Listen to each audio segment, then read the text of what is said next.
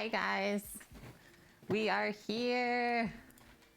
Woohoo! Oh my gosh, what a week, friends. What a week. It's good to be back though. Holy smokes.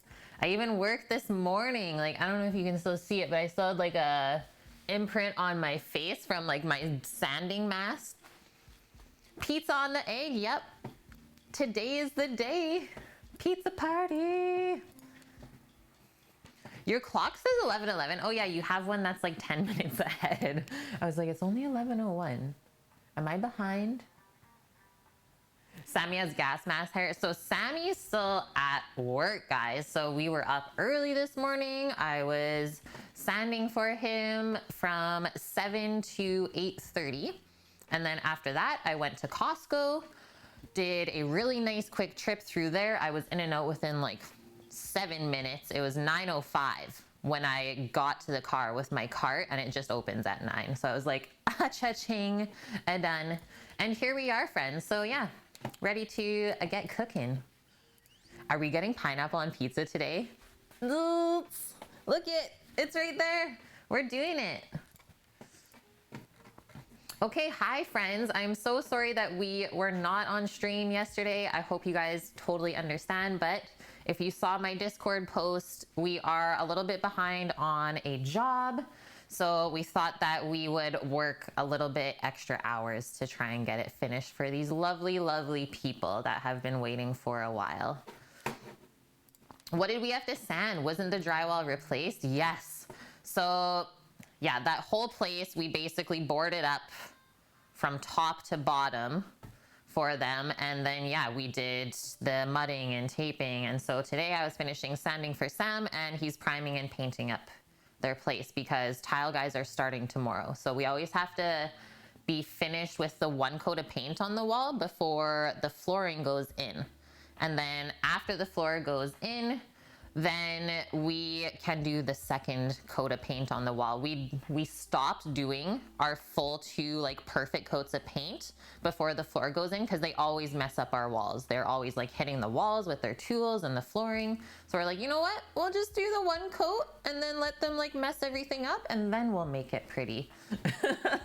Yeah, there wasn't a stream yesterday, Greek. Is like, Sam called me at 10:30, obviously before I was going to start stream. And he's like, you know what, instead of doing this, I need your help. Otherwise, we're not going to finish. And I didn't want him to work the whole weekend. So we divided and conquered that way. So thanks, friends, for understanding.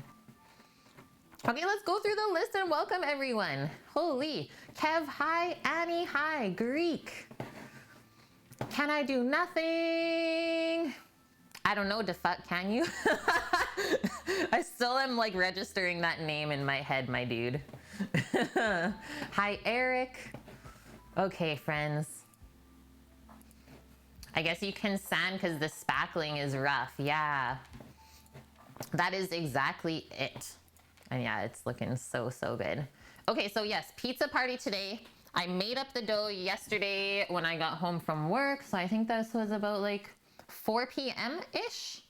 And so remember last time we made this dough on stream together, we did 3 times cheese pizza's recipe for the Detroit dough.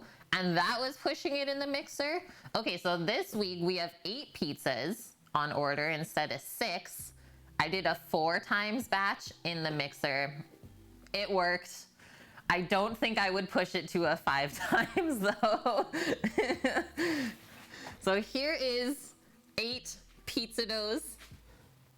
If you guys are interested in this recipe, it is posted in Discord, and he has just asked that because we're sharing this recipe, we credit Cheese Pizza. So if you guys do not know who that is, he is a fellow food and drink streamer. And basically all he does on his stream is pizzas. It is amazing. Please go check it out. His username is posted in the title on stream. I don't know if he's streaming today, but usually he streams on the weekends. And then yes, thank you, Annie. So along with this one, he has like 175 other pizzas on his Discord, as well as the other dough recipes. So please guys, go check him out. Absolutely love the man. And we also have Mr. Pepperoni in the kitchen today with us. Since I stole the container that usually sits there for my dough. Also happy to say that instead of doing like the poolish, the pre-ferment for the dough, I just used my sourdough starter. So how cool is that? And it turned out so good. Okay, so that is what is going down today. We have three different pizzas that we're gonna make today. Pepperoni and mushroom, as well as, yes, we have Hawaiian going on today. And on the Hawaiian, I always like to sneak roasted garlic on there. I don't know about you guys. Oh, cheese is on right now. Perfect. Hi, Scooter Beach. Yeah, he usually pops by. It's true, Kev. It's true. Okay, so there's our dough. And Sam ended up buying 4 more of these lovely, lovely Lloyd pans. So we got to wash those up first thing. They're not cheap either. So we're actually charging everyone $5 more for their pizzas this week just to cover the cost of the pans. And then when those are paid for, then maybe we can cut the price back a bit. But we let everyone know, we're like, it's just gonna cost a bit more because of the pans we had to buy. They're like, oh, no problem, it's totally fine. So we had 2 from last time. So those are nicely washed up, and then I just put a towel in between because you really don't want to scratch this. So let's wash these up, and then the first thing we have to do on stream today, guys, is divide the dough into the pan so it can start proofing. It needs about 2 to 3 hours before we plan on cooking. And then we have 2 different timings for our pizza pickup today. So I'm sure we'll be together for sure for the first one going out at 3 p.m. So we have 4 pizzas going out at 3 p.m. to our people. I know most posts was saying, what is this, a food revolution? Pies for the people? Yes, yes, yes. Grill and barbecue food? Hello, welcome in. Great to have ya. Okay, so our 4 pies at 3 p.m. and then we have 3 later on at 6 p.m. but I'm sure stream will be done by that time. So all in all, we do have 7 doughs and we have 1 extra always just in case. I just want to say that that's always a good idea. Because sometimes, I don't know, sometimes things can go wrong, right? And well, it would suck if we didn't have enough dough. So always make an extra for sure. And then if you don't end up using it for the pizza, you can let it sit in the fridge another day, maybe make a calzone the next day or a flatbread, something like that. Just got working out and making beer brownies. Yeah, done the workout, now you can make brownies. I like it, Scooter Beach. I like it. I need to make myself a prep list today. Sam will be home in about 2 hours from now. I would like him to be home like a couple hours before we plan to start cooking the pizzas. Can't do everything on our own, but most of it we can. Also, how was your guys' week? How was your week, friends? Ours went by really fast and it was really busy. And I'm not gonna lie, I was like a little bit overwhelmed this week. It was a bit too much. That caught a lot of fish for us this week too. So like every day after work, I was doing some kind of processing till like 9 p.m. before bed. So I was just like, oh gosh. But here we are on the weekend. Okay, stout and chocolate is so good, Scooter Beach. So good. Okay, first things first. Divide our dough. And press into the pans. Obviously, the doughs that are going to be cooked for 6 p.m., those can actually stay in the fridge just a little bit longer than the 3 p.m. ones, right? We don't want to overproof the dough either. After that, we can start to obviously get all of the pizza toppings together. I think it would be very smart to first get the tomato sauce simmering on the stove top. We are going to use our slicer today to slice up some ham for the pizzas, so that's gonna be fun. Oh, nice, Scooter Beach. Yeah, my parents just repainted the front deck here too. It's good painting times. I love how you say boo. It is a bit of work, isn't it? But when it's done though, it always feels so much better. Okay, so tomato sauce, and then let's organize our toppings between the different types of pizzas. So pepperoni and mushroom. I actually don't know what kind of mushrooms Sam ended up buying for these, so I need to go check this out.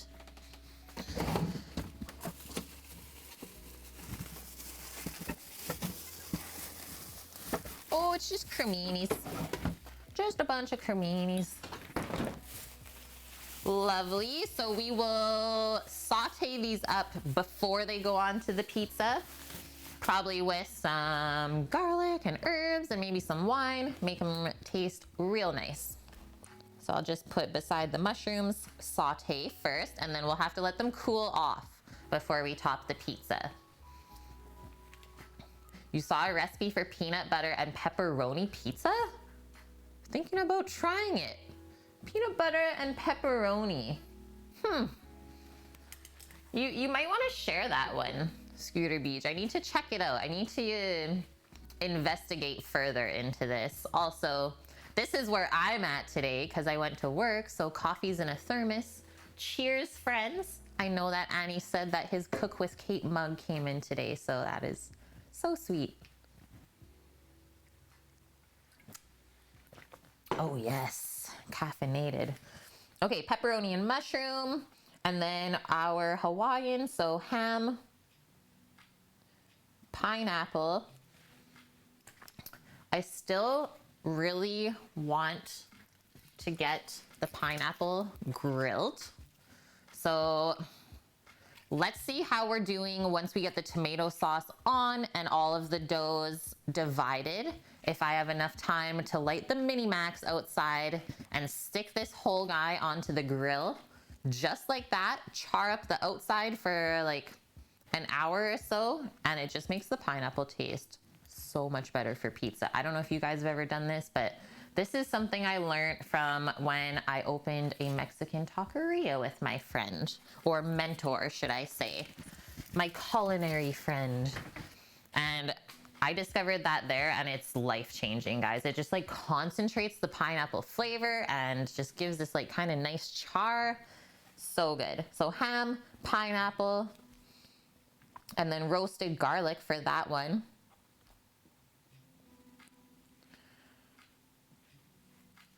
And sometimes, I don't know about you guys, but I actually like cheddar on my Hawaiian pizza. So if we have enough time, let's do our cheddar as well. A little bit of shredding. You're still waiting for the hoodie, Annie? Well, let us know when it arrives.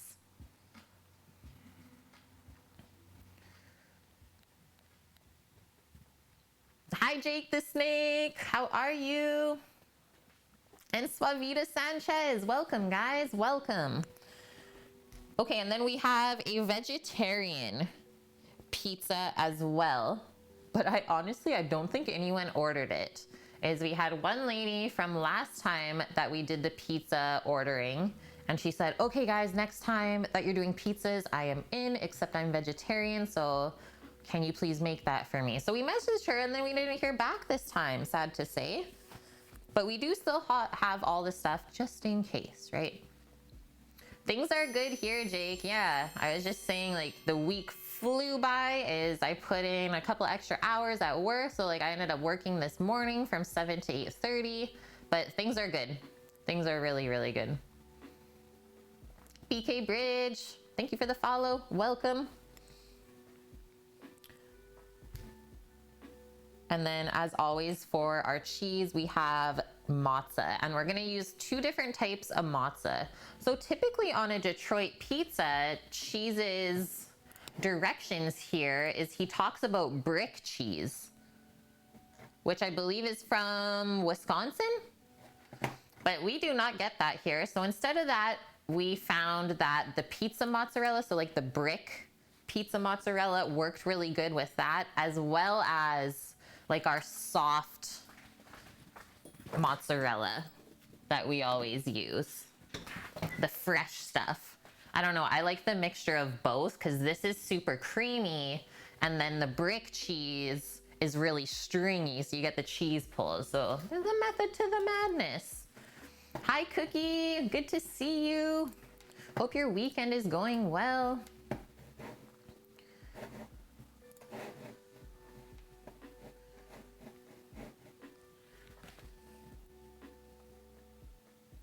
I'll just put under the matzo part soft and hard.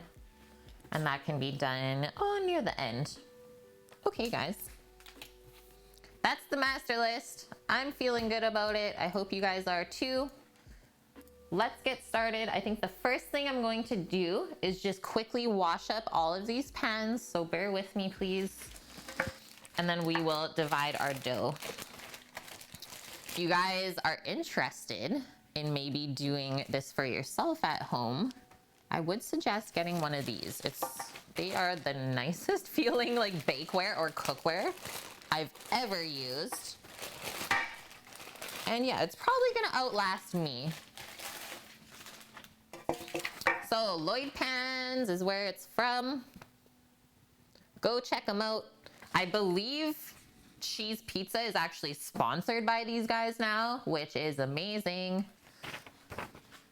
So yeah. And then they do also come with lids that you can buy for them. So maybe as we keep going on, we'll like upgrade to that, right?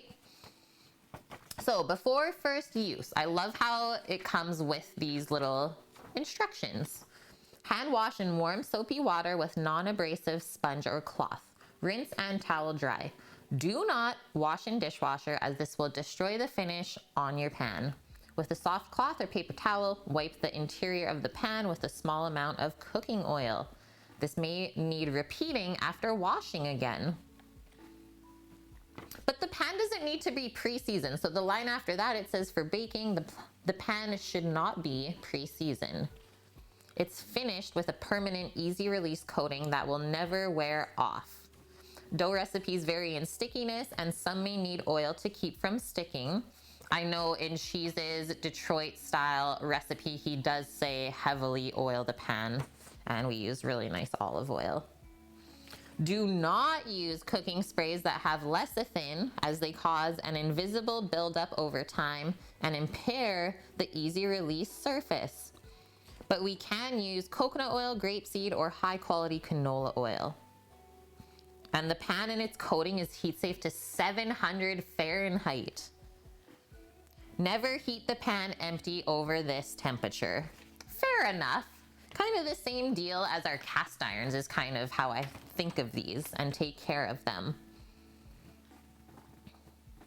If you do have food stick to the pan, soak the pan in hot soapy water and rub with a non-abrasive type scrubber. You can also use Barkeeper's Friend for tough sticking buildup. You guys know what that is? I absolutely adore Barkeeper's Friend for my cast irons as well. And I have had this for probably over 2 years now. And just like a little shake with a green scrubby, perfection. I got that guy off of Amazon because I don't think that exists in Canada. I had to order it from the States.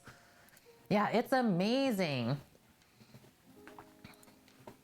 I'm glad you guys know about that too. That makes me happy. Okay, so that's the lowdown on the pans. I'm gonna unpackage these and wash them all up. And they make all sorts of sizes. So this size is 10 by 14, and that's like a large pizza, but they do all sorts of sizes, even like little individual ones. The funny thing is though, as Sam was saying when he was shopping for these, the smaller pan you look for, the more expensive they get. I don't know about that. So just keep that in mind. So maybe in this instance, bigger is better.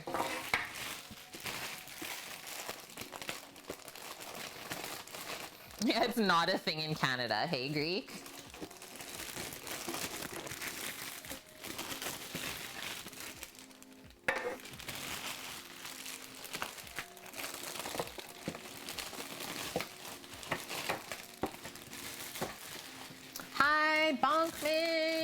good to see you. How was your guys' week?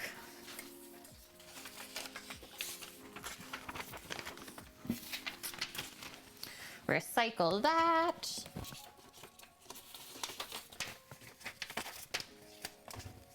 Here's actually a question, and not food related at all. It's actually a recycling related question. So here on Vancouver Island, we have no way of recycling soft plastics, like that was just wrapped around that. Do you guys have that where you are? Because like I feel like we're behind here. Like there's so much soft plastic that goes in the garbage because they just don't have the facilities here. I know I missed you guys too yesterday, Bonkman, but I said earlier in stream is Sam called me at like 10:30 yesterday and he's like, I need your help. Otherwise he's not gonna finish. So worked yesterday, worked this morning, and now we're good to go. Sammy should be home within an hour and a half. They don't recycle it here either. Apparently it clogs up the machines. Huh. But then I noticed on like the air little pillow packs and like packages that you receive, they say on them that they can be recycled at like a grocery store. And so I looked it up and I was like, that's not a thing here. Not a thing. The sorting machines. Oh, word. Word up. Okay. Warm water. Green scrubby. No metal scrubbies, guys. Just some soap. That is it.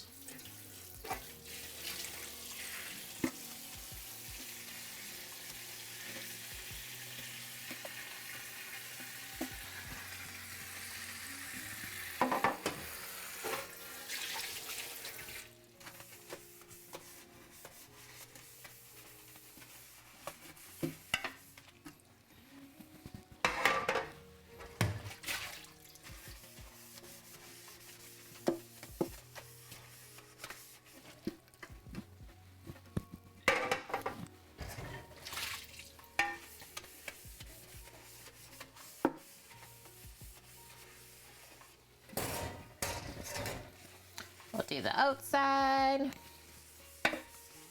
So nice.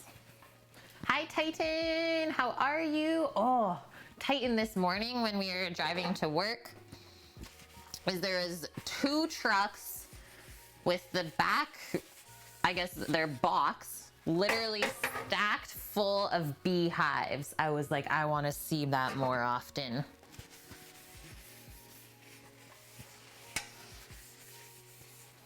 I was like, Titan?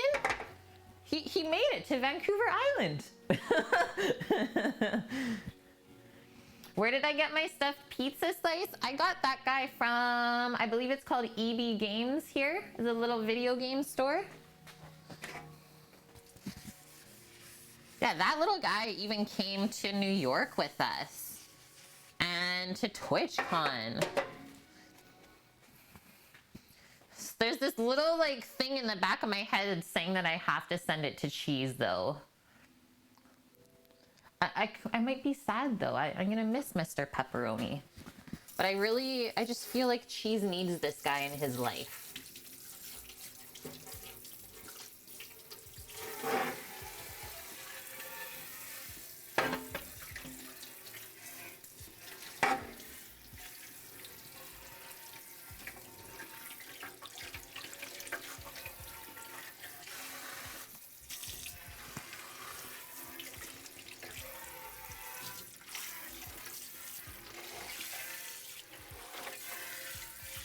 First one done.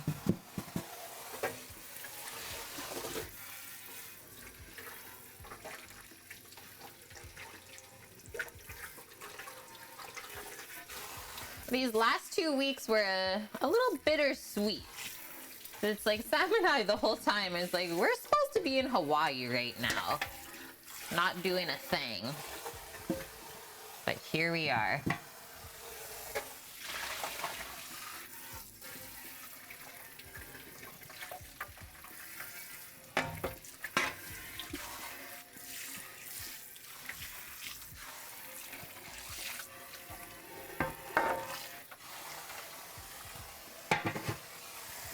one.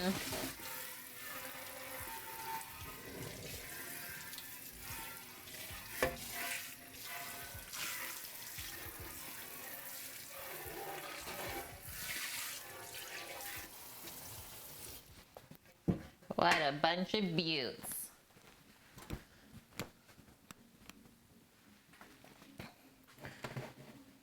EB games, yeah, I remember those. Are they even gonna be a thing though after the pandemic?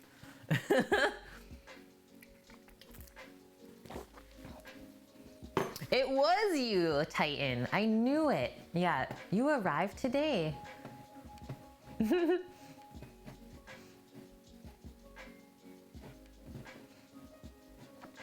Competitor is GameStop. Crazy. Now we know. Extra case. Hi. How are you? Okay, I'm gonna just dry all of these up as well at the same time. And then we're gonna make the stack of pans. Are you ready?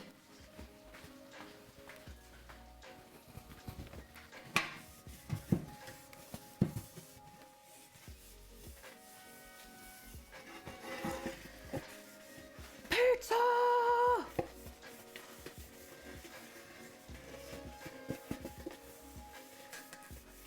Oh, perfect, Titan. I was wondering where you're going with the bees.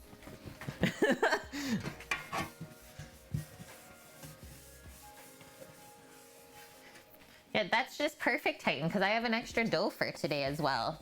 Actually, we were thinking, I don't know if Emily or Dan are watching today, because I think they're working. But from our Wickerland patio people, where we get all of the big green egg stuff from, we might just co-deliver them the pizza at like 6:30 tonight. Make the extra dough up, go pay him a visit.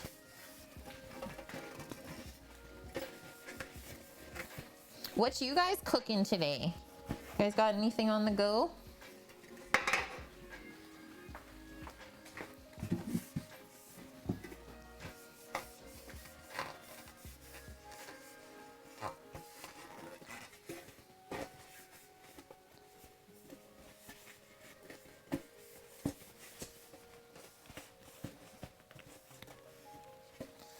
There she is, the master stack. Ooh, Greek baked chicken stuffed with spinach and feta. No plans to cook anything just yet. It's still early though. It's still early, you got time. Are you working today, Bonkman? CR, that's a dinner of champions, my dude. Little CR, hey? Okay, I have my olive oil on hand. I have my dough cutting board. So I let the dough rise on yesterday. So this dough is a bit different to like bread doughs, where after the dough is made, it's called bench resting. So we just rest the whole big ball of dough on the cutting board covered for an hour, and then you fold it. So you do your folds, create more structure in the gluten, and so it rests for 2 hours on the bench. It was a bit cool in here yesterday, so it was actually more like 3 by the time it was done. Just kind of like reading how it was proofing, right? So just a bit different than the bread dough. So after it's mixed, you still need to leave yourself a couple hours to deal with the dough. And then I took this guy out 2 hours ago from the fridge because I knew it would need a little bit of time to warm up as well. Hi, Vune. How are you? Oh, nice, Bonkman. No work today. Yes. Vune made a chicken wrap with iceberg lettuce. Yeah, we're fighting for sure. The fight is on. Tomatoes, avocado slices, onions, and the chicken was spiced Turkish style. Nice. Brought you back to Turkey. Guys, one note. One note on Turkey. This is what Vune sent to me when he was there. 1509-19.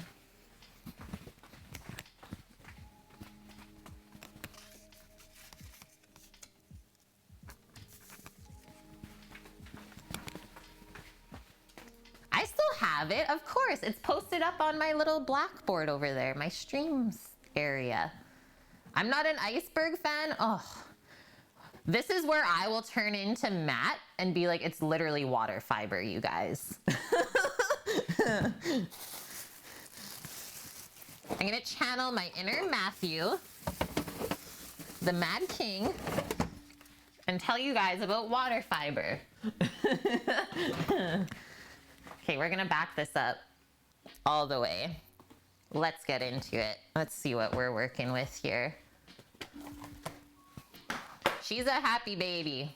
So I added like 2 liters worth of my starter to this instead of the poolish.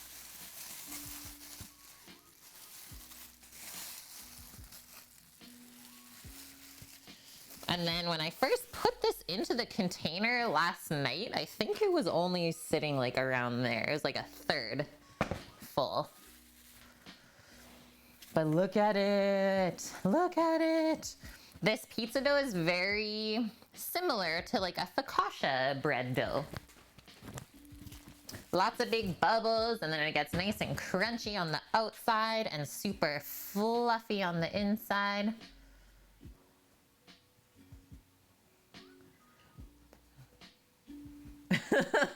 Vion.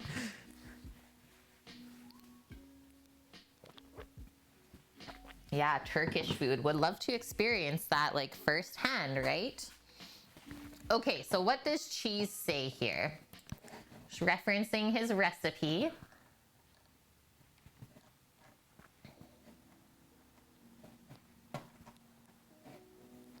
Using a kitchen scale, portion the dough out to about 500 grams each. Deflate the pieces and stretch and fold each one and place seam side down on the work surface. Let it rest an hour. So instead of them resting all on one surface, we're gonna let it rest up in the pans just because we don't have a surface big enough to keep all the doughs like that. So we get one little proof there for an hour after we do folds. So every time we do folds with like any type of dough, we're creating more structure for the gluten. So they need to hold in all of those air bubbles, right? So one quick fold for those, cover and let sit for an hour. After that,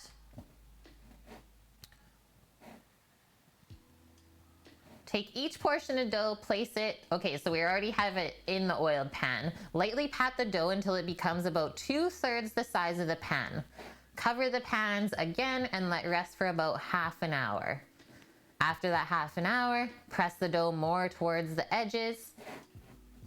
So all of these breaks that we're doing, so we're working the dough and then letting it relax. Work the dough and then let it relax. And that's how you get really, really beautiful dough. And it just takes time, friends. Also, hi Just Judo, good to see you. Right next after Italian for you. If not even with it, wow. I wish I have had more Turkish food, but I really haven't had that much.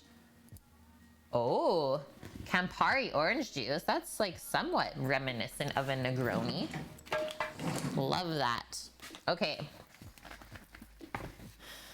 Let's get this dough out. Oh, it got a little bit dried there. Okay, this is just magical, so I'm just gonna let it do its thing. This is just so nice. Is it alive? I'm pretty sure. This is what happens when you let your starter get too big. It starts crawling out of the container.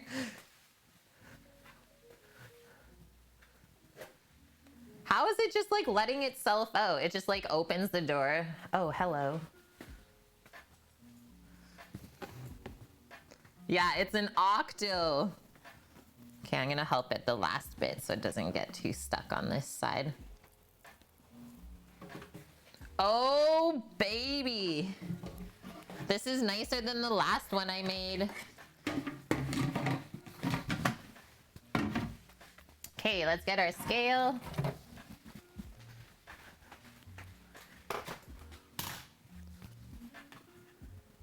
Did we flour it? No, we don't need any flour. That's the best part. We actually just need like oil. No flour anymore, just oil. Start adding flour, the dough is gonna get upset, pretty sure.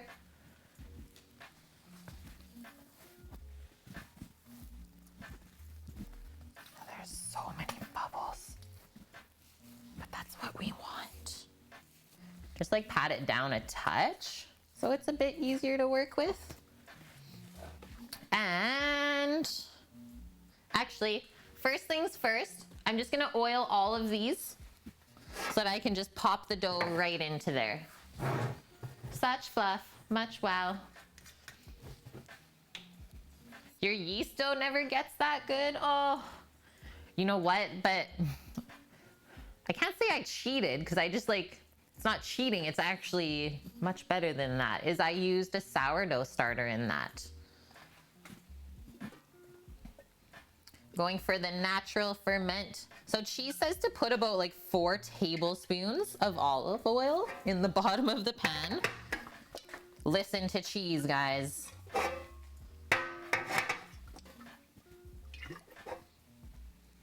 And to me, that's just like a little squirt. And then what we're gonna do is just rub it around with our hands to completely coat the pan.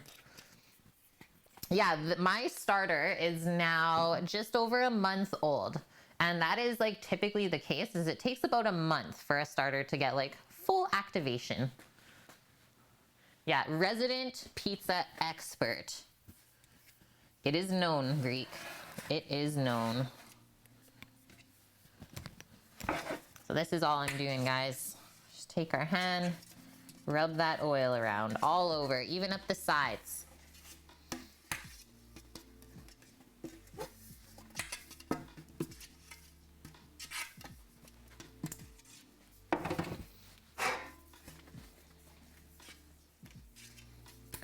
Okay, so our pizzas will be cooking probably around 2:15-ish is when we're gonna start. So our dough has to be ready by that time. Maybe around like 1, if we notice that the doughs aren't proofing up as nice or like aren't doing as much, I'm just gonna crank the heat in here a bit and make it really nice and warm and just make them a bit happier. Your starters fell on the floor today? No, they're so crazy. I think you killed them 2 days ago already because you forgot the feeding. Actually, from the sheets that I have here that were given to me when I got my starter gifted, is it actually says it's really difficult to like actually kill your starter, is they more likely just go dormant. So probably as soon as you feed it, it will come back to life. They're more resilient than you think. Mystical Ninja, thank you for that follow. Welcome in.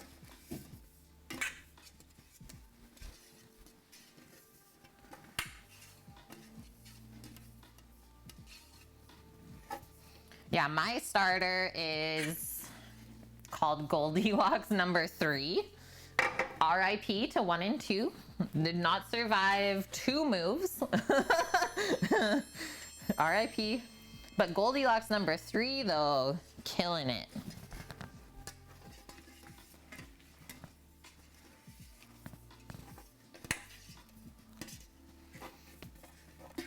JL Cool.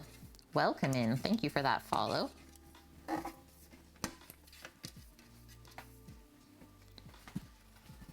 One more.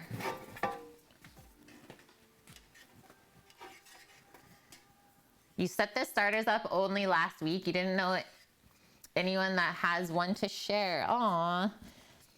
Mine was like a surprise gift. Pleasantly surprised. Because I was talking about making one for like a good month with you guys. And then, well, I just never did it. Terrible. Then the world had its wonderful ways and was like, hey, Kate, here's a starter for you. Oh, thanks. Thank you. Edward is 4 months old now. I can't believe that you've been holed up in your house that long. Yes, yeah. This Edward will always remind you of the pandemic. I wonder how many people name their starter COVID. Have fed him every day. Holy smokes, Cookie, you do the everyday thing? That is very impressive. I don't. I only start feeding my starter on like Thursdays every week. And then from Sunday to Wednesday, it stays in the fridge because I just can't commit all of that time. Okay, I'm gonna divide this in half first and then try and get 4 out of each side.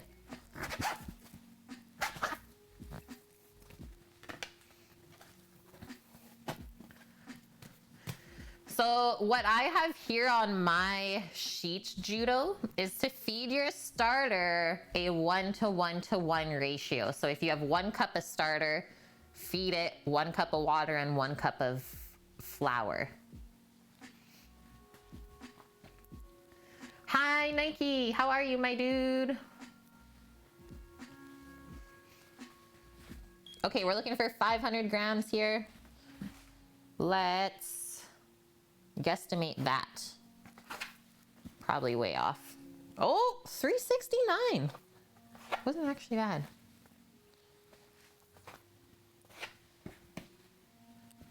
$5.12.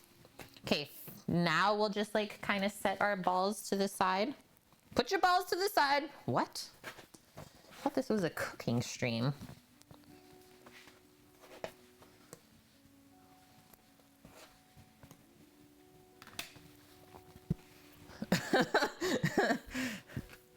Everyone that's like not watching and just listening right now is like, what is going on? I think I'm actually gonna do that.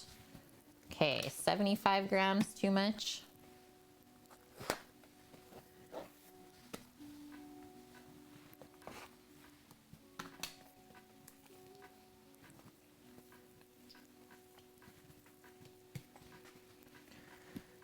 Perfect, Nike. Well, at least someone's listening to the directions. I'm being punny. This is what happens when I get up at 5:30 on the weekend. She's a little wild. That one was too much. Maybe if I just get rid of that.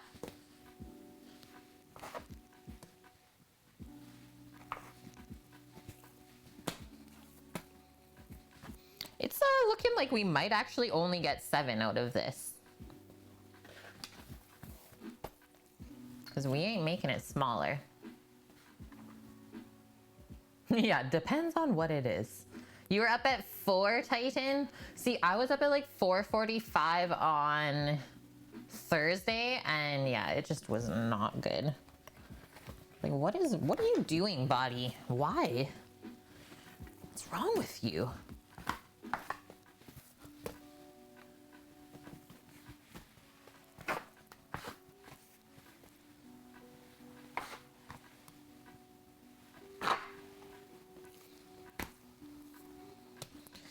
Please let me have 500 grams of each of these. Okay, 448. I'm gonna say this one's bigger. Perfect.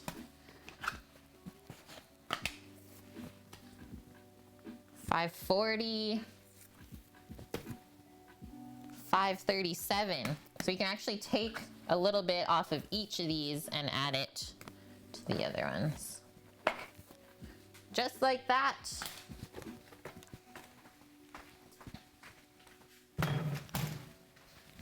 Yeah, I went to bed at 8:30 last night simply because I was just so tired.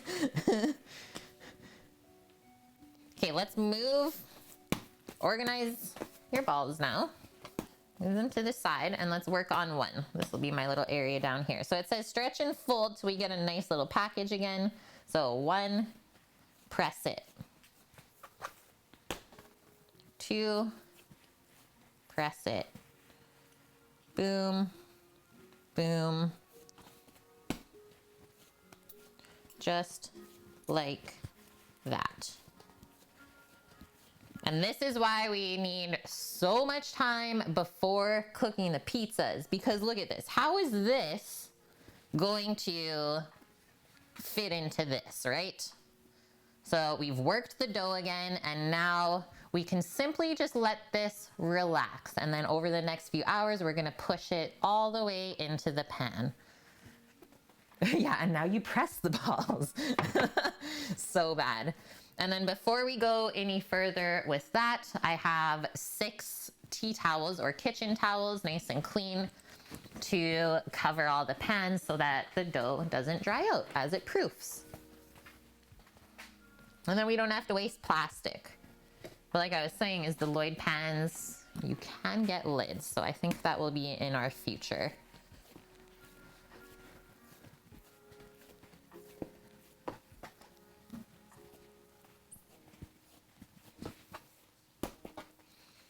Who has had Detroit pizza before?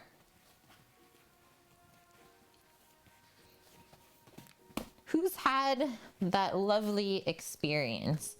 Because this doesn't exist here where I live. It's the first of its kind. The closest thing to Detroit here would be like Little Caesars. Not even joking, guys.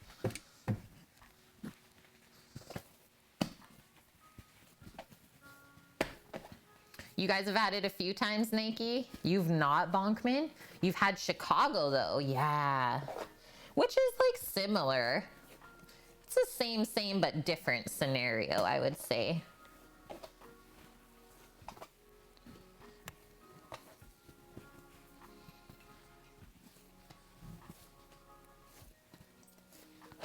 Just pressing some of the bubbles out as well.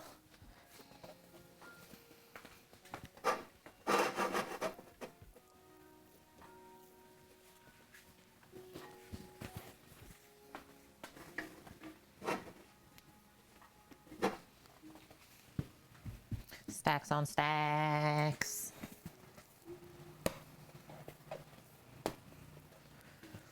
Scooter Beach, you've had it a few times too? Nice.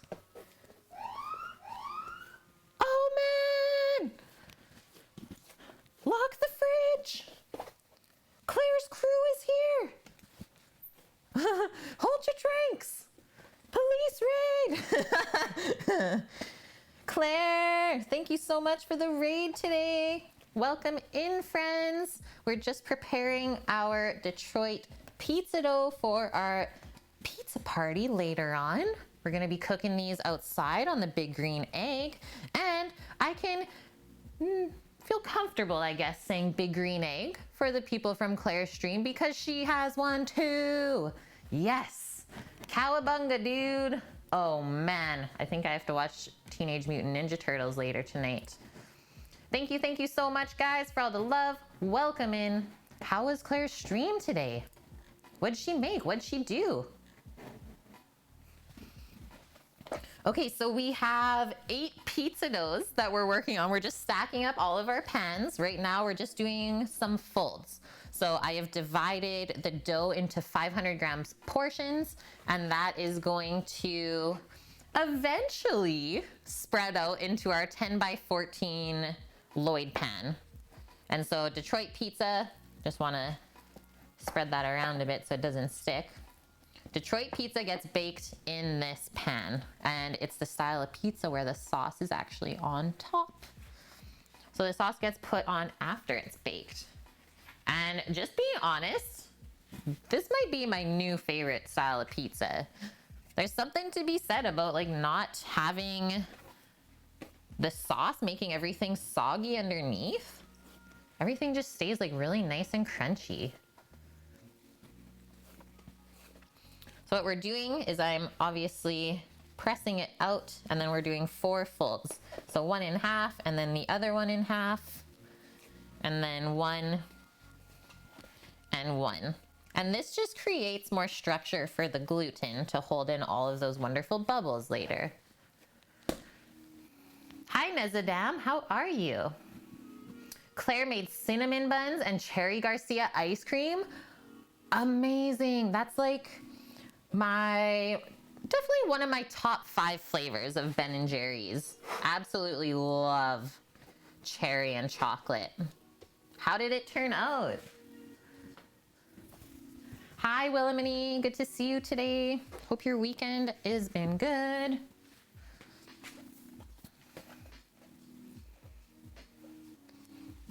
Exactly, Nike. And if you guys are wondering, oh, Kate, where could I get this recipe? So this recipe is from fellow food and drink streamer Cheese Pizza.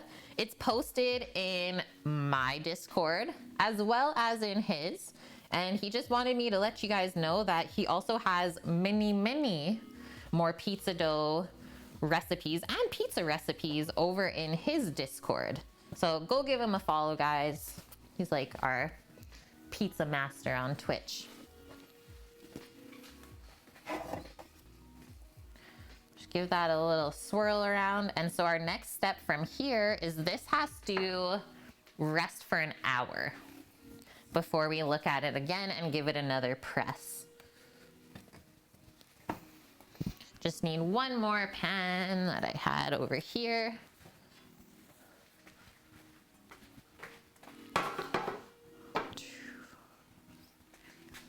Oh, we did only get 7. We did only get 7 doughs, guys, not 8.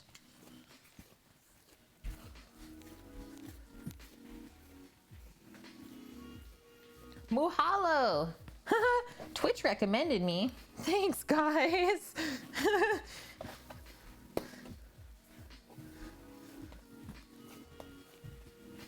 Yeah, we have 4 pizzas going out at 3 p.m.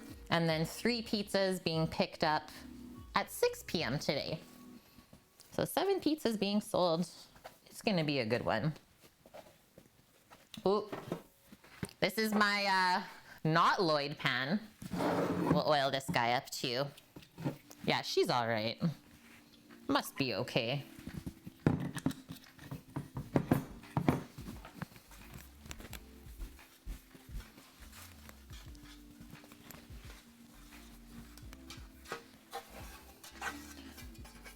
So we're just coating the pan in olive oil. And this is gonna help the dough from sticking later on. It also really helps the dough crisp up properly, so do not skimp on the oil, my friends. And then this dough, because it's a different pan, I'm just gonna proof the dough in here, and then this is gonna be one that will be cooked for 6 p.m. and then I'll transfer it into one of the proper pans later on when one is free. So that is that. One more tea towel. And now I think we're gonna get into our tomato sauce. Look at this stack. Just a couple of pies going out today. Just gonna wash my hands.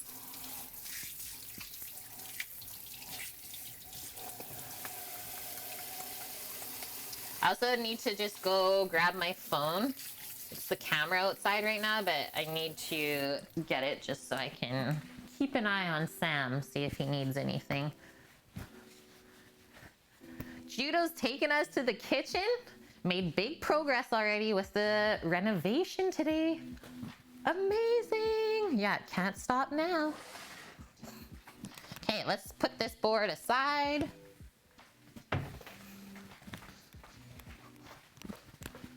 Is it gonna rain? I think it's threatening.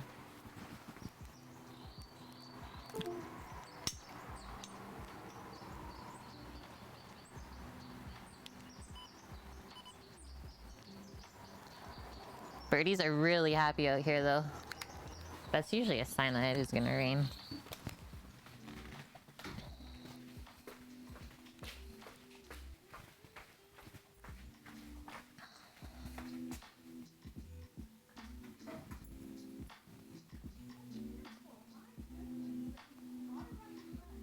Okay, all is well. Sammy's okay. I just need him to get here in time though, so we can cook the pizzas, right, friends? Okay. So along with the dough recipe, Cheese Pizza also gives us the sauce recipe. So he gives us literally everything we need. Detroit style pizza. Hey, Relic, good to see you. Things are doing good here. Yeah, it was a super busy week, but it's good to be here with you guys. We had to, or I had to, instead of streaming yesterday, put in some extra hours at work. So we got a little bit behind.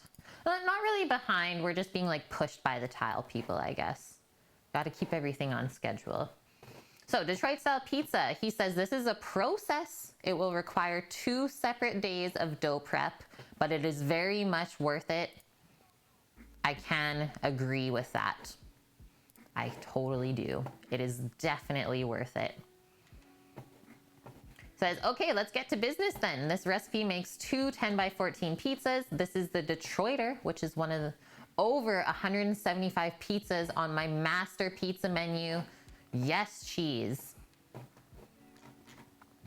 Okay, I'm scrolling down because we've done many things already off of this recipe.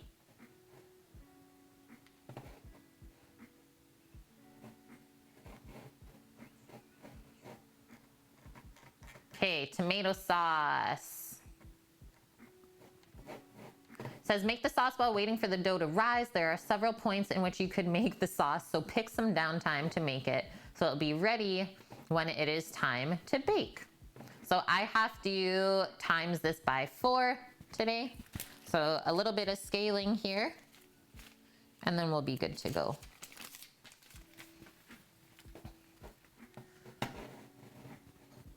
So we need 4 cans of tomatoes.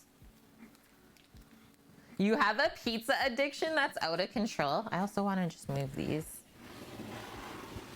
They're blocking our pizza guy. Where do I want to move these? In like a warmer area, I think. I think I'm actually going to post them up here and then crank. I have a baseboard heater like right here. Crank it up, and 3 of these are actually going to go into the fridge for now. We don't want to overproof them.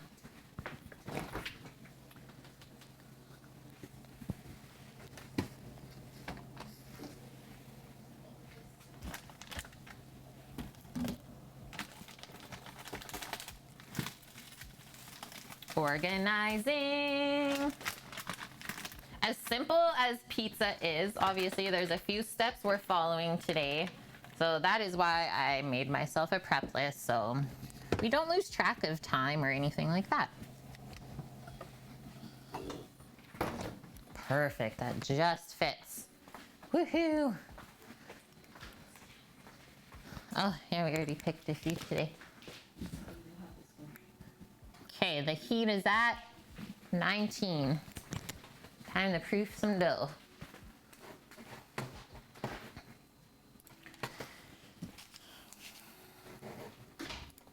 Okay, 4 cans of tomatoes. And this sauce is really, really good. So the way Cheese Pizza has scaled all his recipes, so you're gonna have the perfect amount of sauce for all the pizzas. So for his original recipe, it's for 2 pizzas. It would have made a perfect amount of sauce for 2 pizzas. You don't have anything left over or anything like that. So that's how I know a recipe is good. Do I cast iron pizza ever? Yeah, I started kind of doing cast iron pizzas at home. And there is a lovely recipe on Serious Eats, Relic. I don't know if it's called like a cast iron pizza dough or something like that, but that's what I've used before, and it's super, super good. So go on Serious Eats, look up cast iron pizza, and let me know what you find. That's where I started. And yeah, it gives a similar kind of style where the crust is really crispy and chewy, and then you get lots of bubbles. Okay, 4 cans of tomatoes. He uses crushed tomatoes, I use diced, so all we're gonna have to do is blend up the sauce afterwards. 4 tablespoons of garlic powder and onion powder. Whoo-wee! And then I'm gonna take a guess here that Cheese is using powders just so you can distribute the flavor evenly throughout the sauce. So let's not stray from that. And I can't remember if last time I was like, guys, we're gonna use fresh onion and fresh garlic. I can't remember. So we're just gonna roll with it.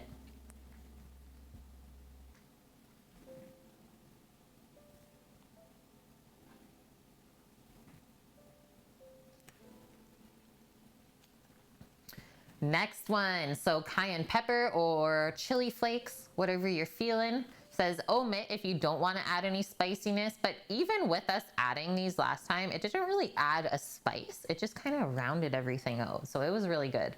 Let's do 2 teaspoons of chili flakes. He says 0.25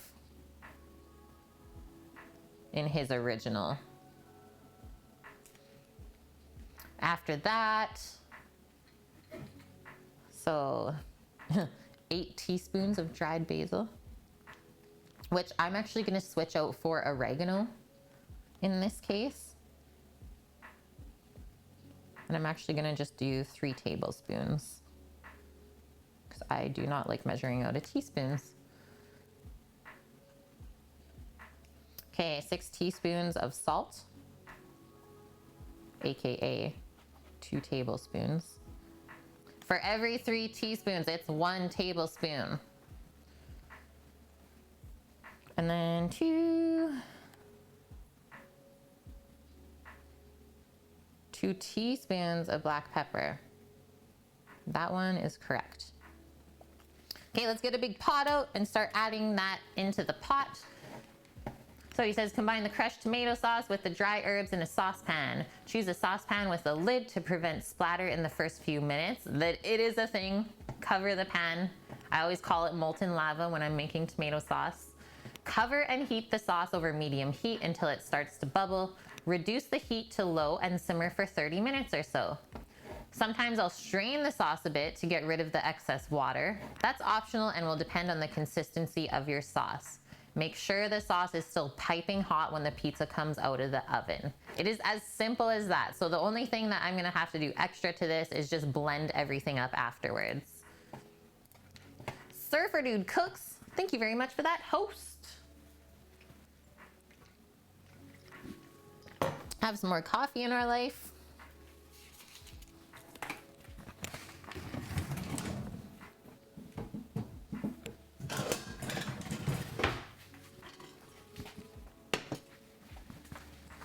Boom.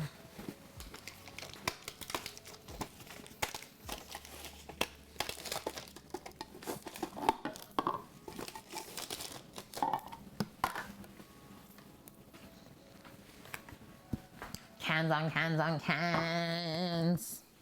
This is what I'm using. This is my favorite like Canadian brand. It's non-GMO. That's what I'm about. Oh, just open the drawer here and look what I found. Little pizza pizza cutter for later. Gotta leave that out. Don't forget about that. It's like shining right in my eye.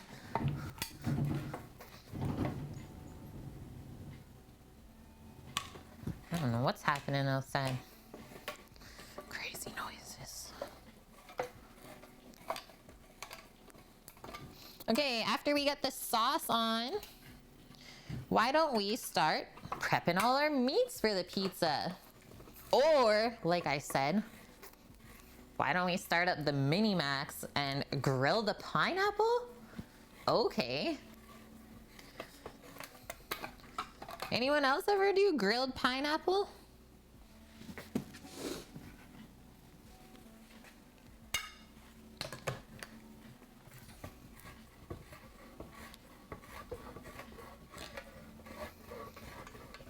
Pineapple belongs on pizza. Should we have the debate today? I feel like we have the debate every time because it's just so fun. Let's trigger them. And then we can also say, guys, you can blame the Canadians for it. Hawaiian pizza was invented in Canada, so it's all our fault. I'll take it. I'll take the blame. Okay, yeah, kiwi though, that's a no. Unless it's like a fruit pizza, right? Nutella pizza with like kiwi, strawberry, banana, all that good stuff. But on a savory pie though, absolutely not. Yeah, thanks a lot, guys.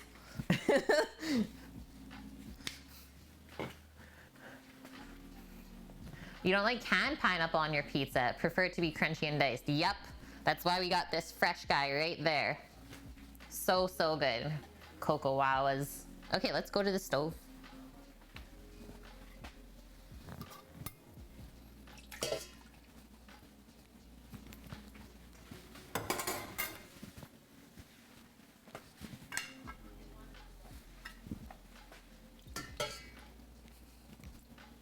Yeah, canned pineapple on pizza, just don't. If you're going to, just don't.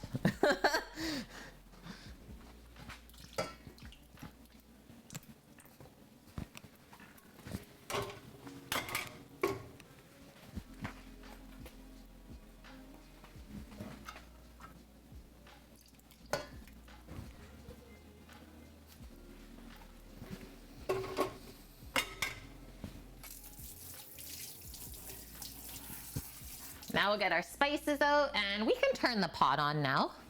Let's turn it on. Start getting those tomatoes heating up. I'll start it on a medium-high heat. Or Nike says, I'd love pineapple, carne asada, onions, and the sauce to be a Jamaican jerk. Ooh, wee dude. Steak, pineapple, onions, and jerk sauce? Yes. Yeah, now we can never order a normal pizza, thanks to the Canadians.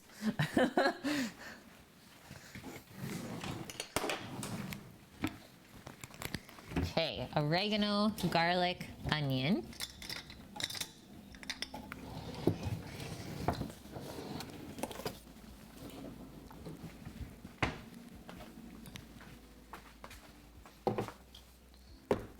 And then salt and pepper.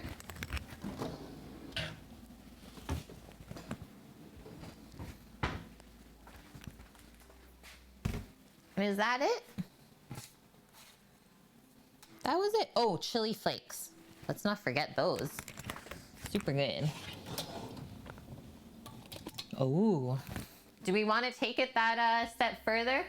Oh no. We're taking it further. We are. We're going with that smoked chili flake. Hey, cheese! You guys are right on time. Thank you so much for the raid. I hope your stream was good, my dude.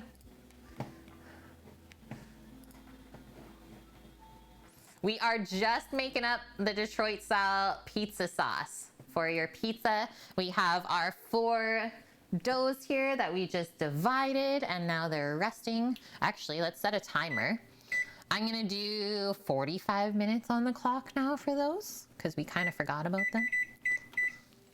And then we can peek at that time. Yeah, pizza time, my dude. Once again, this stream is courtesy of you, Cheese Pizza on Twitch. Thank you for sharing your recipe with us and everyone else. And I'm very confident in saying this is a great recipe and it will work every single time. The scaling is perfect. You never have any leftover sauce or anything like that. So good. Thank you, Cookie, for that shout out.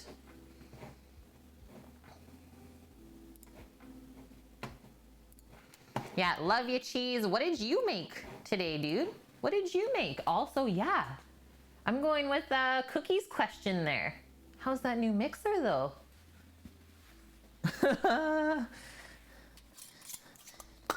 Okay, so all we have in our pot so far is 4 cans of diced tomatoes.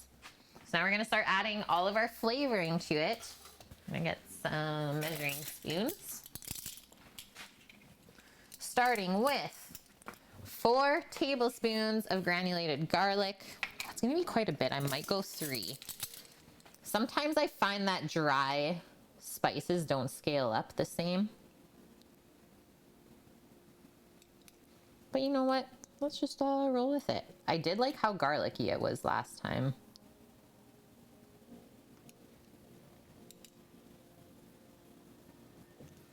Oh, yeah.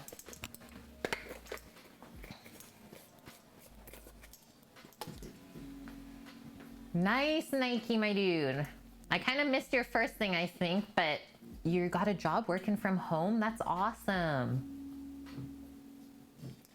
You're still learning the mixer cheese? The thing develops gluten so strong that you've had to adjust mixing and resting times. Whoa. For today, you made a chicken crust pizza into a chicken parm pizza and then a simple Detroit cheese. Madness, I love it. I've been craving chicken parm lately. Don't mind, guys, while I shake up my over-dried onion powder. Still good though. Yeah, so I am with you on that, Bonkman. I always prefer fresh garlic, but last time I made the sauce with all the dry stuff, it was so good. So we're going with it. I mean, cheese must have a method to his madness, right? I think I'm almost good.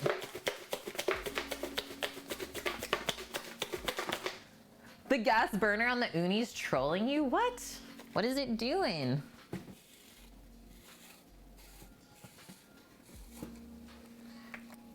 I mean, I was gonna say, Cheese, you don't typically cook with the burner, do you?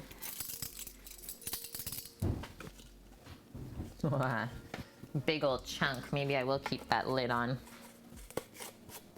The chunk.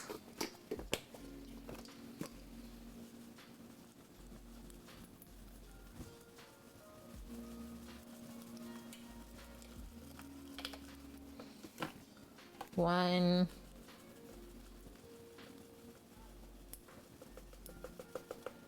Two. Three.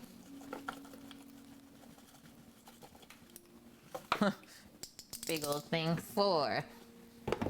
All right. So 2 teaspoons of chili flakes. And today, to put a little Kate spin on our pizzas, is we're gonna use our homemade smoked chili flake from last year. So we smoked jalapenos and then I dehydrated them and blitzed them up. So I have this lovely smoked pepper powder. And so it got some pretty good spice. So I don't think I'm gonna go with the full 2 teaspoons.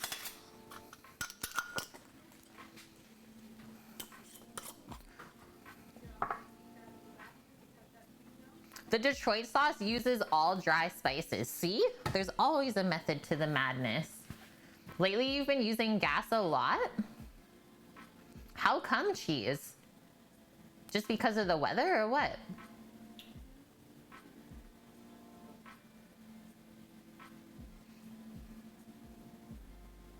Oh!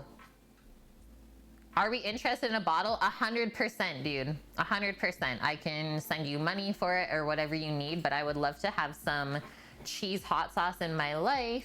And then I was gonna say, how about when our peppers are ready, which is not gonna be till like September, why don't we send you a bottle of our sauce? A little tradesies. Okay, other stuff going in here. So I traded out the basil for oregano as well. Yeah, there we go. Exactly. So 3 tablespoons of oregano, dried.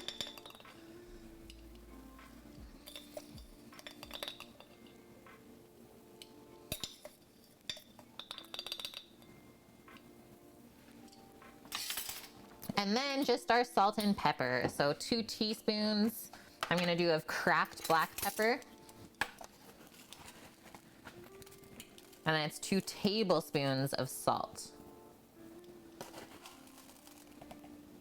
And then this is gonna simmer for about, I'm gonna go 45 minutes-ish. And then we can blitz it up with the hand blender. Make it nice and smooth. Enraged Badger! Thank you so much for those 10 biddies for the homegrown chilies and homemade hot sauce. You guys are getting excited too.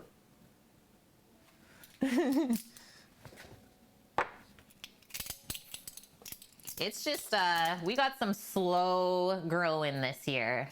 Like, everyone's been saying that summer has not arrived here, and it's seriously the truth, guys.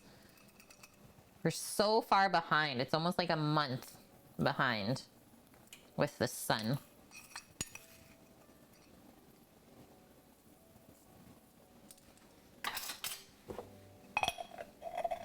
There we go. Let's give that a stir. So I have a 38-minute timer on the stove for my dough. So let's just monitor the sauce with that timer. Bonkman won a bottle of Cheese's Pineapple Mango Ghost Sauce. You won it? Yes. Winning. Titan, don't you even joke about the snow dance. No jokes here. Plus, you just arrived here. Why would you want it to snow? The bees would be so upset. Yeah, this looks tasty. So as soon as we start to see this bubble, we'll turn it down. But for now, we're keeping it cranked. Okay, let's look at our prep list. See how we're doing. Put these few things away.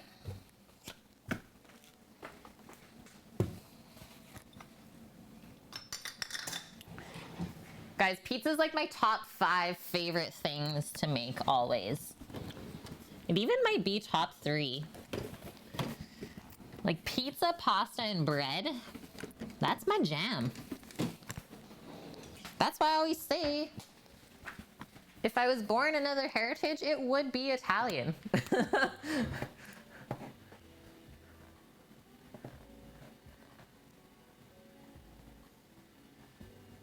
This year, you're not doing all of the super hots. We actually had a little bit of a hard time finding the same peppers that we grew last year, so we don't have very many varieties either.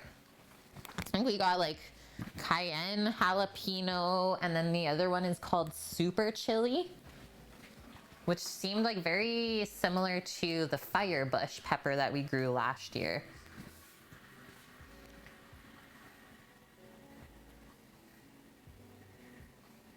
The sauce has Ghost and Carolina Reaper in it. I am pumped for this. Just take it slow, Bonkman. Take it slow. But I will say that I'm sure Cheese is not using any extract in his hot sauce, which will really get you. So if you just do hot sauces with mash, much more flavorful than if they have extract, which will just like punch you in the face with heat. It already looks really good, Relic. Good. I'm happy. Hey, Titan. Yeah, that makes sense. That makes sense. If it snows, then I get to stay home and cook. And then Titan gets to eat all the yummy food. Yeah, sauces with extracts taste like crap. Exactly. Only fresh peppers. That's it. A little lesson on hot sauces, if you will. Okay, let's look at our list. So we have divided our dough. We haven't pressed it into the pan yet, so I'm not gonna check that off because we have to do that twice. I'll do 1 check and 2 check there, and then I'll just cross those off. The tomato sauce is on. After that, so pepperoni and mushroom, we have to saute the mushrooms. I was thinking that's where we can do like fresh garlic and herbs from outside. And then we have to slice our ham on the slicer for our Hawaiian. And then we got fresh pineapple going on there. Roasted garlic, so that's gonna take a little bit. We need to leave ourselves like 45 minutes to an hour to roast up some garlic for those. We're not gonna skimp. And then we just have some cheese to shred. And that's about it. So not so bad. Other than the dough, pizza is pretty effortless to make at home.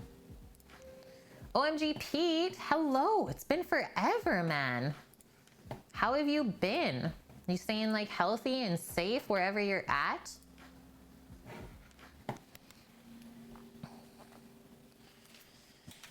Okay, it is 12:21 now.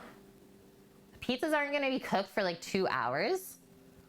I think I'm feeling confident enough to go outside with you guys, light the Mini Max, and put the pineapple on to start charring it. How does that sound? Sammy's not here. Solo egg experience, but it's just the little guy, so it's not that scary. I'm gonna go pop my phone back on so we can have that outside cam. I'll get that set up and then let's head out there. You want a roasted garlic scented candle? Someone please invent this. Yes.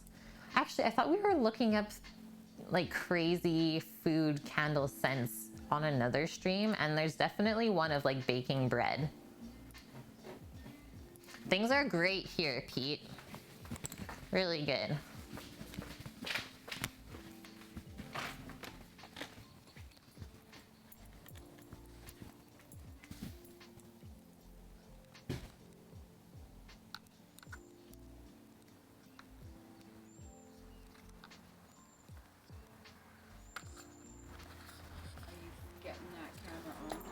I'm just gonna do on the Mini Max, but I'm just gonna come out and put the pineapple on and that's it. Okay. You can walk by still. Okay, we're getting stuff ready because the guy's coming on Monday to start pressure washing the house. Okay.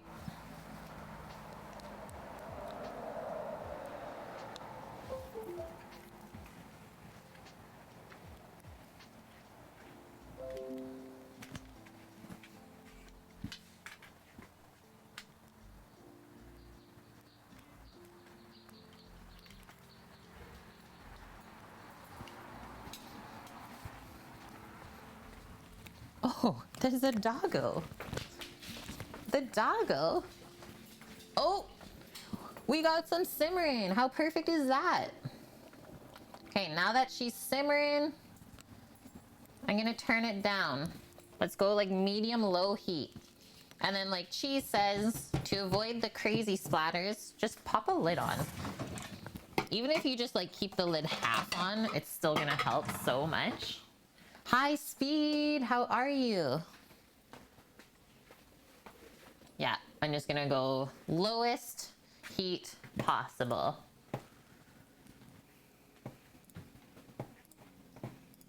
Okay, roasted garlic candle. Let's make a GoFundMe. Let's start this. The world does need this, hey? Okay.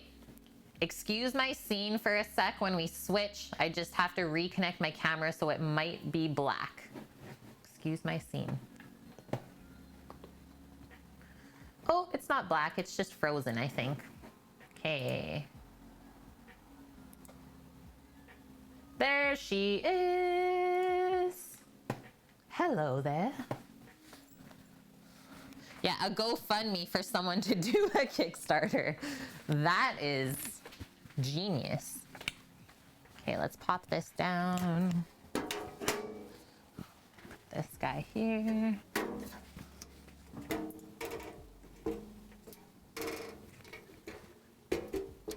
Stay. Oh, this is gonna be a bit difficult. You guys can see the weight of this guy. Holy.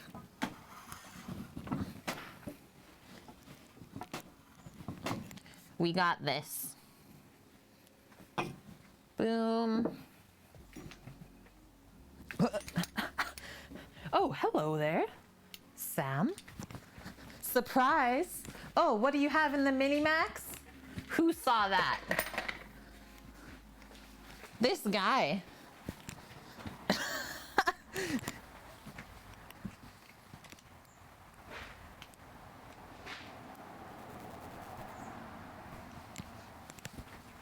Open up the bottom. Holy, she's like full of charcoal. I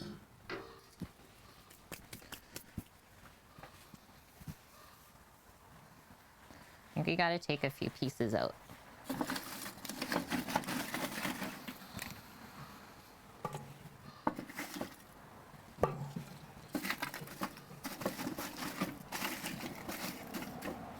Just the two big chunks, I think. That was a good move.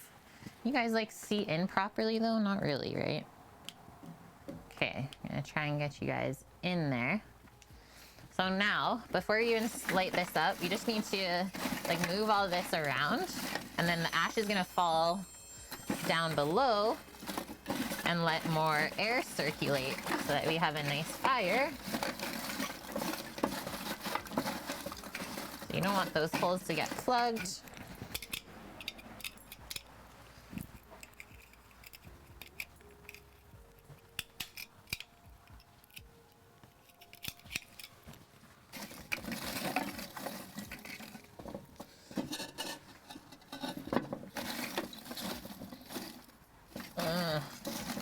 I think this guy needs a bit of work.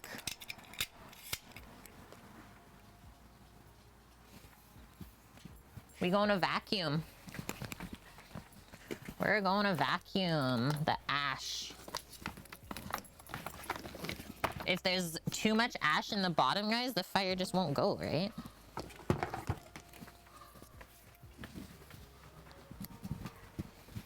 That's why we got a shop vac. Excuse the noise, okay? Usually my mic is pretty good at tuning out these crazy noises, but I have no idea what it's gonna do with this. So it's about to go on. Watch your ears.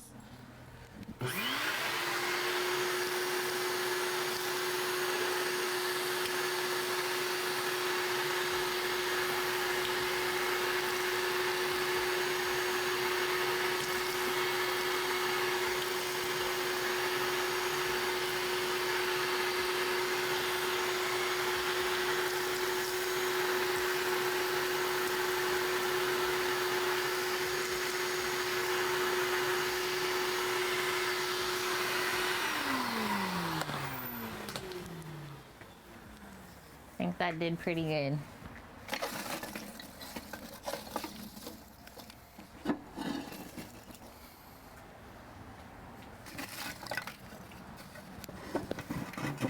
I don't like it. So this is how you take it apart. See how much I'm shaking down?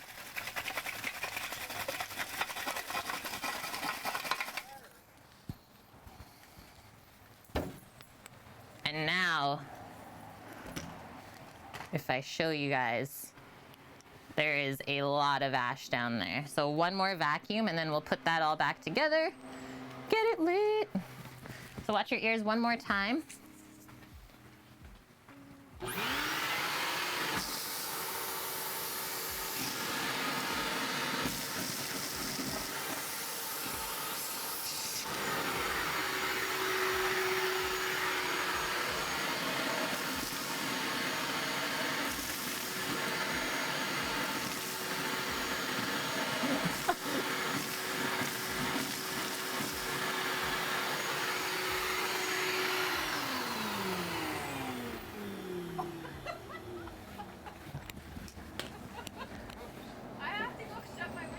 Watch out!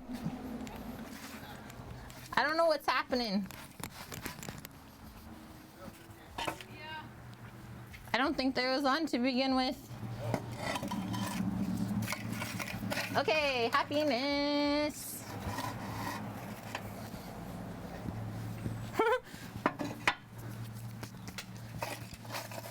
And we just need a bit more charcoal, guys. Some smaller pieces. Everyone's hanging in here. I haven't read chat in like a minute. We're good. Yeah, vacuum that. Okay, I'm gonna go with our Canadian lump charcoal from Big Green Egg because it lights really nice. So we just want one nice bed of coals for our pineapple, and I think that'll take about an hour. And then it will need about an hour to cool down as well, or like 45 minutes.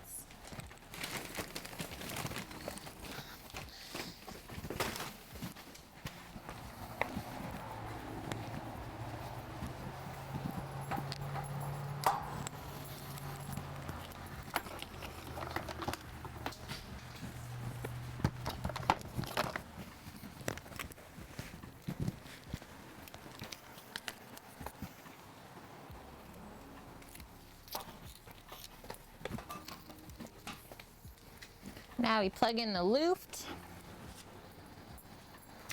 We're going.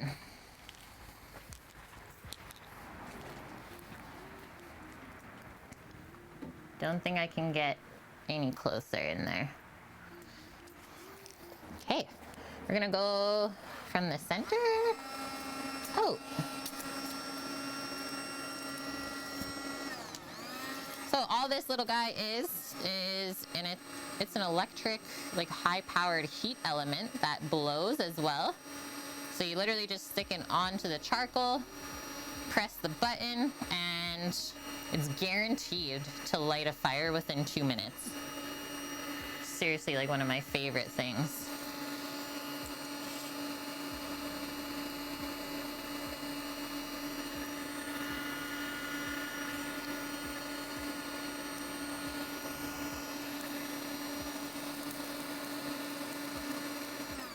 Actually think I'm gonna just move this around.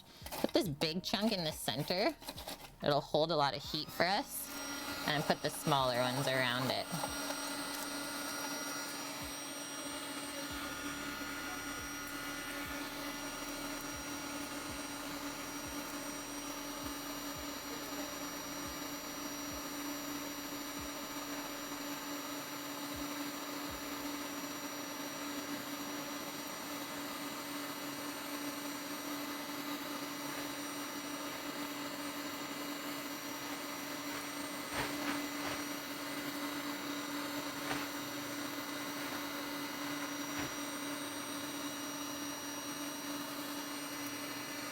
Go on to this side as well a bit more.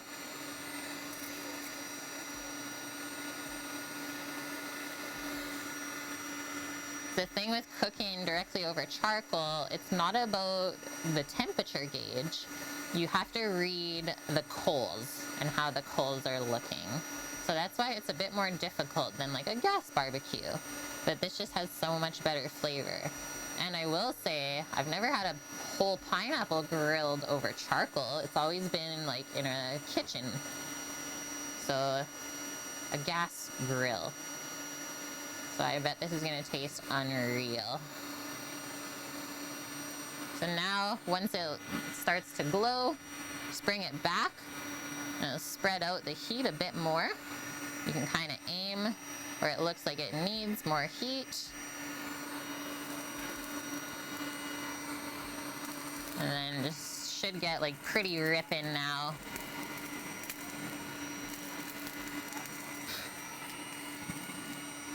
I'm standing back because those sparks are deadly.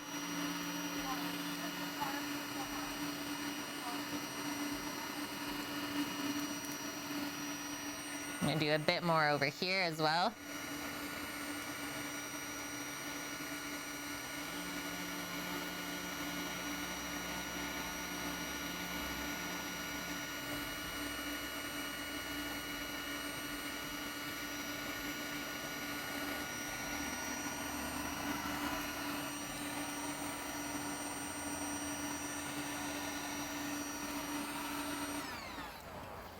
There's no flame yet, so I'm gonna keep going, okay guys?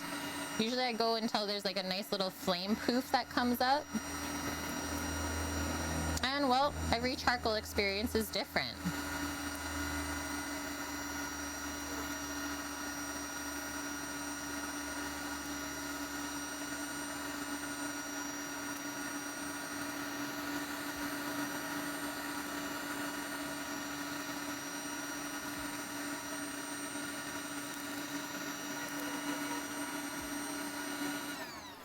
There we go.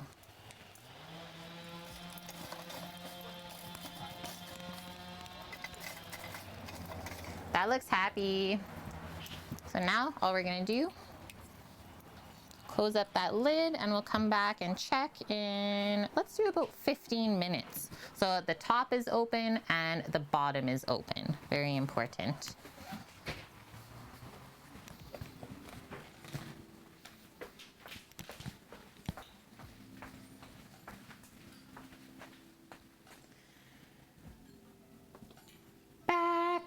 Okay, gonna wash up my charcoaly hands.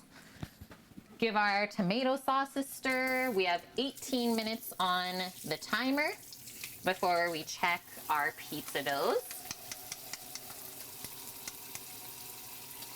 And well, we can also use that timer to kind of check the mini-max too. So let's prep our pineapple. Maybe we'll take care of some of our meats as well while we got time. Crooks, no pineapple. Yeah, the pizzas are being cooked on the egg. We're gonna use our favorite pizza porta attachment.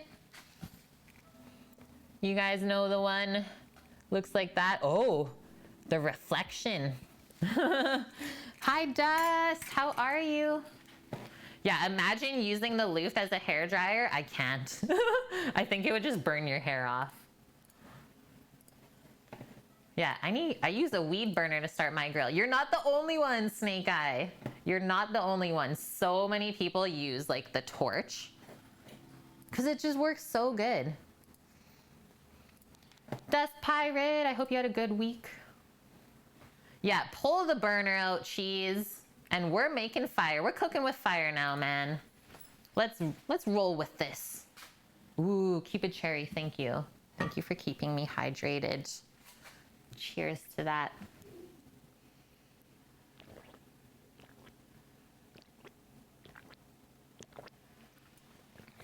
I needed that. Thank you very much. Okay, pineapple. Time to meet your maker. Also, did you guys see this beautiful lily that I picked from the garden this morning? Is it even real? So nice. It matched Mr. Pepperoni, so I had to. I'm doing good, Dust. Yeah, thanks. We had a really busy week at work. Okay, so to prep our pineapple for the grill, really, really simple. All we're gonna do, come up here, and I don't wanna cut through the flesh of the pineapple. I'm just taking the top off. Just like that. Because the leaves will like kind of burn, and well, we just don't use them. So we can get rid of that. Prep complete. Actually, I just want to make this a bit more flat because we will be flipping this over. So I'll start it like this on the grill, and then we'll flip it like this, and maybe we'll go like this, roll it around a bit to get nice even char all over. And well, instead of jamming up my compost with that pineapple top, it's going over the edge.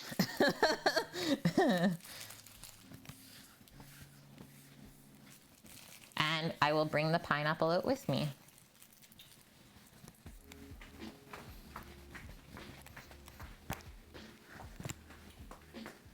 Yeah, cheese. We were talking about Pizza Guy earlier. I was saying there's this little thing in the back of my head that's like cheese pizza needs this. So maybe when I don't feel as attached to Mr. Pepperoni, he'll come your way. But like he's gone to TwitchCon with us, he's gone to New York with us. Maybe you can give him some new experiences.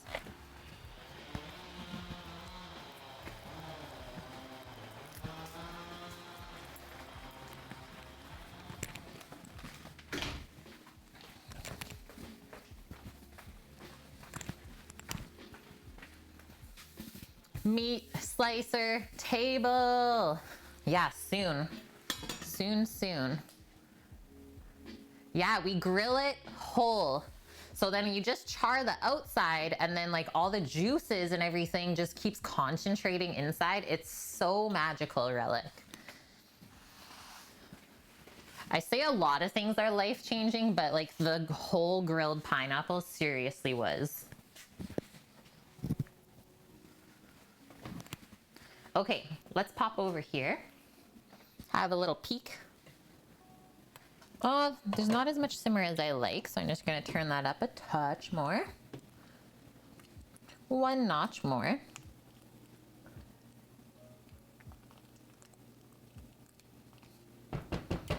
let that keep doing its thing. While we wait, I'm gonna start tearing up the soft matzah for us. We have 2 bricks.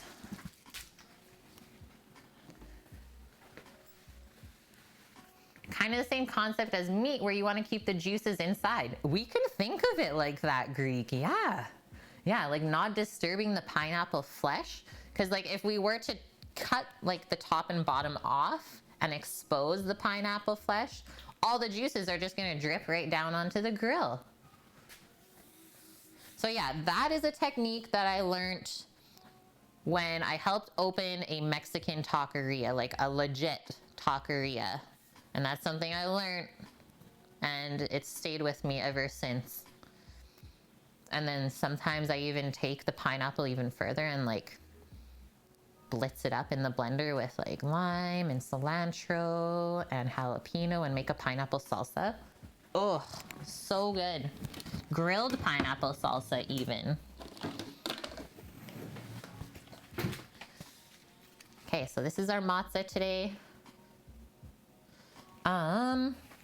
I'm just gonna look at the price point on these because I'm actually curious myself. Just gotta get my receipt from earlier. So each of those fresh matzahs is only $8.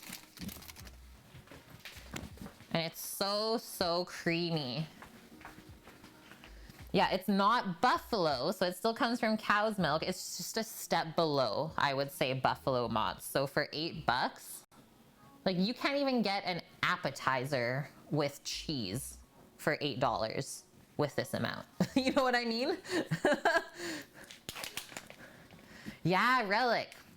I am feeling like, how about a lamb taco stream? What about a slow roasted lamb shank pulled, put onto a taco with pineapple salsa?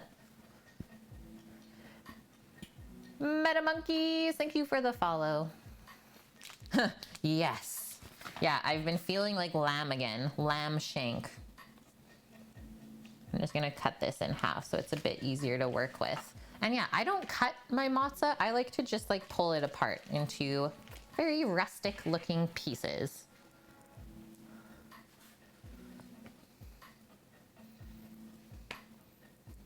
Okay, so you guys are into that one. Because Sam's been talking about lamb shank lately. He's the lamb man. I mean, I absolutely adore lamb as well. But we don't eat it as much. We were actually just talking the other day, Sam and I. Well, it kind of started by us talking about vegans. Nothing against vegans at all, by the way. Thank you for your services to this earth. But we only really eat meat once a day. Is like for dinner time. And then the rest of the day is like, we basically eat vegetarian. Like have other protein sources.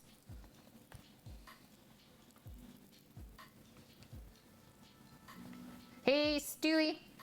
You can put lamb shank in an old shoe and it would be good. Totally.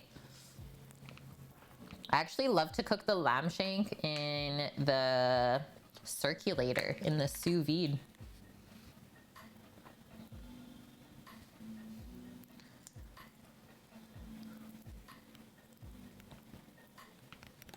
Yeah, I love these little chunks of cheese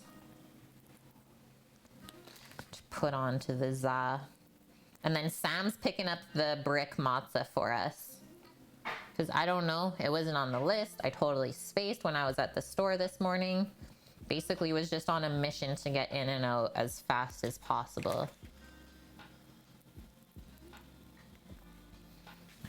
Okay, couple more minutes and we'll go check on our coals outside.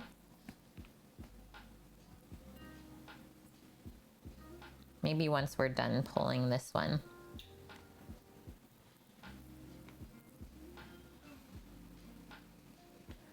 Oh, that's interesting, Nike. Yeah, that's true because I've been finding like I've been up kind of in the middle of the night to go to the bathroom because we do intermittent fasting. So we eat like later in the day.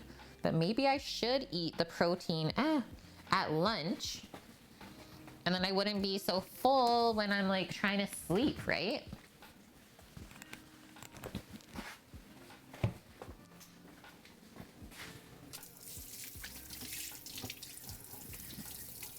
You just gotta listen to your body. Okay, let's pop outside. Switch this up. Go see what this Mini Max is up to. This is my favorite egg to use.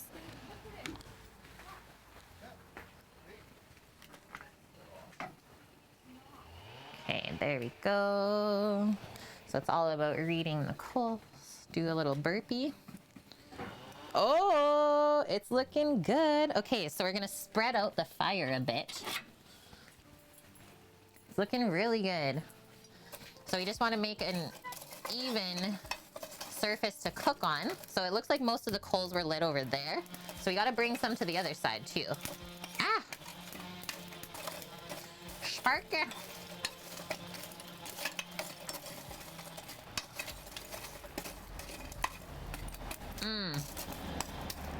If I have graham crackers and marshmallows, s'more stream would be lit.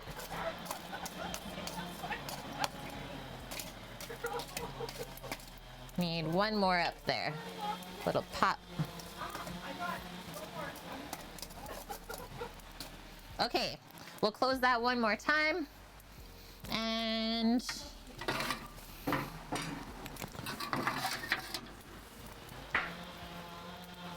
I'm gonna put the grill grate on too so we can burn this off. There's some interesting things on there.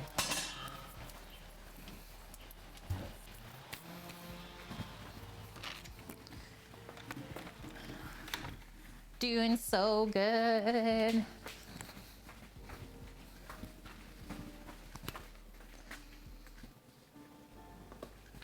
Okay, what charcoal is that? Give me one moment and I'll show you the big bag. The bag. Oak and hickory, big green egg, premium. And this is the USA one. So there's actually two types of big green egg charcoal. There's a Canadian one, which is maple, and then the USA one, which is oak and hickory. So they both cook differently. So yeah, every charcoal is not the same, for sure.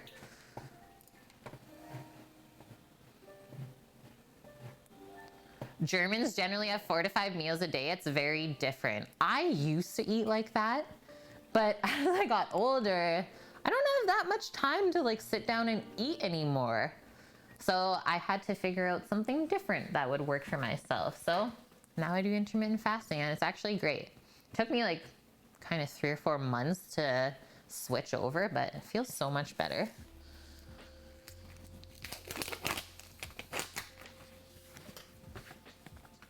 Okay, next one.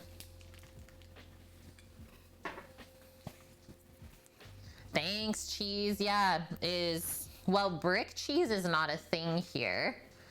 So Sam's gonna pick up some pizza mozza because I totally dropped the ball this morning.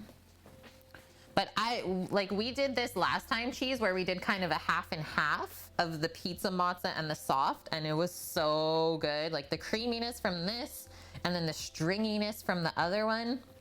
Good cheese ratios. So good. The food scented candles would make you have 4 to 5 meals a day. Yeah, there you go. How to spark your appetite. Just light up a candle.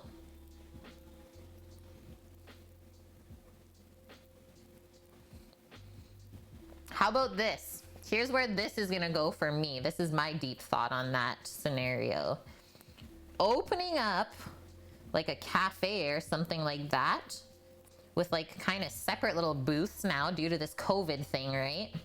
So like separate little rooms where you can sit, and each room had a different food smell to bask in.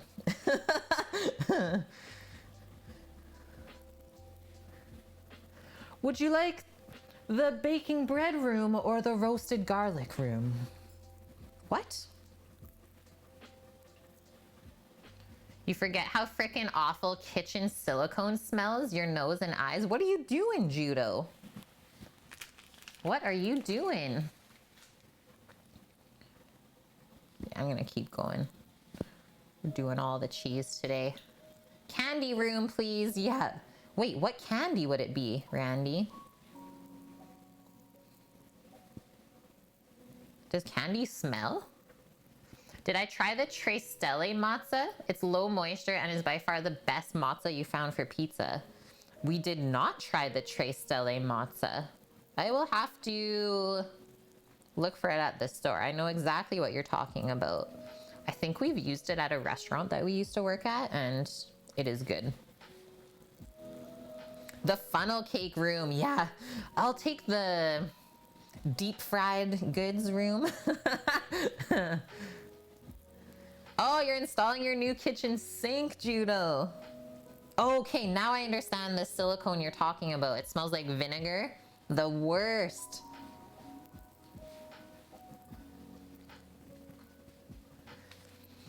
There she is. We're gonna pop outside one more time and get that pineapple on the grill. Cheese is gonna go into the fridge. And then I think actually it's roasted garlic time.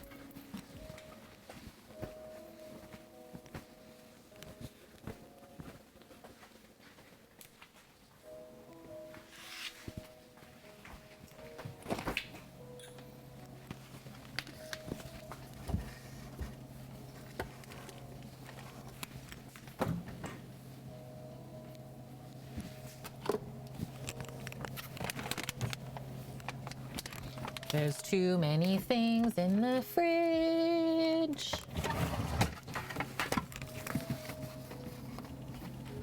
Yeah, roasted garlic and mushroom time. So good.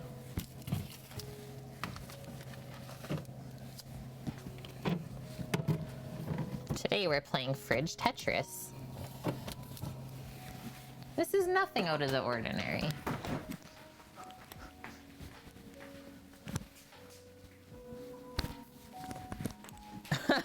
It's me, Cotton Candy Randy.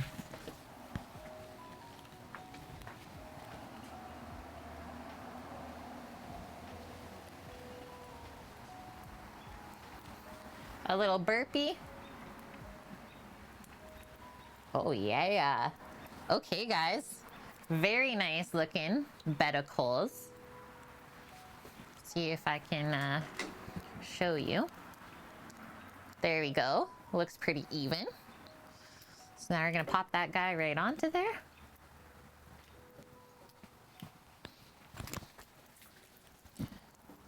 The thing is I'm worried about is this gonna fit though? I think we gotta go closer to the back. Oh, it'll perfectly fit. Okay. That and that. And well, that's pretty much it, guys. Is we'll come out like every 10, 15 minutes or so and come peek at it. Oh, there we go. Just gonna put the loofed away. Timer's going off inside the house.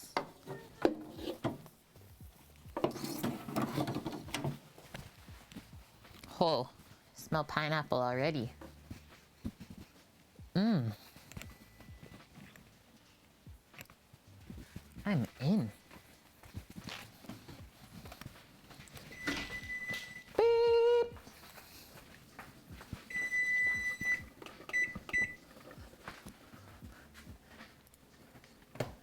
Yeah, pineapple time. Okay. Yeah, is there a bacon / onion cooking room? Because yeah, we would starve in there.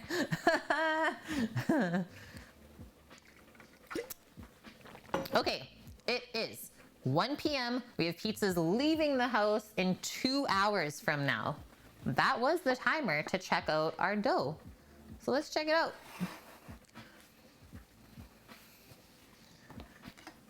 Is it relaxing? Oh yeah, it is. Finally starting to relax to the point where I can press it. I actually think I'm gonna need a hotter area for this because it's still not warm enough. Like, to me, this should have been a little bit more proofed. So that's a sign. It's just not quite warm enough. It also feels cold to the touch, the dough.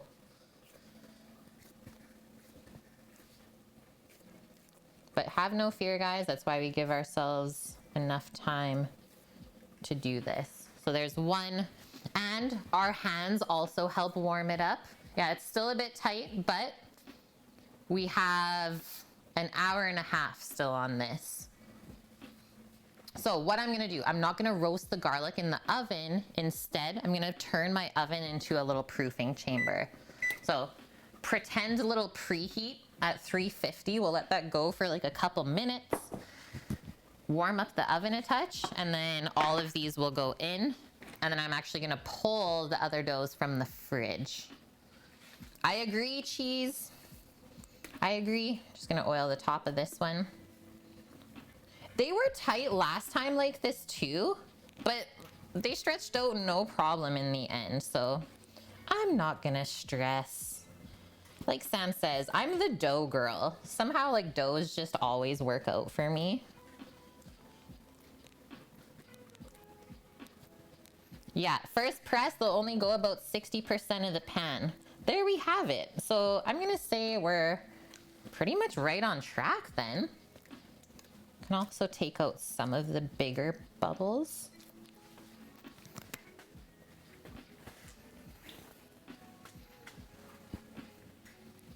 Oh no, you got silicone in your eye, Judo.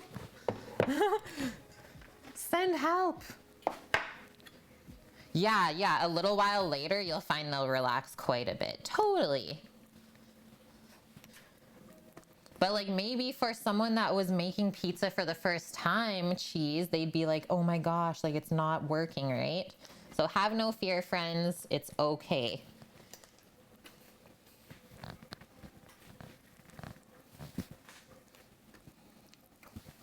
And I think we can also say that it's better to have a more elasticy dough at this point than to have a dough that's like really loose and not really doing much. Because then it's like, oh, what did I do wrong? Super pliable though. Super, super pliable and fun to work with. Okay, cancel that. Pop that. Do our last dough. Those darn noobers. Hey, Chef Babs, how are you?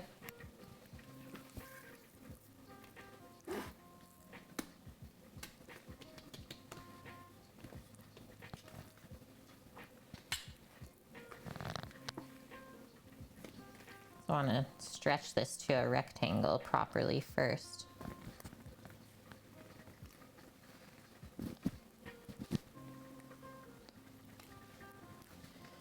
I have to say though, cheese, the recipe's not as daunting to me because you actually explained everything so thoroughly in it. Like you did not even miss a step. Because yeah, sometimes there's recipes that we're following from online and it's like, okay, so I have these ingredients and you didn't even say what to do with them. So you're like kind of just left there guessing what to do. I absolutely hate those.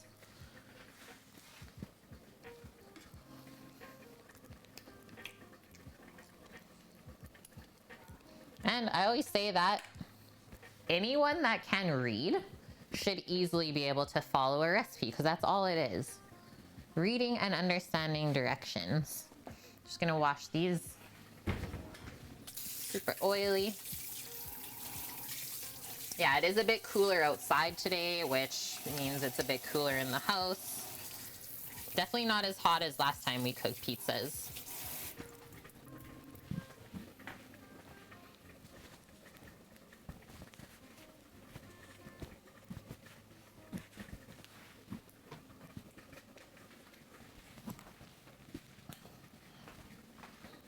Get these cast irons out of here so that our pizzas can go in. Anyone else keep their cast iron pans in the oven all the time? If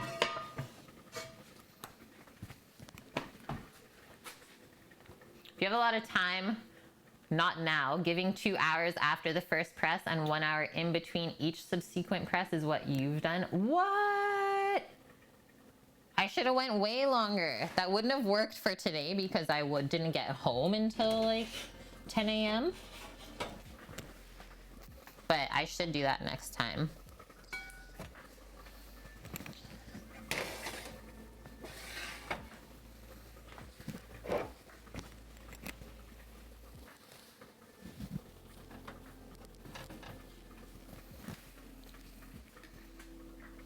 Reading is physically painful for some people. I fully understand that, Eric. I do, but I was like such a bookworm when I was young. Okay, so I'm just gonna leave that popped open because it is a bit warm. Yeah, that's when you have an abundance of time. Exactly. Today was not that day. Even this week. If I'm being honest, this week, not one to have an abundance of time. We've been on 2 hours already, Trev. Yeah, you really need to pay more attention to alerts. Just call yourself out. Okay, everything is fine, friends. Sammy's in here. He made it. How are you doing? He's tired, but he's home. Let's go check on our pineapple on the Minimax. It's good? Yeah, just checked it. But Stream never checked it. He was checking on our pineapple already. He had a little sneak peek. How happy is Jag though? I didn't see him. Oh, he was gone. Yeah, I didn't see him for the rest of the day. Word. Yeah, the Sammy man. Got a little paint in your beard there. I touched my head too. Oh, you painted your head. Just testing the colors. Just testing the colors. I painted today. Time to turn you into a chef. Huh? When he comes out of the shower, he's a chef. Yeah. Trev, tonight when everyone goes to sleep, you're breaking in your new Indian spices and making some lemon lentils. That is some smells to wake up to. Yeah, shower first, chef later. Nope. Let's give this a stir. Bruh. I'm gonna say about 10 more minutes on those tomatoes, and then we can blitz. That's what I'm feeling. Okay, that's that. Grab these other last 3 doughs out so they can start to relax since it's looking like things are taking a bit more time today. So we have, this will give us like a little bit of an abundance cheese, is these don't have to be out of here until 6 p.m. So we have like 4.5 hours until we start baking them.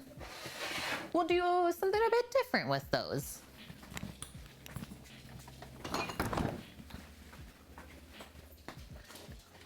How is the weather where we are? It's not that nice. It's like overcast. It might be threatening to rain. I don't really know. But it's just like muggy. The sun doesn't shine here anymore, I guess. Good job, Judo. You saved your eye. Yeah, you don't want to silicone that shut, right? Okay, let's pop outside, check our pineapple. We can't really say we don't want to burn it because that's exactly what we're doing. Oh, we have a Sammy.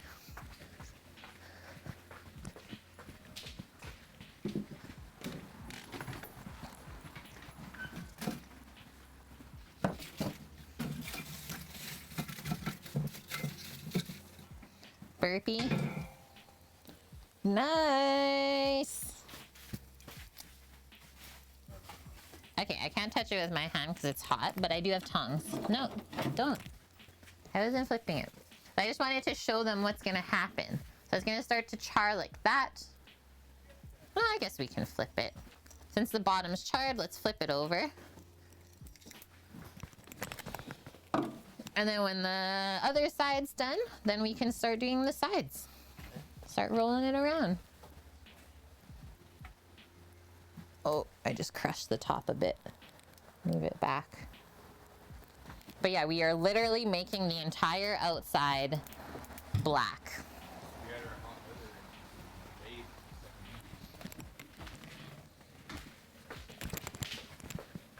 And then all we do is let that cool off. Ugh, this thing's still. Okay, you know what? I'm done. We're fixing it right now together, friends. It's over.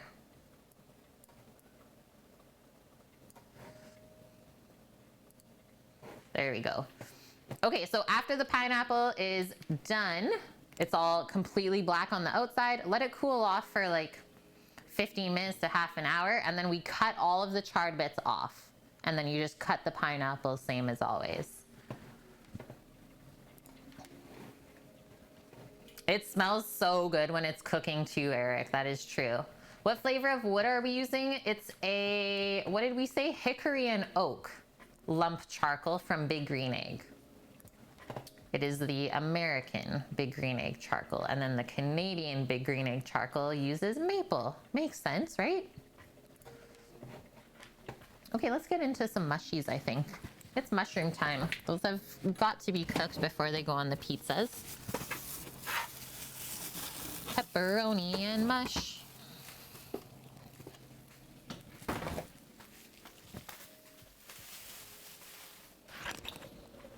Question. Yep. So a lot of birds already out here this morning? Yeah? Okay. There was like 6.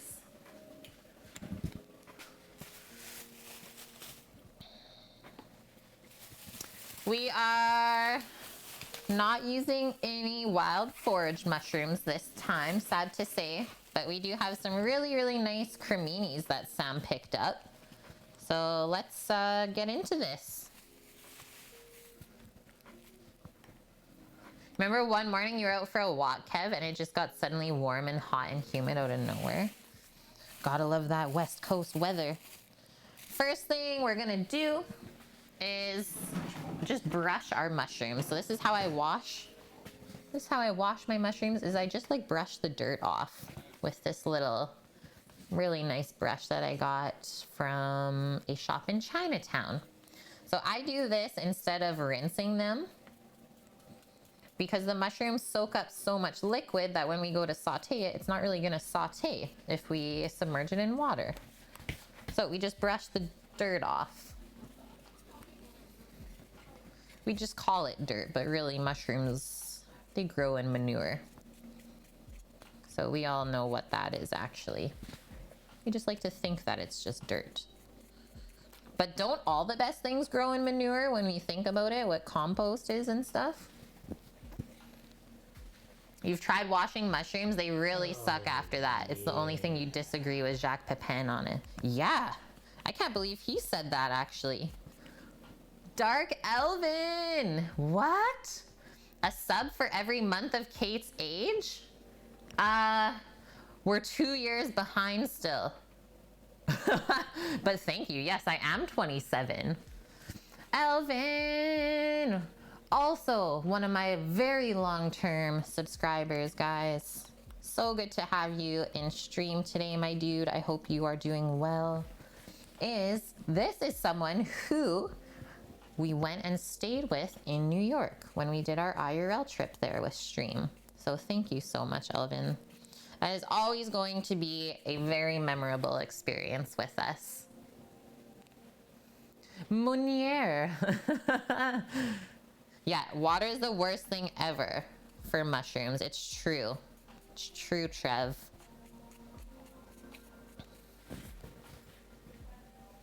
If you're gonna do that, just buy the canned shrooms.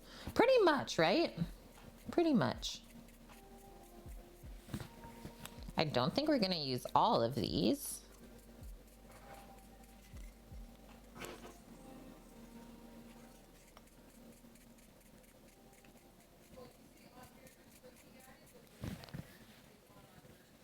You turn 27 next Thursday? Goku! Unreal.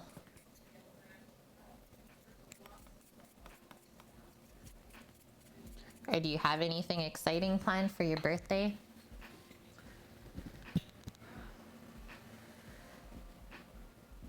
Even with a few years added, I'm younger than you are and so much more mature. No, you don't need to grow up. I'm not growing up. Fuck that. You're only as old as you feel.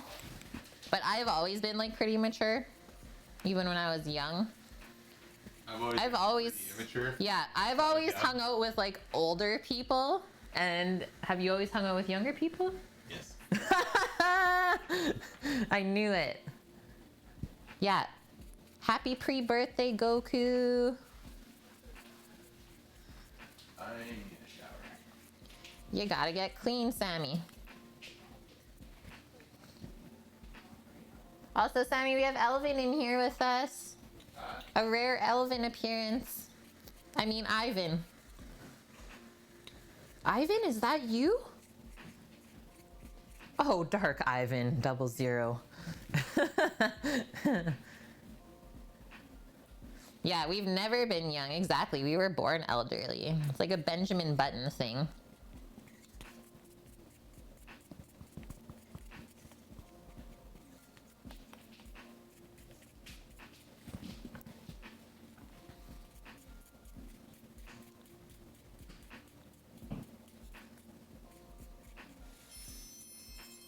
You always hung out with older guys so you could go to the bar.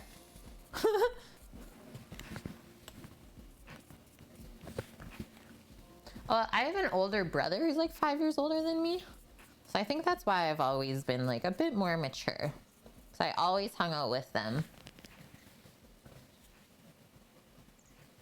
Brainheart, thanks for the follow.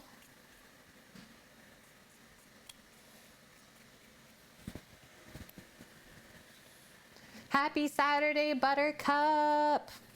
How are you doing?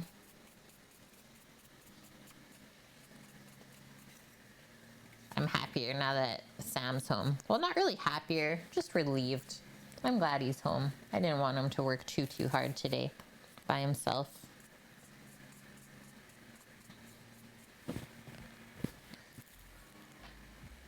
Yeah, we're not here for a long time, but we are here for a good time, Jaylos. Elvin, you're overseeing most of your company's operations now. Like I knew that would happen. Yeah. Predicting the future. You're even busier than you used to be, still waiting to take a vacation. My dude. So, if you're doing all of that stuff, at least are you getting, like, recognition for it? This is where we're gonna stop, I think. If you got all the responsibilities now, are they paying you for it?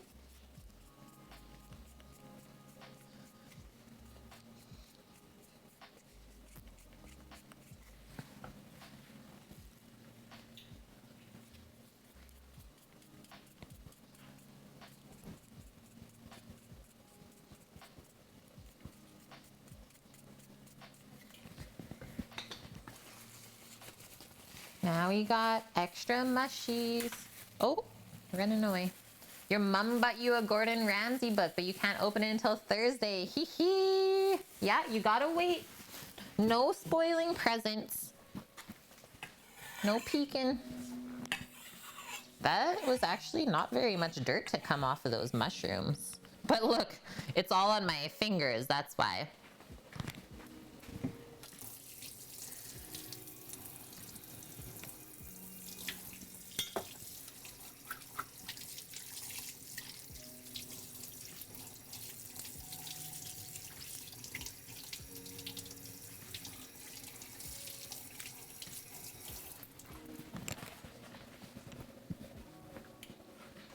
One moment, I have a little tickle in my throat.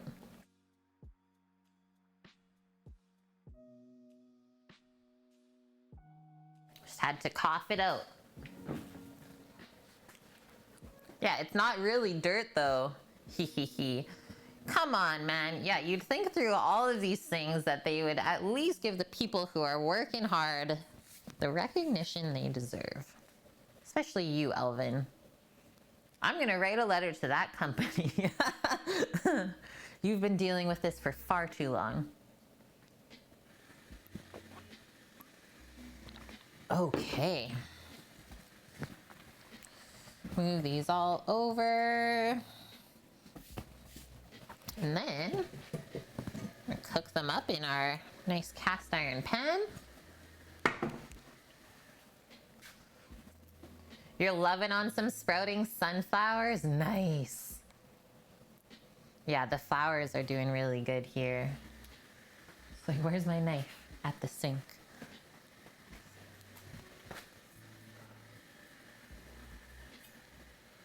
The sink came with the worst manual ever. Nice, Trev, yeah.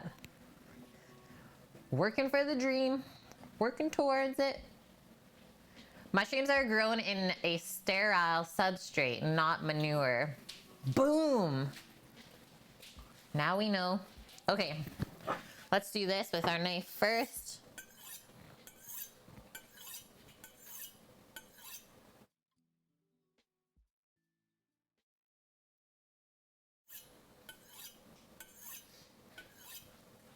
Just starting to rain outside. What? It's starting to rain? Yeah. Man, we can still cook pizzas though. Yeah.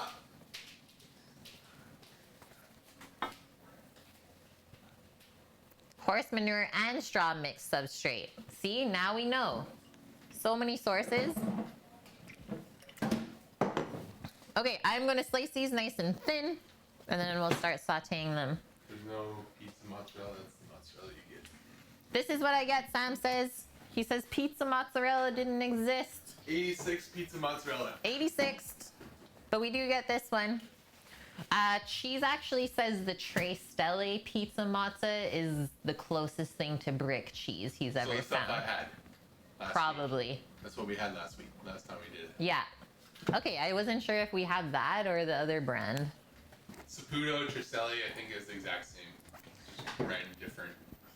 Flower! The roses in Beacon Hill Park yesterday were awesome. I bet. Actually, our friend Zach just started growing mushrooms or inoculating logs with his dad. So I will keep you guys updated on that. I haven't popped by yet to check it out. But he's like, they bought so much, not really knowing what they were getting themselves into. And Paul's like, it's a bit more of a project than I bargained for. They're like a couple weeks behind, but still a cool thing nevertheless.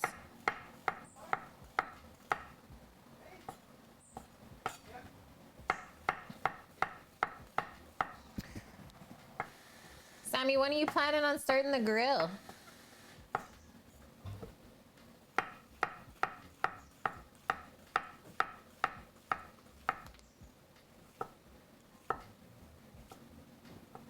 These are nice, fresh mushrooms. They're so nice and firm.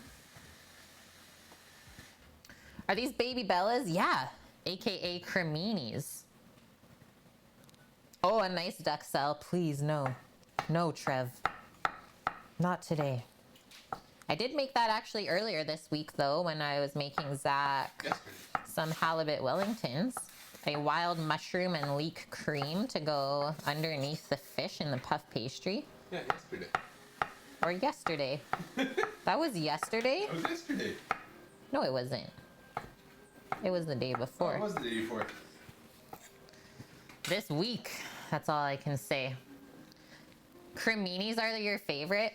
Out of all the cultivated mushrooms you can buy in the store, these are some of the best for sure. Way better than button. We don't fucks with that. We don't fox. wish you could grow chanterelles. The ones that come from the forest are always mixed up with pine needles. Yeah, you can't grow chanterelles. They're not cultivated, as far as I know at least. I think they're cultivated in Vancouver. Really? People are growing them cultivated now? Where Sean used to work, where like you got lion's mane and all that stuff. I think there's a mushroom provider in Vancouver. I thought that chanterelles were a variety that you couldn't. I thought it was mostly like oyster mushrooms and stuff like that. I will look. Okay, we will double check on that for you guys. You have a shiitake kit bloomed twice in your Long Island, your New York garden. Okay, in your Long Island, New York garden. Can't get it to go more. Oh, huh. Chanterelles are $30 a pound for sure. That's weird that you can't get it to grow more, because typically like the kits or when you're inoculating, you get it for like a few good years. But maybe that's a sign that just your location or whatever is not doing too good. Don't really take any of this info from me because yeah, I've never done it, so just going off of what I heard. Yeah, chanterelles, both $30 a pound. You're right on par for what we pay here as well, Trev.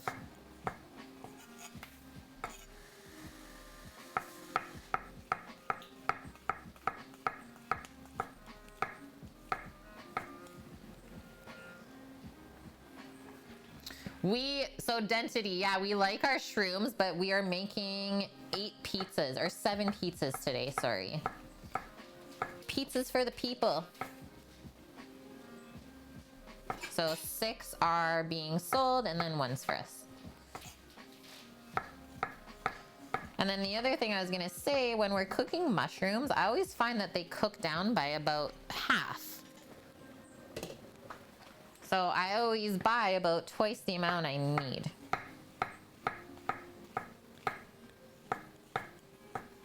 And I think we'll saute these in a couple batches instead of loading up the pan, because then they won't really saute, they'll just steam.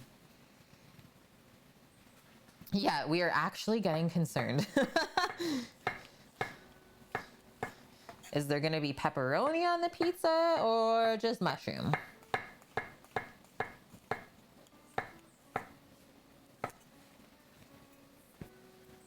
That is that. I'm gonna wash my knife before this sticks onto it.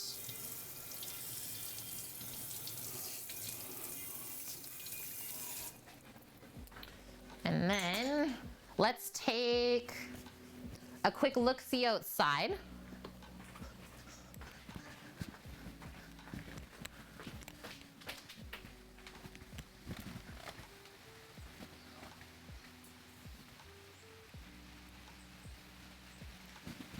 Yeah, the burger was super hot. So Sammy already flipped it for us. I just did it. He just did it.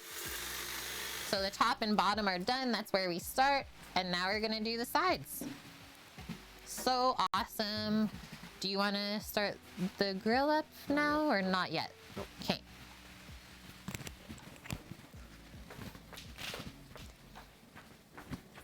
Then we are gonna come over here.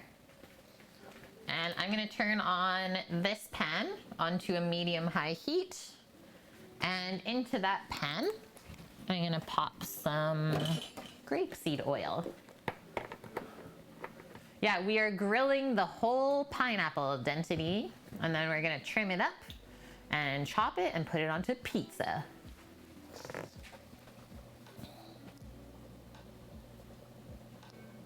So put enough oil in there to definitely cover the bottom. One thing when cooking mushrooms, they take a lot of fat. So don't skimp there. Elvin's been mostly learning Turkish food from your girlfriend, decided to make something more French, and she asked you to stop. What? Desserts were too good. Yeah, please. Please stop. No more.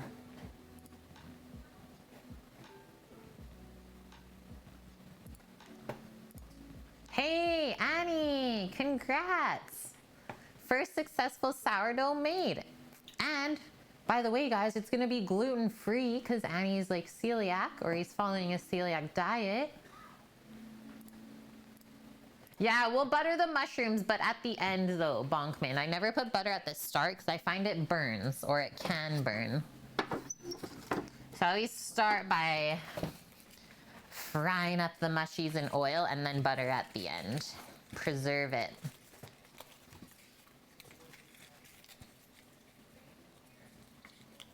Oh yeah, Annie. Plus in the new mixer in the KitchenAid.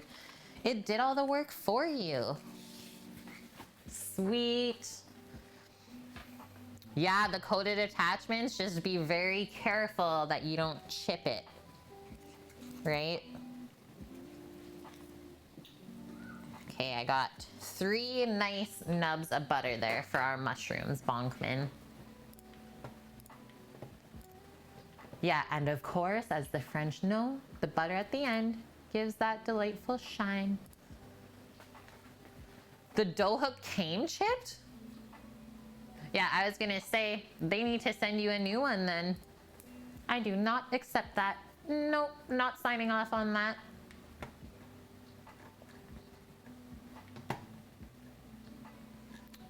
Yeah. Back to Trev's comment, is there anything you can't buy on Amazon, considering you can buy mushroom growing kits on there? No, dude, I think you can get everything on there now. There was a tiny dent in the coating, still okay to use, but after repeated washings, it will get worse. Yep. This sauce is getting close. And actually, you know what? Now that this is stirred up, I think we are perfect. I think we're perfect. So I'm gonna just turn that off for now. And once we have the mushrooms done, we'll blitz it up. Be right back for like 30 seconds. I'm gonna take a very quick bathroom break.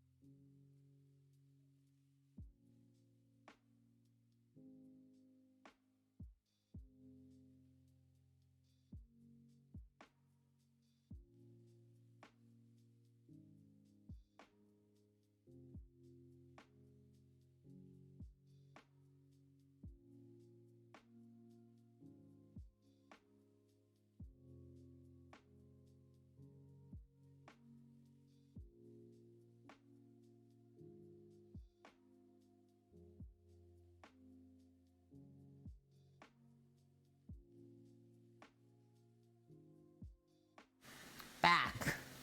And we gotta do the bun back up. Or actually, I'll just tie it up like this. Yeah, I just have to go powder my nose. I will be right back. Your nose is still shiny, Kate. Oh, I forgot to powder my nose.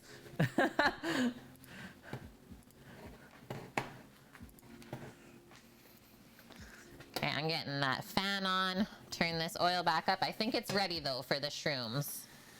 It was going all wavy on us.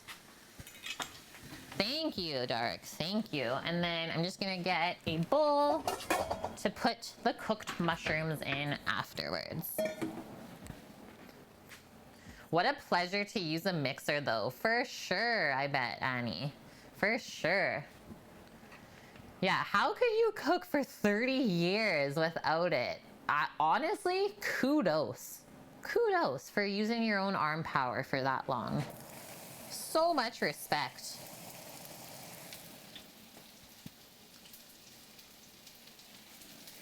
Mushrooms are great for some of the rare vitamins and minerals. Hey, there are people that are saying like mushrooms are gonna save the world. That and like worms or something like that.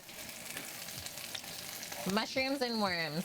I'll get a lot of eggs from neighbors, so we'll be getting the odd eggs dropped off. Paul? Yeah. Sweet. Okay, while these are frying up, we're also going to season them as they cook. Elvis! add some salt Yeah. and pepper. I have to update you, Sammy. Elvin is now running the company and still at the same pay rate. I'm upset. I said I was going to send them a letter.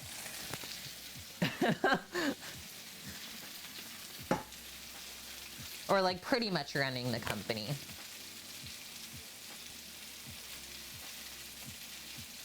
That's some bullshit. Be like, pay me more money. Pay the man. Pay the man. Yeah, 27 months back. That's insane. Yeah, 27-month badges. Well, you guys, It's okay. This is his first time. Please. what? Ah.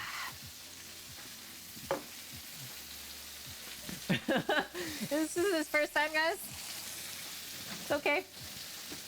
Let's stir these up. I think we're getting some color on, maybe? I'm gonna turn it up more, actually. Let's just get it nicely coated with the oil. And then the tomato sauce is pretty garlicky, so I don't think I want to garlic the shrooms. It's like pretty garlicky and oniony. So why don't we just deglaze these with a little bit of white wine when they're almost done? And that'll add some nice flavor. The wine and the butter, yeah, that's happiness. Yeah, husband.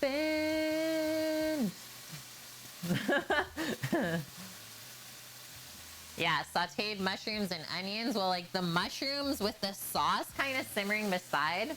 Very good. Very, very good. Grab our white wine. Pop that over here. We still have to shred our pizza mozzarella.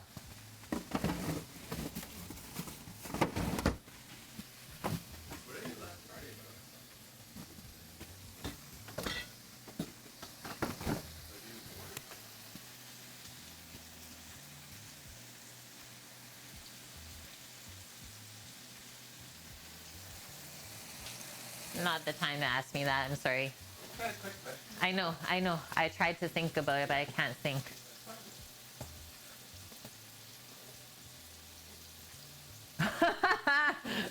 I'm sorry, Trev, for I don't want you to like spend your money, but it's not my fault you're interested in those things that we're interested in. I think that's pretty awesome. It kind of gives you that little push to do something new, right? Yeah, the umami.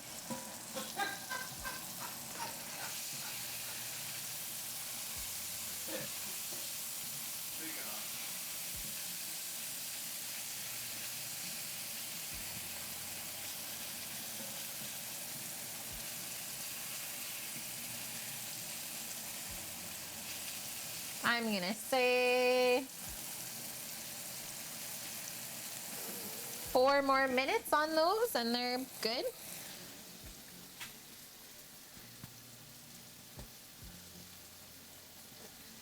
The Wegmans in Rochester used to carry fresh morels in season and truffles. That sounds so lovely, Annie.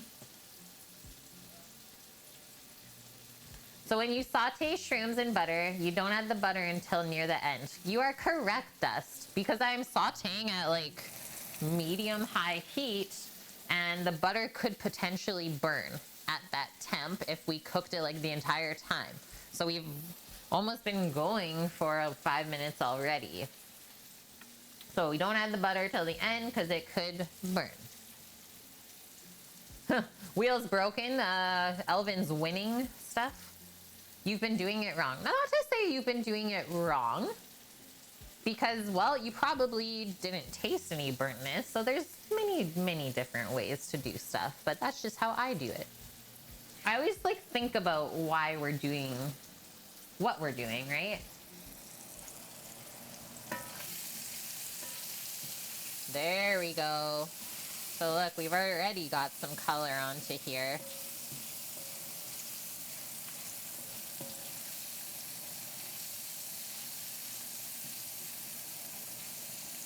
So you got a bit of color from the oil. Now we'll get even more color from the butter. Quite a bit of oil in there already, so I'm not going to add a ton, but a little goes a long way. So let that melt in. Keep going, and then we'll do a little deglaze. Yeah, there's no wrong ways. Thanks, Bonkman. There's only learning. Annie, although from a physics perspective, you wouldn't have to worry about burning until all the water evaporated. Yep. The presence of liquid water fixes the temperature at 100 Celsius. Whoa. That's too much for my brain.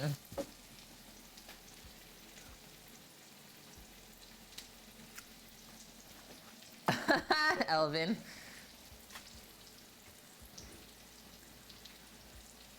Your sink only came with one screw to install it, Judo?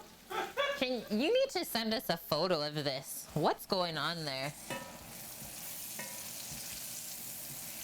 You got silicone in your eye earlier. It's just not good.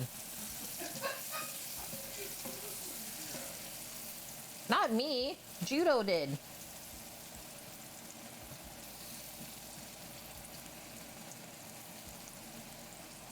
Nom nom nom. And so basically the mushrooms are just like soaking up all the tasty fats right now. Yes, Annie, yeah, it looks like you're screwed.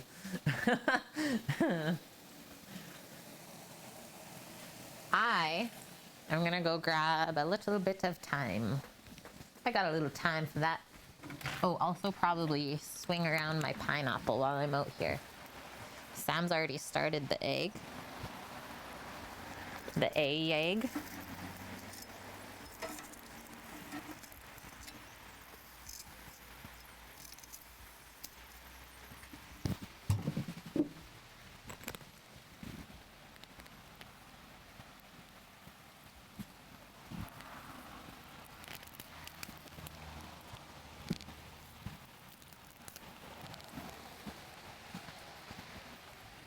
Raindrops are falling on my head. Got it. Oh, yeah. Okay. Turning the heat down for a sec. And we're not going to chop the thyme. I'm just going to take the leaves off and put them right onto the mushrooms. That's what the poppin' noise is. So as soon as the herbs hit the hot oil, they pop. Maybe even right out of the pan like that one did. Watch out. This is one of like my favorite sounds cooking though. Ba-da-pop-pop-pop-pop. Give that a stir. Thyme and mushrooms. Such a good combo. I love the color on these shrooms. And now, be careful when we go to add our white wine.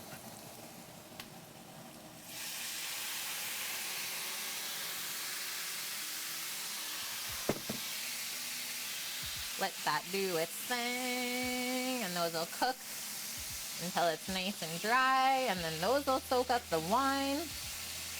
Then we have these tasty thyme butter wine shrooms. Also, it's almost time after the shrooms to stretch our dough. One more time.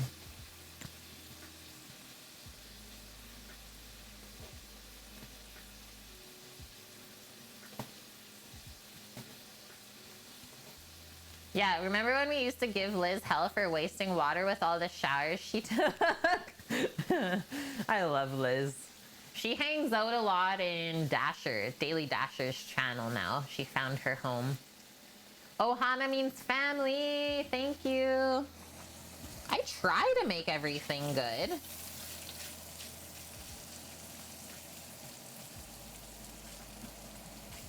I try to. Yeah, wine and shrooms. Now it smells so good in here. I actually think we're good to go. So all the wine's cooked out and we're just left with the fat again. So I'm gonna start scooping these out. That's why I have a slotted spoon. Reserve the fat that we didn't need. And keep cooking. Keep cooking.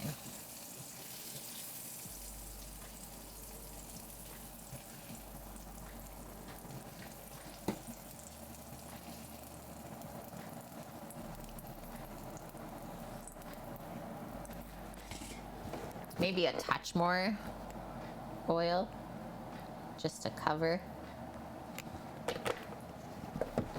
Now next set. You never got to finish the bulgogi stream? Oh man.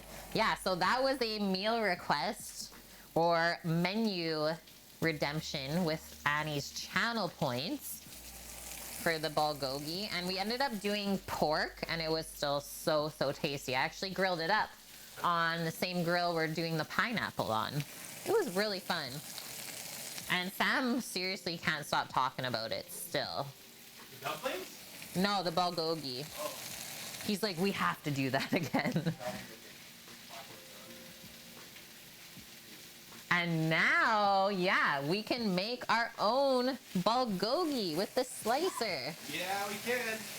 Exactly, Annie. No more paying for that stuff. You haven't made bulgogi in 2 years, Elvin? How come? How come?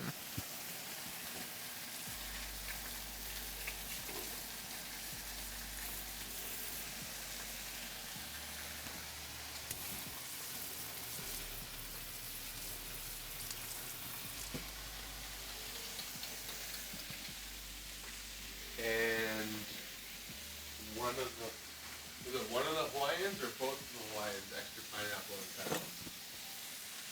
Carlene getting 2 Hawaiians? Oh, sorry. No, it was double pepper and a single Hawaiian. You can, Sorry. I'm confused now. Sammy confused me. Coat our shrooms in the fat. Yeah, it's over there.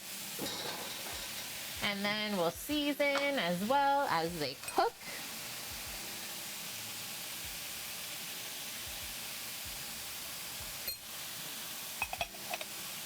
So that turns into this. That's what I was talking about, where we basically lose half of the weight.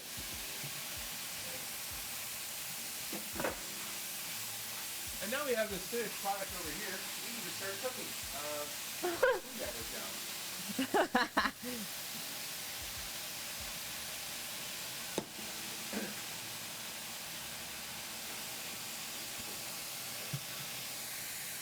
Oh, look at these perfectly cooked mushrooms.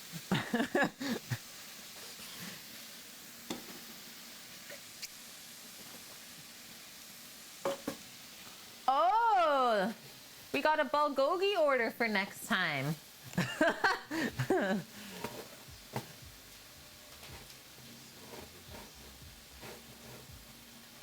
Yes, Nike. Yeah. Hi, I'm Stoned. Hi, nice to meet you, Stoned. Hope you're doing well, man. Okay, let's take a look at our list. Divided the dough. We've pressed it into the pans once. We have one more time to do that so it fits. We're sauteing our mushrooms. Check. I'm going to check off the pepperoni because I don't have to do anything with it. The pineapple is going. Oh.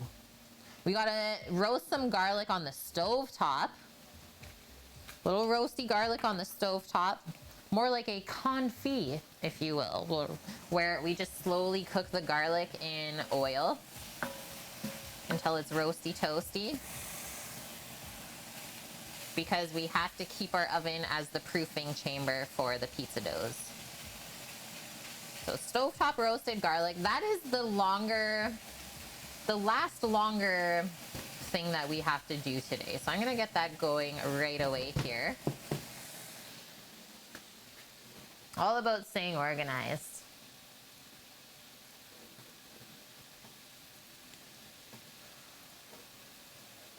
You had massive rain yesterday. You got drenched just running from the car to the store. It's starting to rain here, but it's not like super heavy.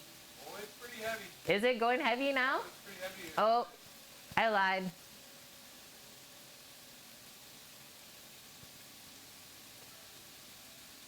Your favorite barista in Korea was named Stone. Assuming that's the English name he chose. He never told you his real name. Huh. Very cool. Yeah, choice. Very cool choice to make. Okay, let's grab our bag of garlic. Bag of tricks.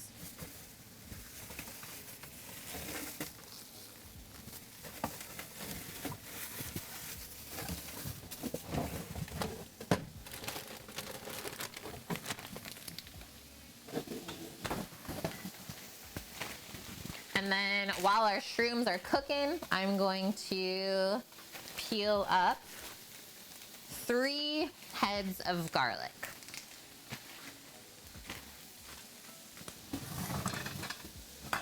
And we're gonna put them in this little pot and cover it with oil. But we are gonna keep stirring these up every now and then. I'm actually not gonna take these as far as the other ones.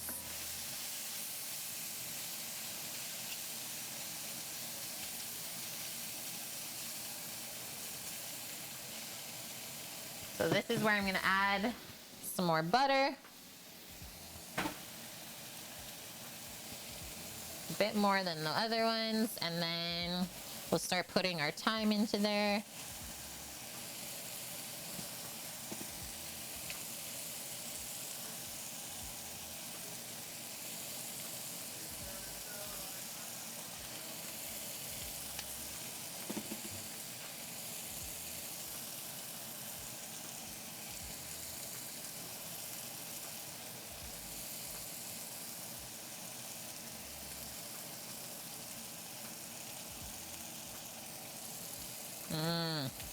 The smells in here.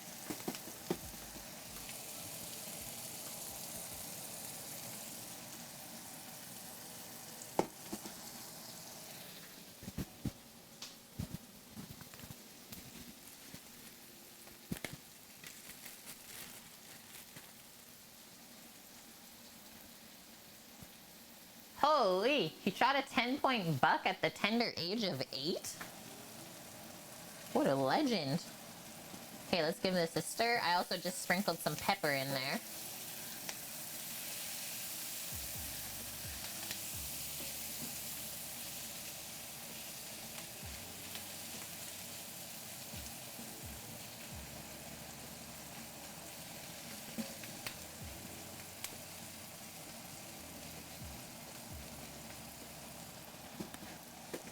Couple more minutes, and then we deglaze.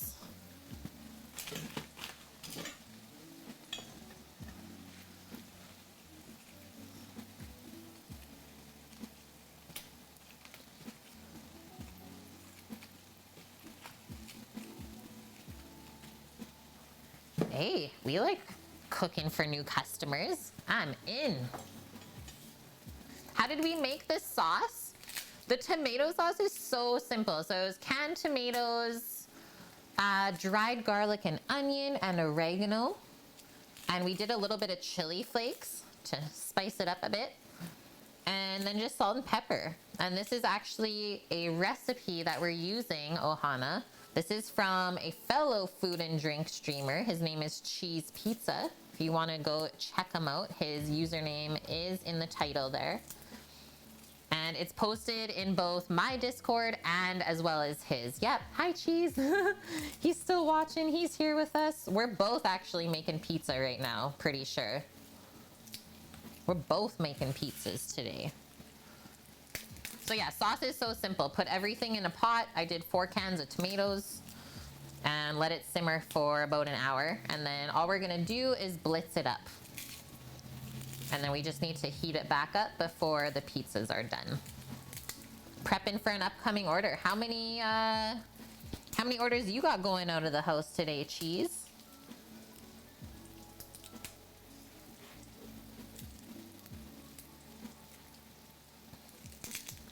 And I would like to ask chat something, since there's a bunch of us all together.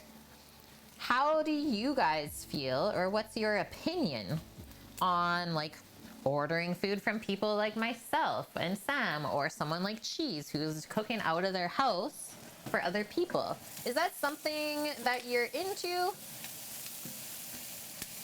I know it's definitely more of a trust thing, obviously, than anything. So like we've been just cooking for people that we know already.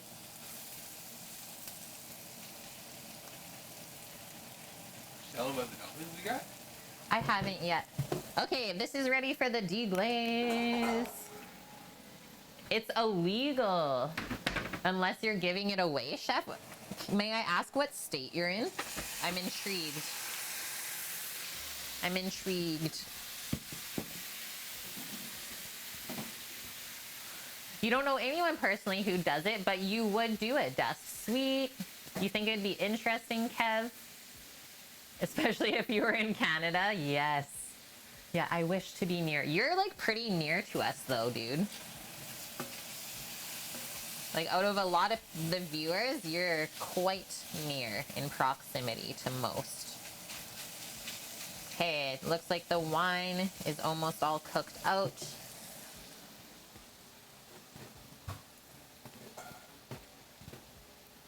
I'll be done in about 15 minutes. Buttercup, you've been looking into selling your spice blends under a cottage license. Cool. Yeah, totally do it. Totally. You would do it, Ice, if it was an option?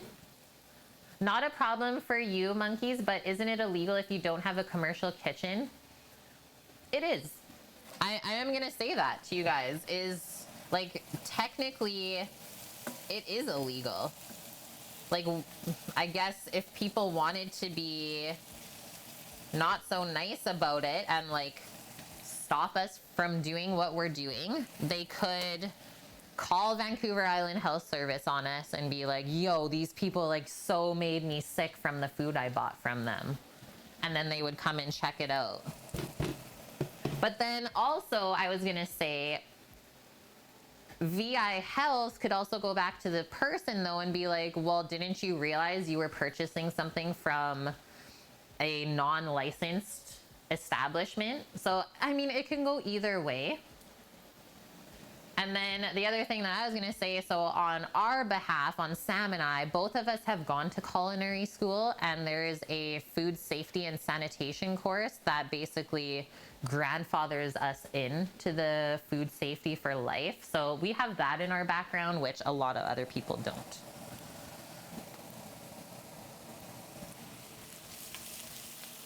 Let's do these mushies over here because they're looking so good.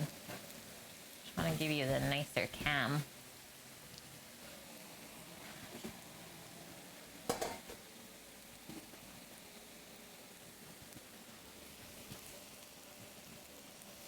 Slide these down.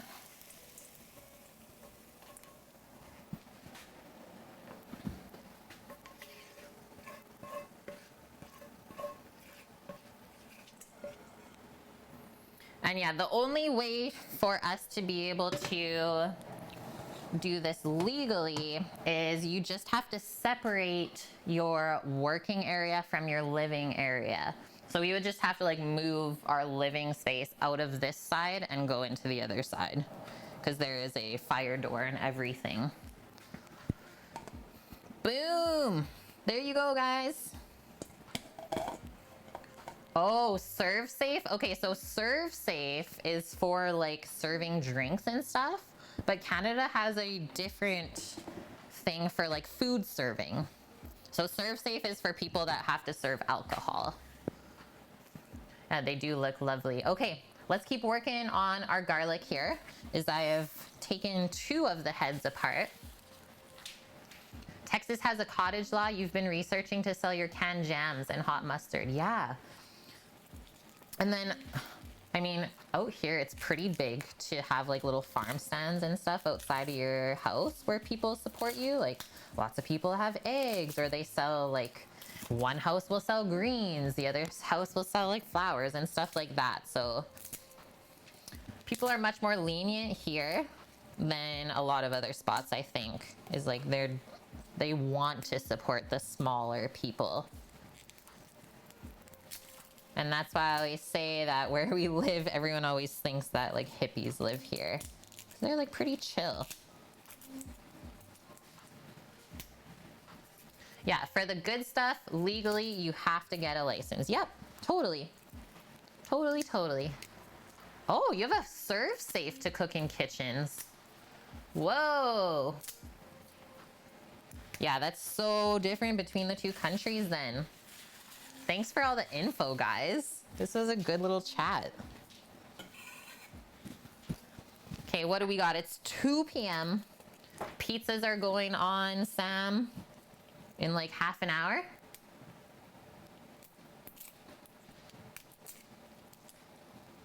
Pardon?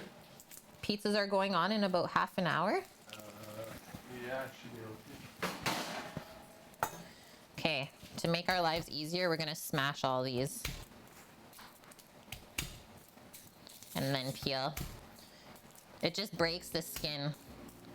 It'll be so much faster. Yeah, the government has to make sure they get their tax money, Bonkman. Isn't that it, though?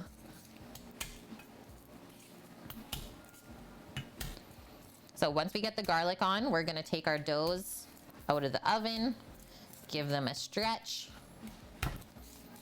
And we're pretty much there. We gotta blitz up our sauce.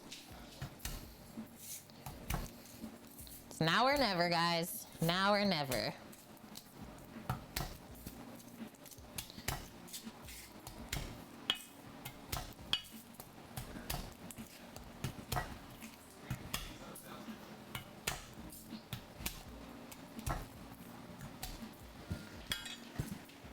Yeah, I'm making like quite a bit of roasted garlic. We have, everyone ordered Hawaiian. This is the next shortage. Parchment paper is the next shortage? Yeah. This just in. From Sammy. Looking for it for a couple weeks now. I guess they just don't have it. Oh.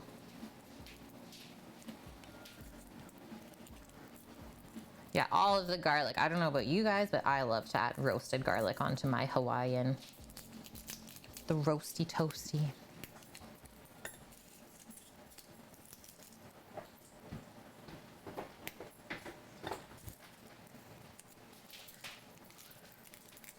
Honestly, Cheese, I think it's awesome what you're doing from home. I wouldn't even go through the hassle of trying to go like legit.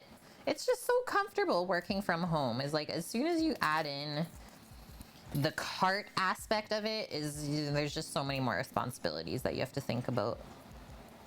But hey, if that's what you're going for, then let's do it. Yeah, pineapple complete. Yeah, are we making a 40 clove chimkin again? Oh, that was so good. Sam didn't like that at all. I had to reheat it. Mmm, that pineapple. Smells delish. Oh, yeah. Oh yeah. Scrump. Thank you very much for the 20 months in a row. We're almost at 2 years together. Hope you're doing good, Scrump. Hope you had a good week/weekend. What's my favorite type of pizza? Ooh. Hawaiian.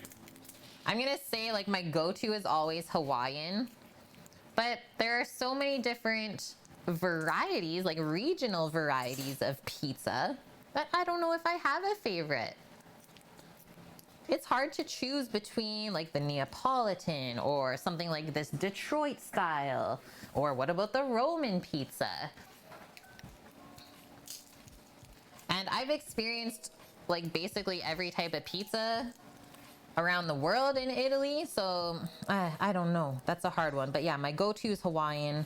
Can't really beat a margarita though, when you have like perfect cheese, perfect tomato sauce, and perfect basil on a perfect crust. And yeah, Annie, every now and then when I'm like, oh, I want pizza, but I need some veggies in my life, I always go for like the Mediterranean style, and then maybe add like a chicken onto it or something. Sugar Siren. It's quite easy and pretty cheap to get the license there in Australia. It was a lot easier than you thought it would be. Sweet. That's awesome. For anyone that's in Australia, note that.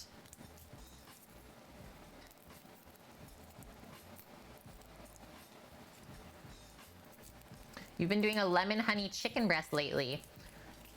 Brown the breasts in butter, put it in a baking dish, make a sauce of lemon, chicken stock, and honey, Italian spices, garlic, pepper.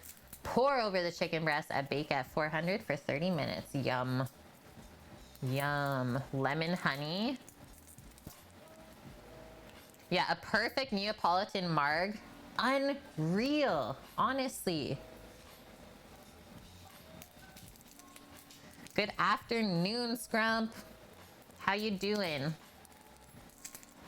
Judah would want pepperoni, ham, champignons, and artichoke hearts. Ooh, nice one. Oh, what's my other one? The one with ham, olives, artichoke hearts. Ah, it's a really fun name to say. It's a Capricciosa? Capricciosa. That one's really good too. Yeah. Capricciosa. It smells really good in here. Wait, are you in here, Scrump? Where are you at? Just washing my hands and then we'll cover the garlic in oil. Same oil from earlier. Planning to travel to Napoli for a while now to get the perfect pizza. Okay, you have to post all of the photos then when you go. So we're covering the garlic cloves in oil. Yeah, that looks good. And we're gonna pop that on the stovetop. And I'm gonna cook those on a nice kind of medium-low heat. Really don't want to cook it on a high heat. I'll burn the garlic before it roasts. So nice medium-low heat till it's golden brown. I think that'll take almost half an hour, like almost this full amount of time that we have left. Okay.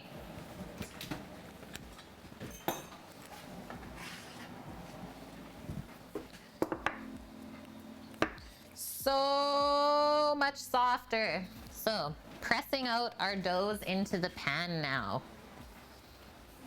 So we've pressed them once. I'm gonna cross off our second press. And now this should basically fill the pan.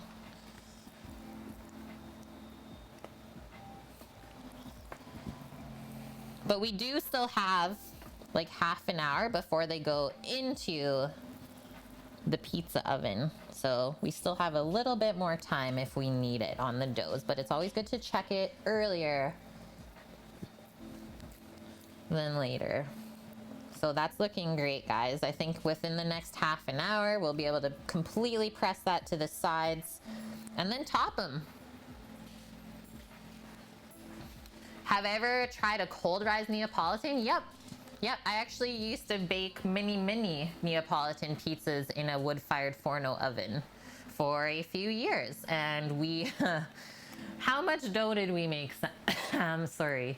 How much dough did we make at Big Rock for Neapolitan doughs? In balls? Let's say like for every 2 days. Get the calculations, so get a calculator going and I'll give you them. I can't. I have to do the dough. Okay. Just like ballpark it. But yeah, many doughs were made. Like almost every day we would be making a batch with like 144 doughs, pretty sure. 120. Or 120 doughs every day. So give me a minute. Honestly, that was like my favorite job ever. If I could just cook pizzas the rest of my life, I'm in. I absolutely adored it. 93,000 balls of dough. We've made 93,000 balls of dough in the almost 4 years we were there. We made 40,000 pounds worth. 40,000 pounds of pizza dough. In the 4 years we were there. In 4 years, Sam and I made. That was me and you working, not Yeah. like anybody else. Yeah, we were always the opening crew. So our first task of the morning, you make the pizza dough. My favorite style of crust, I think it's this one. I honestly think it's this one. I love the texture of it. It's like the crunch, the chew, and like the lightness, the airiness of it. That's a lot of carbs. Yeah.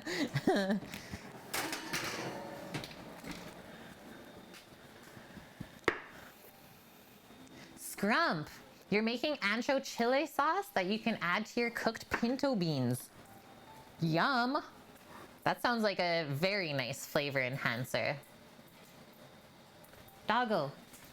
Doggo, stop. Stop it. She was scritching. Yeah, Detroit style is nom. But here's the thing though, I've never had this style of crust from anyone else other than myself. So I don't know if I can say it's my favorite, because I've never had it enough. But I am always down for pan pizzas for sure.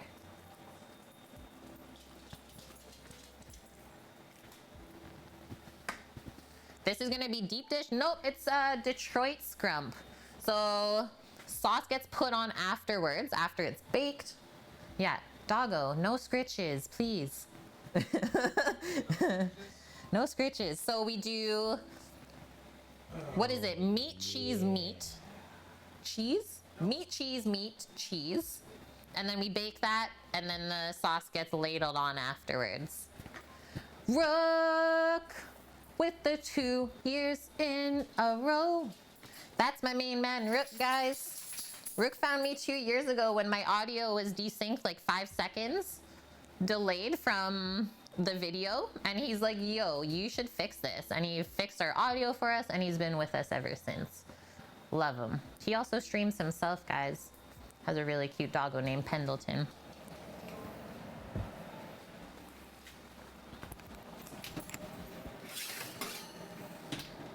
Love you, Rook. Hope you're doing good.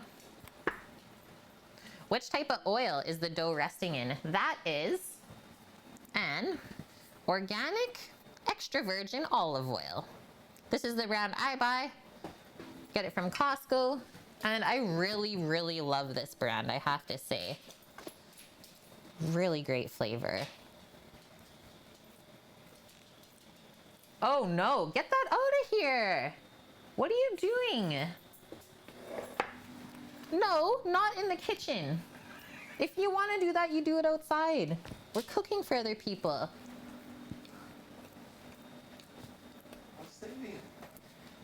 We don't save slugs. Yeah, no. This is like a commercial kitchen right now. These are the reasons why people get reported. I'm not having it. Frickin' sous chef problems.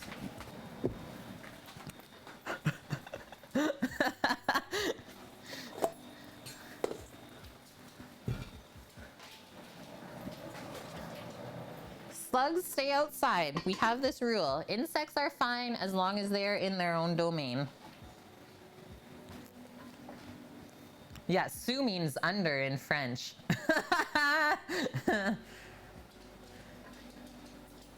Time to blitz the sauce. Rook, you got some good black garlic reaper sauce this week? Yum. Okay, I am gonna rinse my hands though. Pretty oily. And then we're gonna do this with the immersion blender.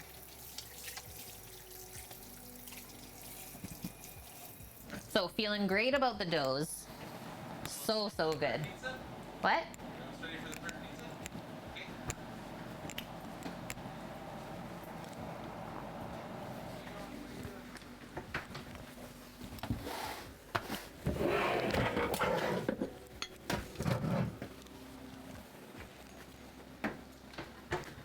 Okay. Ooh, it even has a bit of maple black garlic reaper. That is so fancy, Rook. I'll just be working on my zombie snot over here. Annie, I'm excited about your bread too. Please, please, please post crumb and crust shots on Discord. Okay, let's turn this guy down to the lowest setting to start. Letting it rise a total of 2.5 hours. It probably needs that amount of time to develop the gluten properly. You know what I mean, Annie? Just so your bread has the proper structure because there isn't any gluten in it. You just got 6 more bottles of zombie. You had to restock. We still have a bunch. Yeah, we have like a little hot sauce line in one of our cupboards back there. Whoa, 1/3 of potato starch. I bet that is gonna make it taste so good though.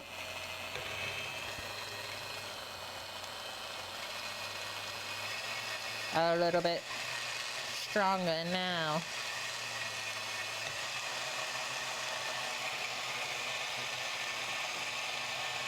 Maple Cheerios I have not seen, but they should be a thing.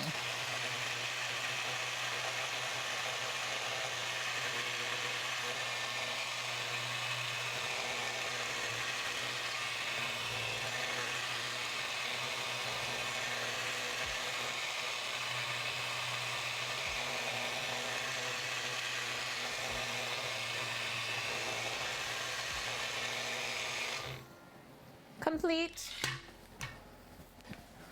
You're off to the races. Okay, Jiggles, you take care of yourself and hopefully I'll see you tomorrow. Oh, we're using the plancha on stream.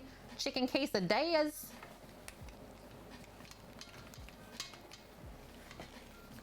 Chicken and cheese quesadillas. Possibly inspired by the Real Magic cookie. Possibly.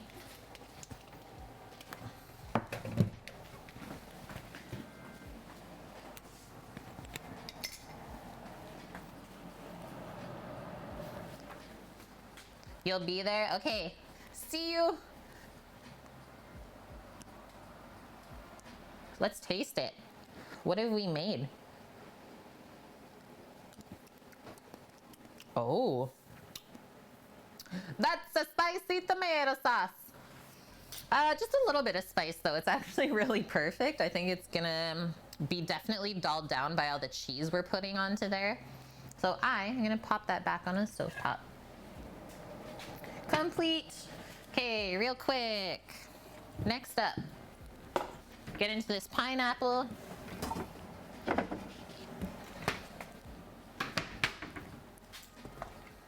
Smells so good still. Look, you can see the caramelized juices. What am I gonna do? Maybe I'll just leave that here.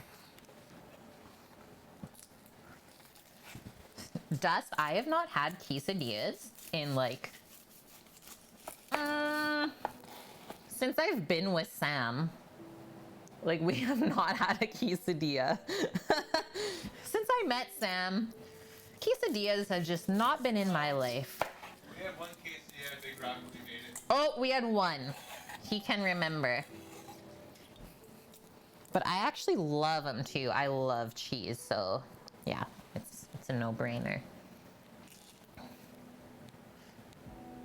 It's hard to avoid them. Well, why would you? Okay, now you guys can see the madness that we were working on earlier. Look at the juices just running out of this thing. But it's so nice on the inside. Like, it even softens up the core. Because it kind of steams inside of its own skin. I actually think it makes the pineapple like less watery on the pizza.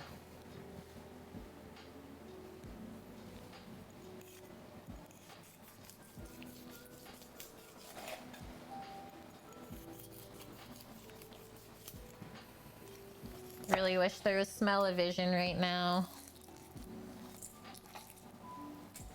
Ooh.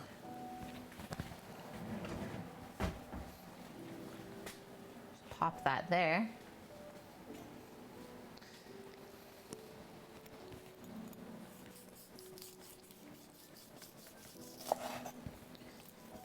And then, do you have a little bit of time, Sam? No, because he's coming out of the pizza. Just pizza, so I did. Okay. Do I hold it then, I guess? I just have to slice the ham and shred some cheese still. That's all.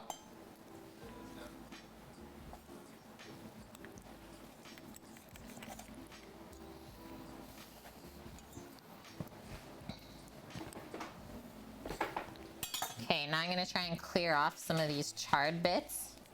Whew, it's still rocking hot.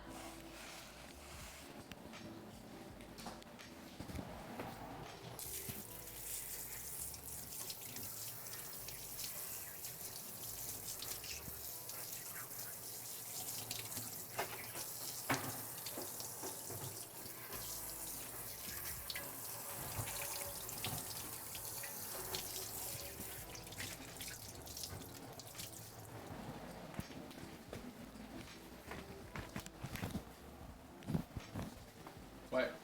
The ham? Is that what you're looking for? No, slicer. I was shredding cheese for you. Oh. Okay. So we're not using the slicer for the ham? Do you want me to? That's what I was gonna do. Okay.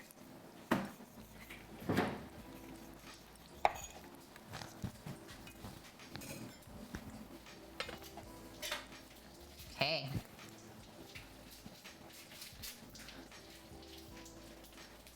Judo, you and your sink.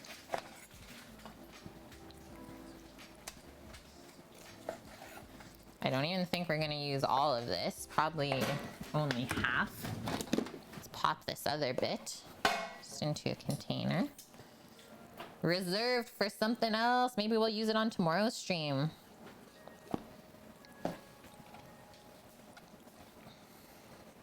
Now cut the core out.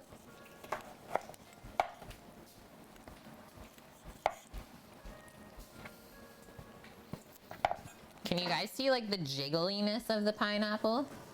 You can definitely tell that it's been cooked. Okay, there's that. I like to do slices like that. And then nice little chunks.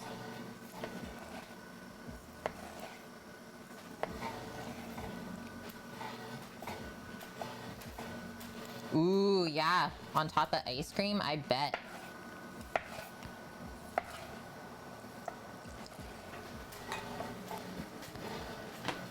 Okay, garlic is finally simmering on the back of the stove top. It's got some wiggle jiggles. Totally.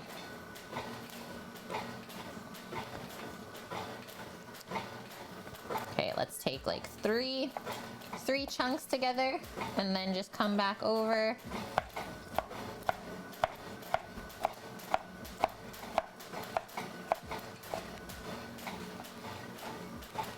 Nice bitties like that. We want to keep it bite-sized, so if you're noticing that the piece is a bit wide, we can also come and cut it in half that way.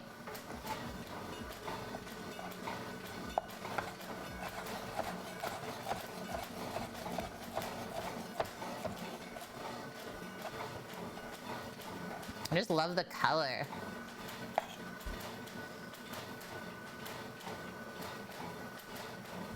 Oh, Annie, you gotta bake the bread at like 500 Fahrenheit. I'm not even joking you. For your first sourdough, she's gotta go like real high temp if you're gonna be doing it in an oven like you are. Are you cooking it in a cast iron, like a Dutch oven, by chance? Yeah, I know it's scary, but you need it to get the full rise on the bread. And the steam aspect of it is really big too. Thank you, Sam. I can do the cheese if you want.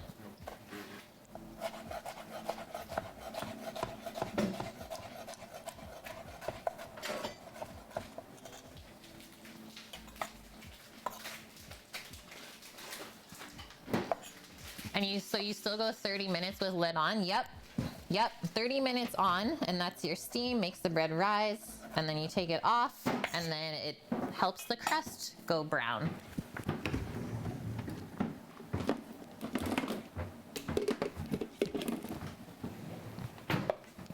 Pop this in a container.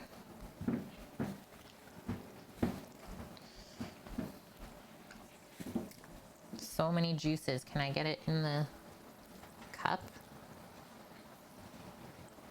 Pretty much.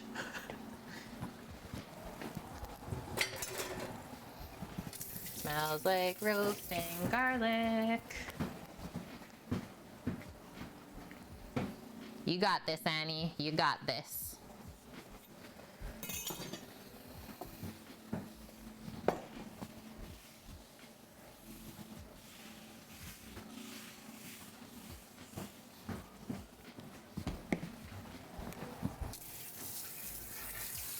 Okay, so we're doing Carlene's first. I need to get some feta as well then. Oh.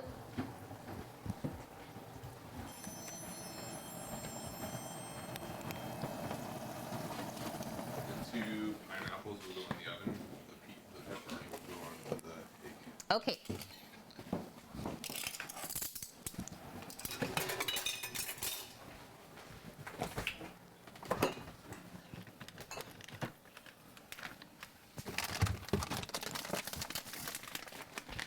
Here she comes.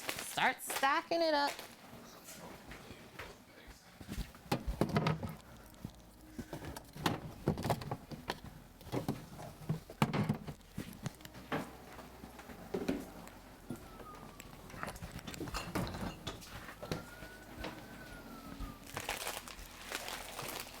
Thanking you.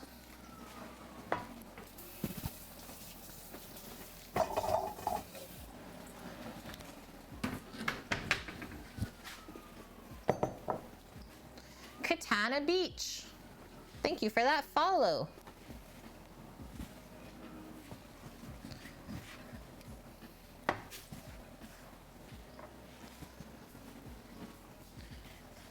Yeah, the Dutch oven is the oven. Good job, guys. Helping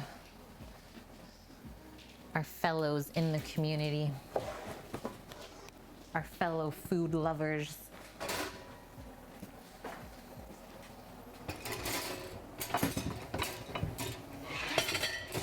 Keep it organized. Pop that on there. It's going. Okay, we got our cheese. We bought some like cheap pizza pepperoni, and then we got some not so cheap, like dry cured pepperoni. So 2 different styles. There's that. Sam sliced the ham. Boom. I think we should actually cut up the ham though. I mean, the worst thing ever is like biting into your slice of pizza and then having the ham just pull off all the toppings. Let's just cut it a bit smaller like that. And then Sam shaved it nice and thin, so that's gonna be awesome. Chef follows chef. Oh, welcome, chef.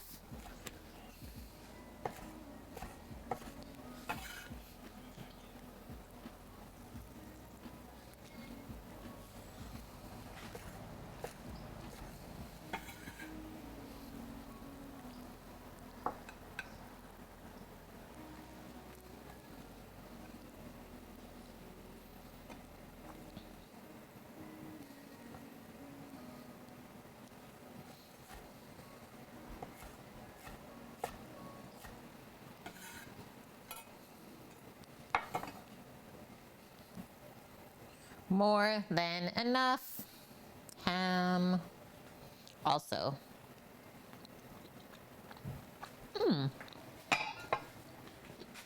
It's not like super salty. It's really good. A little bit of sweetness too.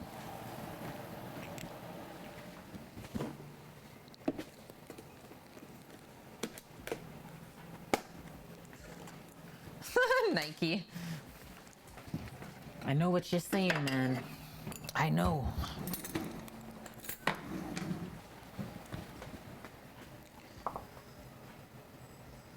Holy, lots of birthdays this week. Okay, so one of our people asked if they could have feta and extra pineapple on their Hawaiian, and I said, that is fine. She said, I'll pay if you want me to pay. And I said, yes, please. Yes, please, because nothing's free. Just my love, that's about it. Sam's like, nah, even that's not free. Love didn't pay for the rings on your fingers.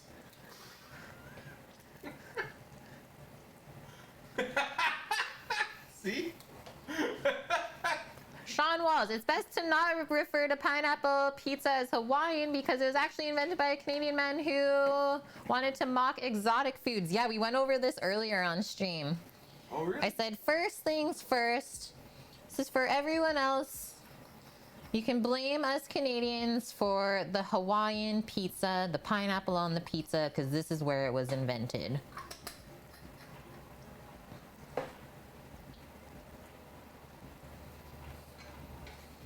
But I didn't know that he was like trying to mock exotic foods. Unreal. Pineapple on pizza. I'm not. Yeah. It's tropical. Okay, that's good. Maybe we will cut this up a touch. The pizza pepperoni? No. No? No, because when you slice it into pieces. Oh, okay. Okay, word. That's good. What are we working with here? Yeah. Those are the little bitties that like make a little pocket when they cook up. Mmm. So good.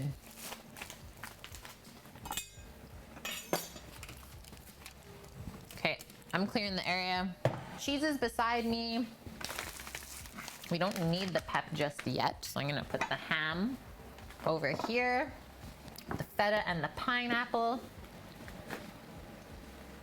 We just need our soft mozza out of the fridge that we tore up earlier.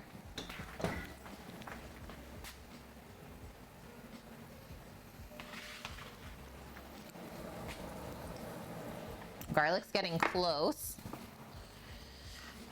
Maybe I'll actually start at the bottom of this stack, right? Because that was the first one we pressed. Not sure if you guys saw these pans back here. But yeah, let's start at the bottom.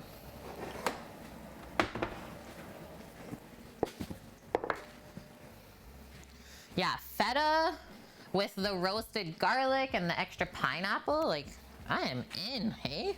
Sounds so good. Okay. We'll back this up a touch.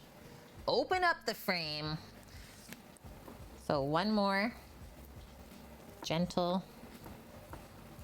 press. We don't want to like press all the bubbles out. And then the other thing that Cheese Pizza showed us or told us about last time, if it still wants to like pull back at the corner like that, you can do a little thing where you kind of let it sit on the edge of the pan as you're building the pizza and then take it down afterwards. Whether it stays or not though, but even just doing that, it kind of stretches itself. It's pretty cool. Oh no, it's tearing though. Okay, we'll let that go back down. But yeah, see how that just kind of filled it up? Yeah, the pepperoni pucker. That's exactly it. Okay, the pizza is quite simple, needing only pepperoni and brick cheese, if that's what you're going for. Da, da, da. Going down to the building part.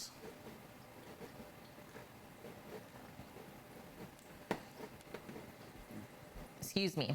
Is it time for the sauce? No! The sauce goes on after the bake. Make sure you have the sauce ready and hot at this point though. You will be applying hot sauce to the pizza after it comes out of the oven. Place your pepperoni slices directly on the bare dough, going wall to wall. Apply 10 ounces of cheese over the pepperoni, covering everything. We want to go wall to wall. Pay special attention to the edges. Place more meat on top, so we go meat, cheese, meat. And then it's baking time. Meat, cheese, meat. Ham in this instance.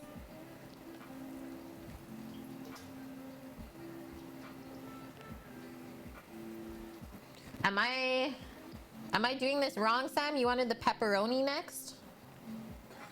Pardon? Am I doing this wrong? You wanted the pepperoni for out there? Or do you want me to get a Hawaiian into the oven? You can do the Hawaiian in the oven and then get me pepperoni next after that. Okay, well, I better turn the oven on. Because by the time you have pepperoni built, the other hand built, the oven will be hot for you. Yeah, Hot level at the same time. And we'll have very near. Just gonna turn that down a touch.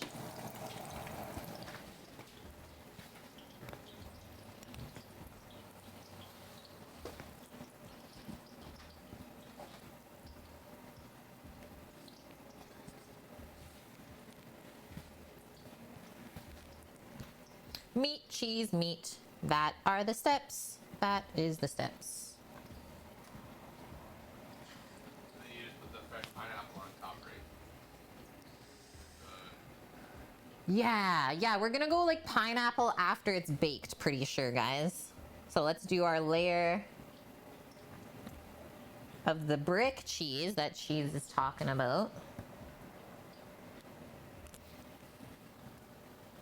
And then a couple of little chunkers of our soft matzo.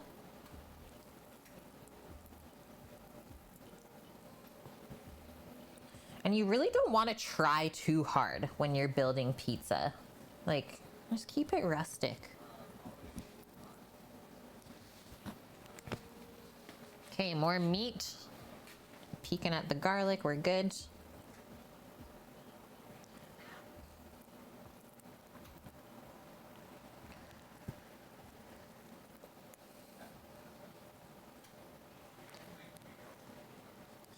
Yeah, check those files, Scrump. Do you have a license to eat this pizza?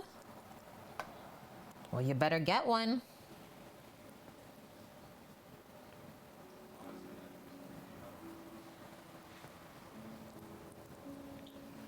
I think that's as much as I'm gonna go here.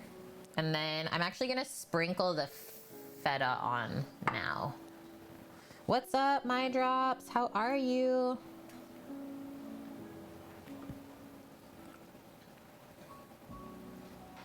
And well, she wants feta.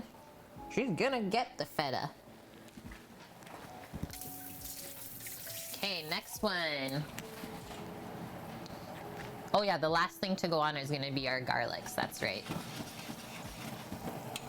I think I'll just let that cool down for a few seconds, set this aside, and then we'll top it with the garlic. Next one.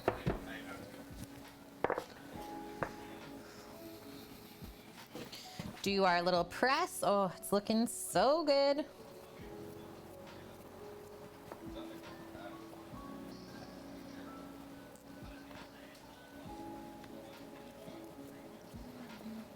The doughs are fitting in the pan better than last time. Just dropping some pizzas, my duders. Okay, I am gonna go with this cheaper pepperoni on the bottom layer and then put the other one on top. The cheese has to be part of the crust.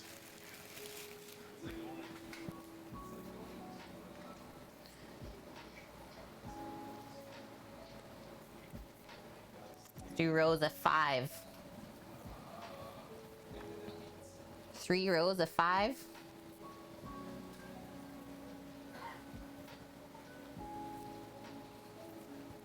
And this guy, look at this sneaker coming back up. Let's do the little corner trick. Boom. Just like that. Okay, tuck that back in. Boom.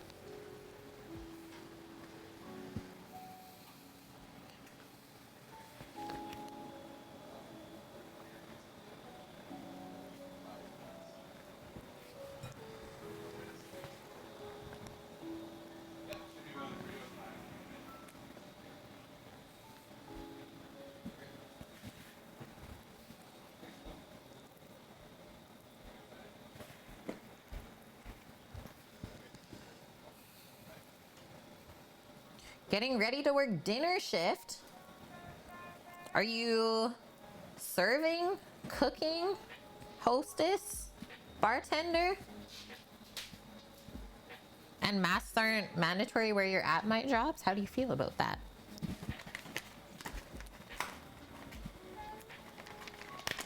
Oh, nice, Nike. I'm sending you all the good vibes for a new job then. The pan is pre-oiled, just so we are aware, guys. Yeah, we oiled it earlier. Okay, these I'm gonna spread out a bit more. Might actually offset them. You can't spread it out that much. That's not how you stack Ronies. Well, we're gonna run out of Ronies then, Sam. Oh, okay. If I layer the whole layer.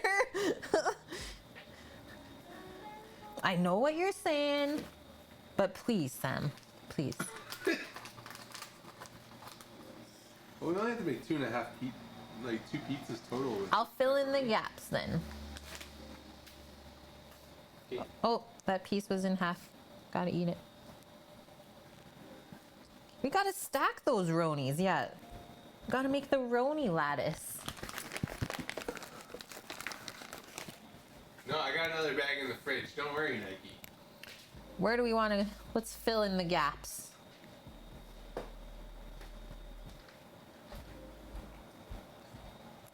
Roni lattice.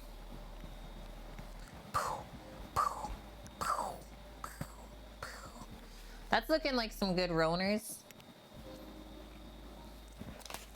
I'm thinking 3 more. Maybe 4, because that's what I grabbed. Done. Wait. What about the mushies? Can those go on top? This is what we're gonna do. We'll do an extra little cheese, I guess, on top. But actually, the mushies will probably just like bake into the pepperoni fat.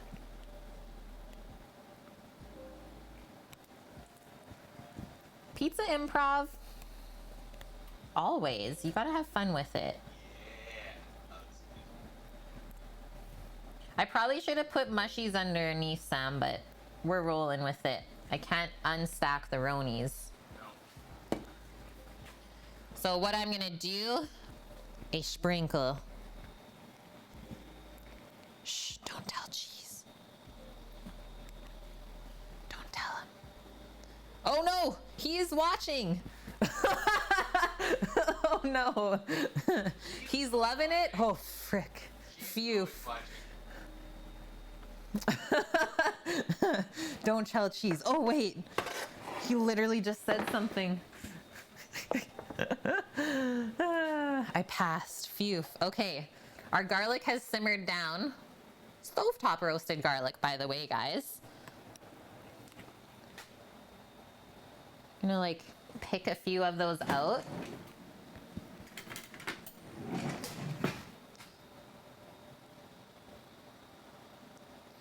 And yeah, that's going on the Hawaiian. Rogar on the Hawaiian. Rogar? Rogar. That's kitchen slang for my folk. Okay, that's good. And then it's pretty hot still, but I want to tear this just to like spread it out a bit more. Whew, whew, that's hot. That's why I took it out of the oil. I might put gloves on for this.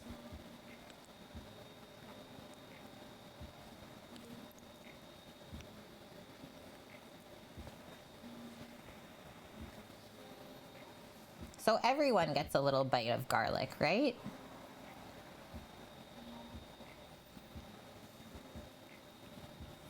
There we go, it's finally cooling off.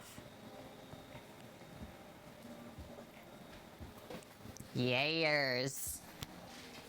Okay, Sam, I have 2 pizzas built. Are you ready? Yeah, pretty much. Yeah. Take yours off. I'll go outside.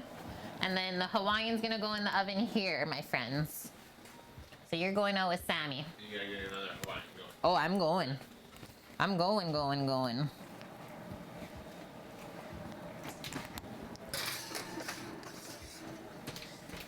She's in.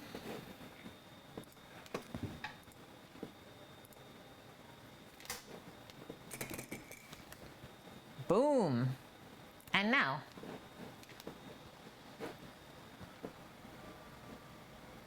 Says, recommend having the oven rack in the second to lowest rack and the other in the highest one. Dun, dun, dun. Place the pizza in the preheated oven. On the lower rack, bake for 10 minutes. Spin it 180 degrees, bake for another 10 minutes. So these are 20-minute pizzas, guys. The browning around the edges and stuff should be very deep at this point. Every oven is different, so just keep an eye on it. If the top needs more color after 20 minutes, place the pizza on the top rack and bake for a minute or so. Just have to scroll up. What is the heat on the oven, Cheese? I think we did 425 or 450 last time. Yeah, I have it at 450 right now.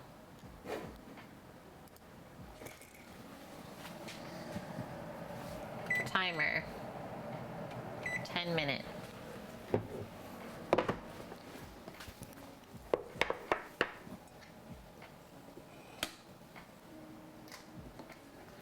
Yeah, actually, that is what we're working towards, Nike. So yeah, we are going to probably be investing in another pizza porta coming up here. There's actually been a 2.0 that he made. So it's different than this first one that we got. It's supposed to be a lot better. So maybe if we ask nicely, he'll support us. He said if we need anything, just ask. Well, I think I need another porta, my dude.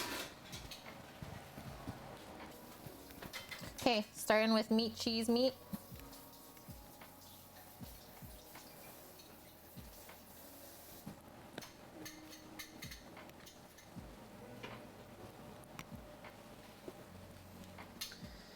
Cheese, I was asking. Also, thank you for the dough compliments. It's better than last time. I was asking, what's the temp on the oven? 100%. What's the temp on the oven? I was asking Cheese on the inside. The indoor oven, not the outdoor one. I have it at 450.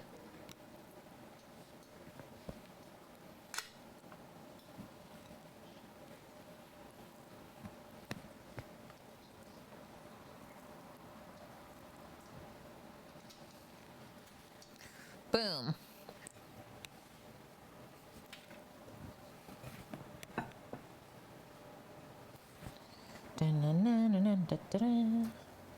This is Pizza Building music by Kate.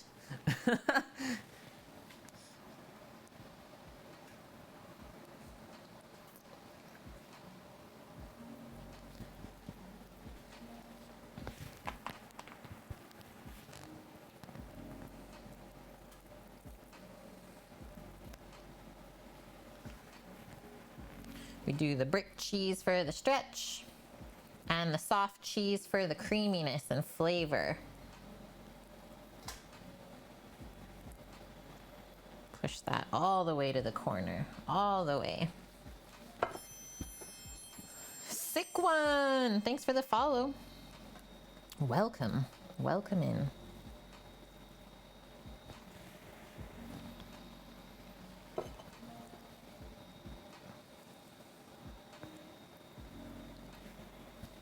Ooh, we gotta chop more ham.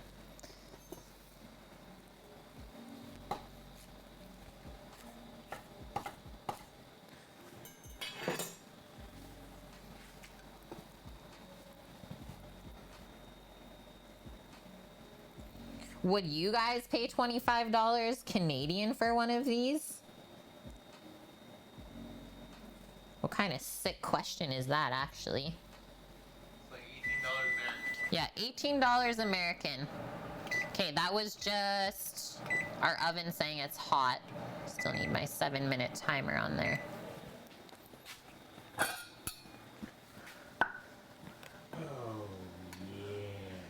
Oh, good job, Judo. You were confused and you actually did it right. Congrats. You can stop stressing. Hey, Cookie. Thank you for gifting the subscription to Cheese Pizza. Wouldn't be the same without him here.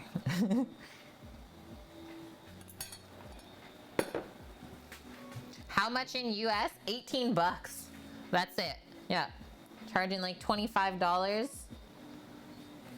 per large pizza.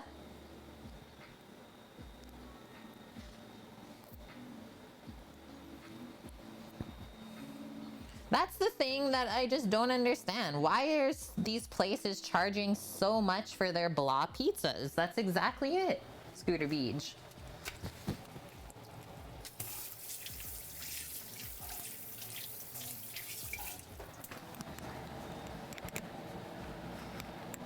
Okay, Sam, this other one's going in, yeah?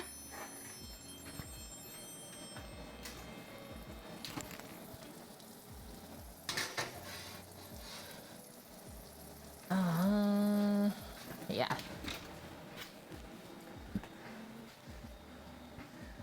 Min Mrs. Munchies?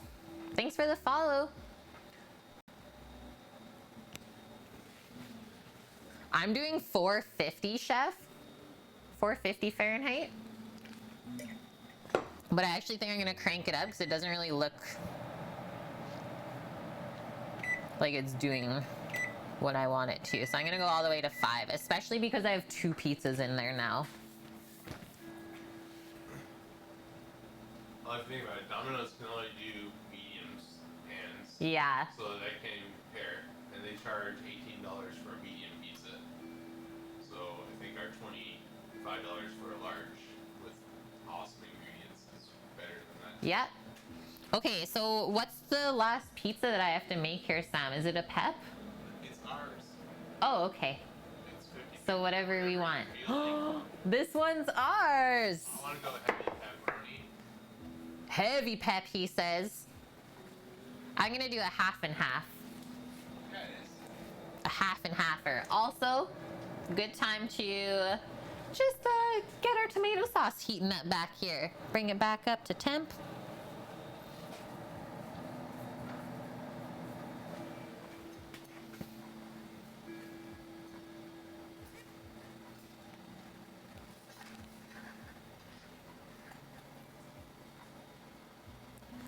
Trev, yeah, it takes maybe an hour or two to make 2 large pizzas for like $6 from scratch.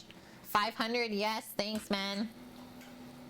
I kind of just rolled with it because that's what I guesstimated. This dough is way better than the last one. But I didn't even follow the recipe. That's why Sam calls me the dough girl. Because I don't follow the recipe like cheese. So I'm stoked to say that I just used my sourdough starter in the dough. I didn't make a poolish. Like, I was really scared, honestly, by doing that, but it worked so well.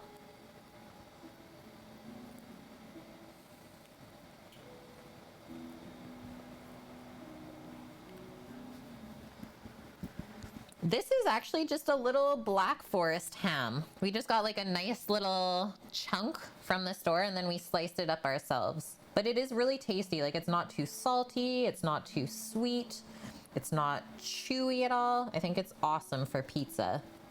Never bought it before, but it's great. And then the last 2 are 2 Hawaiians and a half and half. Yeah, people are loving the Hawaiians today.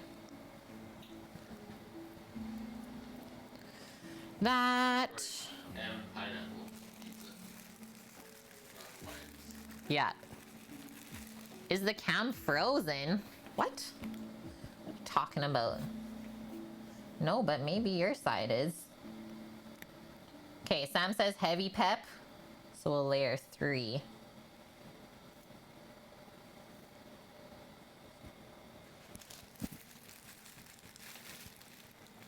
You don't allow ham in your house anymore. It makes someone lose control. What? Grew up in Virginia, the ham capital of the US. I had to leave that place. What? Can you like give me some more info to that, Trev?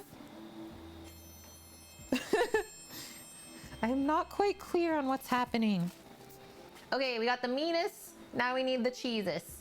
Space Happy, thank you for that follow. And we're doing a peek. Oh, heck yeah, it's browning up. Quite nice. I'm actually gonna do a little switcheroo right now, since that first one is browning. Pumped for you, Annie. This is where we're at. Actually, I'm gonna keep that under. That's where we're at. I'll trade you your most cooked one for my pizza. Okay.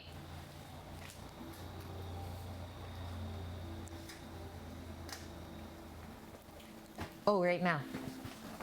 Sam's doing a trade. So the first Hawaiian I put in, we're trading. Oh, here's another cloth if you need. Oh, it's mine. So now that one will have flavor from the egg. That's how that's looking out of there. And now this goes that. That goes that. Yes. Pizza party commenced. Timer.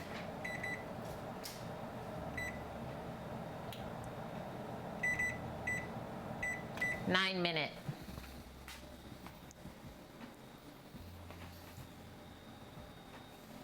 You've eaten half a ham by yourself? Oh, that's why you can't have it in the house. Ah, I love you, man. Hi, Torino. Yeah, double Hawaiian for this guy. Oh, are you Canadian?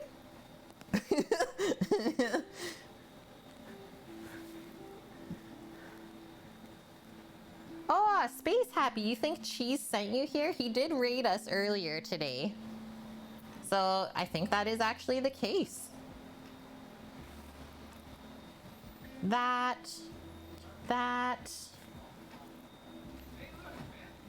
Boom. Okay, we're doing, let me get the roasted garlic.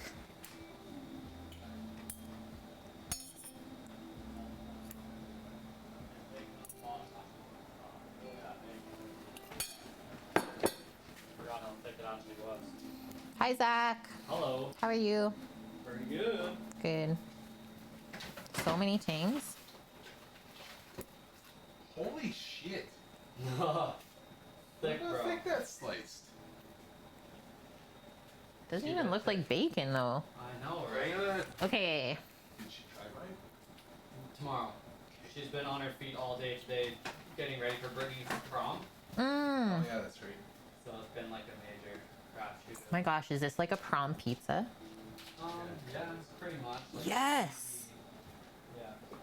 Prom party pizza. Hangs around. Love it. I got Okay. Bit more ham.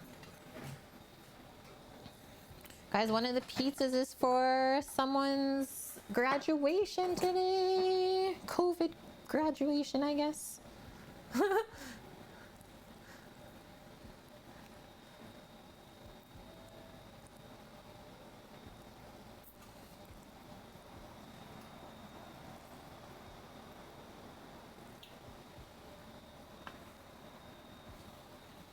Boom.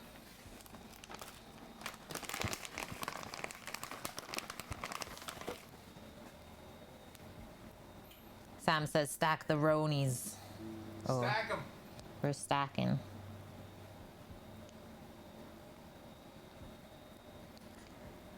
Layers and layers and layers.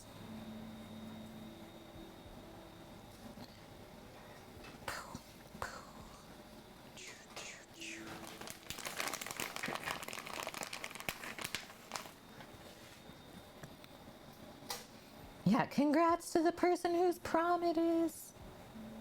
Are you outside cutting board? Huh? Should we do outside cutting? We can do outside cutting board. Are you ready? Yeah. Oh, okay. Like slotting pizzas all the time, so I thought you were. I wasn't out there with you. Nope.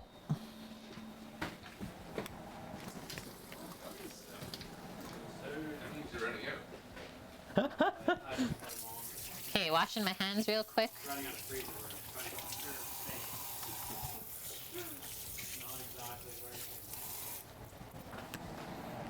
where. Okay, tomato sauce is nice and hot. This other za is for us, so we really don't have a rush on that, which is great. So I think when the next one comes out of the egg, that can go in. And we are good for now, guys. Those are our 4 pizzas that are going out at around 3 p.m. I mean, we're 3 minutes to, so all of our clients, I guess we'll call them, or customers, are super chill and lenient on the timing. Is all of them just like message us and are like, when should we come? And they all live like 5 minutes away, so.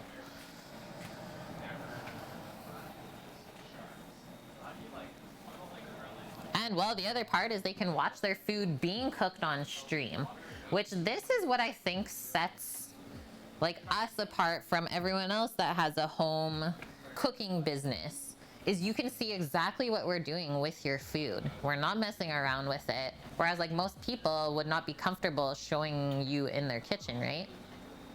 Real time, exactly, Annie.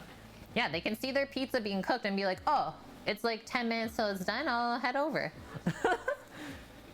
I actually love barbecue chicken pizza, Trev. I'm into it. It just can't be too sweet. That's my only thing. First one is almost done. Just checking out that pep.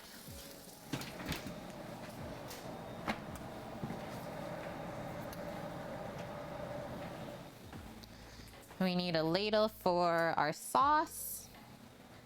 Can you not do cutting board outside? Like while you're prepping it? No? No. Okay. Oh, I thought you were taking something out. That is, No. you weren't. Oh, I'm just flipping it around. That's why I said you have cutting board in outside. we can do this one.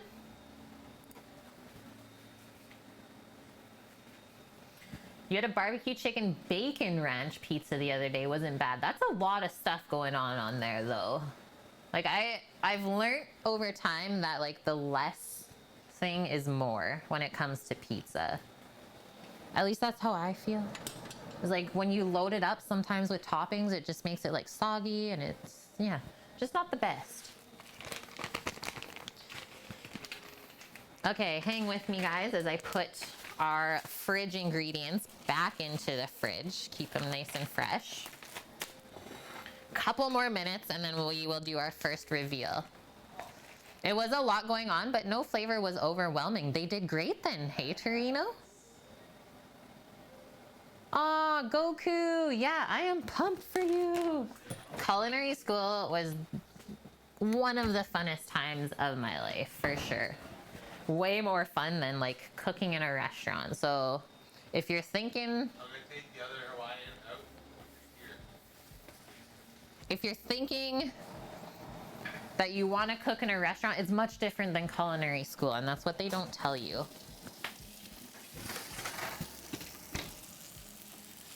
Here's another cloth if you need it. Switch. Thank you.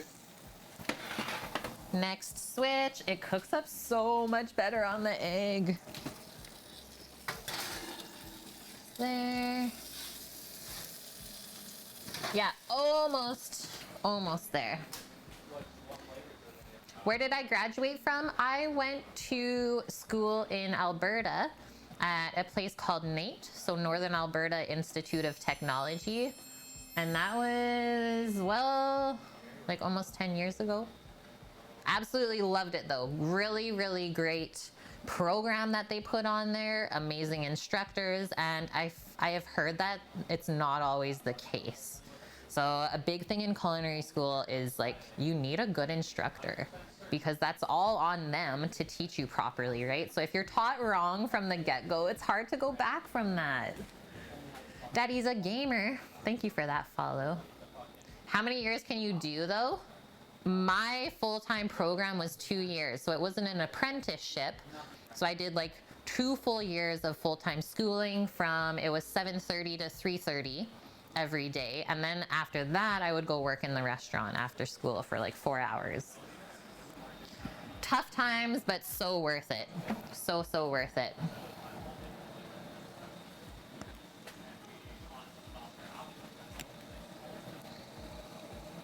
Okay, we have like 20 seconds on this timer. Gonna go 2 minutes on that timer. Okay, gonna put some more stuff in the fridge. Thanks so much, Shark Hoodie Guy. Yeah, we so enjoy our backyard. It's so nice and green. There's a ton of birds and animals always. That's the thing about Canada. It's wild.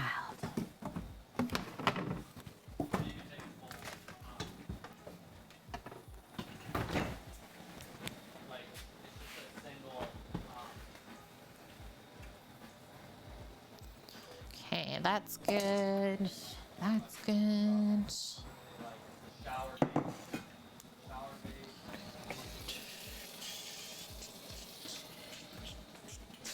Like for compartment.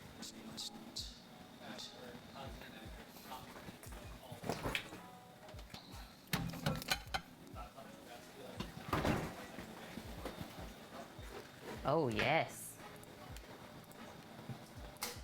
Oh, hi, Monastache. Good to see you. Hope you and Graham have been good. Sending you guys all the love. Yeah, and there's Sammy's arm. Oh, thanks so much, Amanda. Yeah, looking like a lovely bride. Is this week 3? Week 3 of marriage. I still have no wise words to share. Oh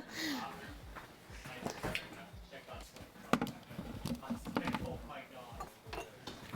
Like we were sweating there, leaving town. It's 9 degrees. Yeah, dust. Protect. Protect. Where's Sunny at? Okay, we got our pineapple beside us. That is good to go. Just gonna keep clearing the area. That's that timer.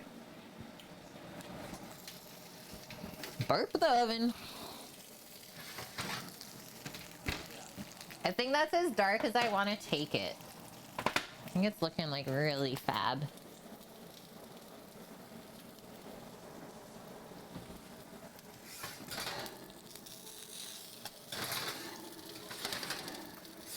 Rotation. Maybe one more. 2 more. You're good. You've been bummed because you keep thinking how much you'd love to come visit. Oh, I know, but you'll have to keep waiting until things get better. Same with Tig and Steam, too. Would have loved to have you guys here this summer. Holy smokes, because that's like what we were planning for.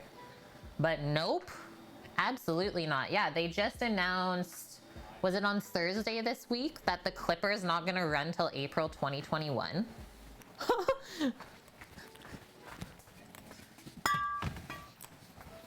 It's more important that you guys stay safe where you are. Yeah, next summer, for sure. Whoa, Bonkman, you have minor nut allergies? Very mild with peanuts, which you still eat. More of an itchy nose reaction with walnuts. So interesting how our bodies react to like certain things, hey? I have ulcers. Thanks for the follow. Hopefully you're okay. Hopefully you're doing all right there.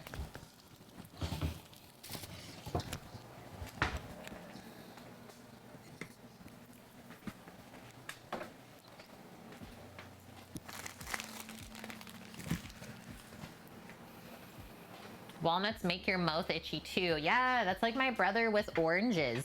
Certain varieties of citrus just make him like so itchy in the mouth. So weird.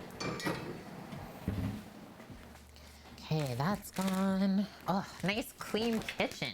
That's the other great part about making pizza at home, guys. There's like no dishes really involved. Obviously, I have some because I'm making 8 pizzas, but I don't think everyone's gonna make 8 pizzas for themselves. Could be wrong.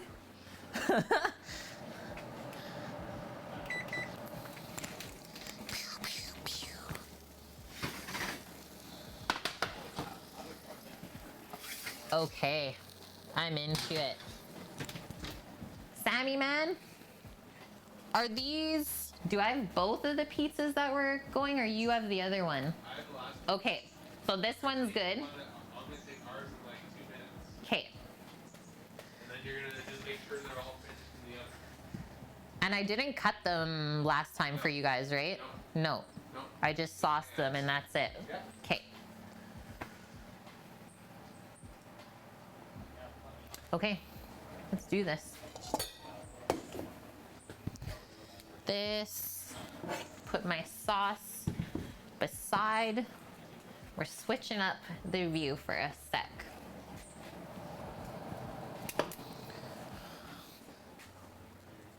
I think it turned out better than last time. We didn't really get it as dark last time, the crust. It's still like not as dark as it should be. By like cheese's standards, pretty sure, but to me that looks amazing. Oh, hi Peaches, good to see you.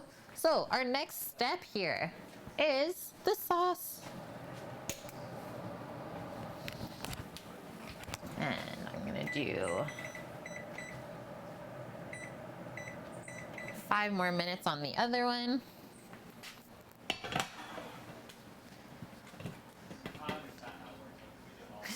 Annie would eat it if it had no gluten.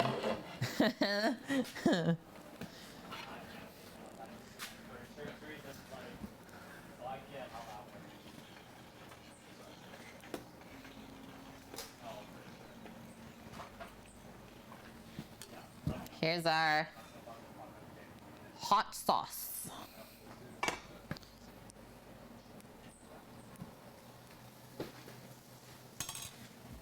That one's good. Sweet. Nice crusty edges. Oh, I'll just put it a little bit more up top. I can do that though.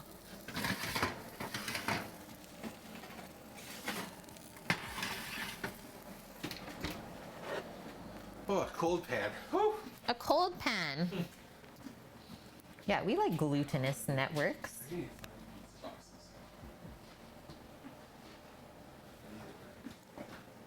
We have the hookup, Sam. I don't know if they ship to Canada.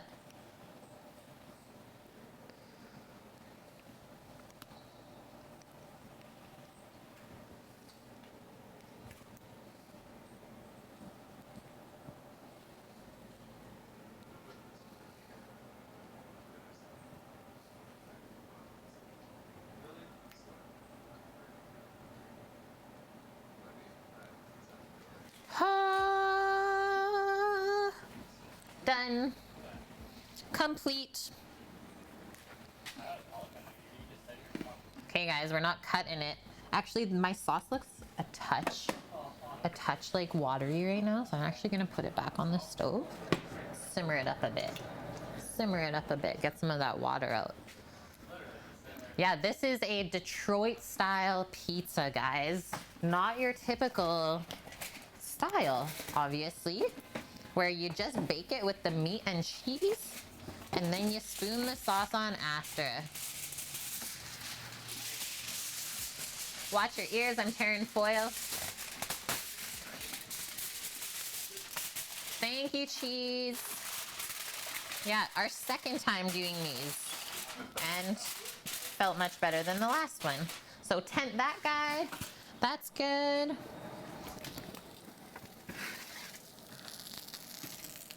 Come in. Is this really hot? It's really hot. Coming over with the other one.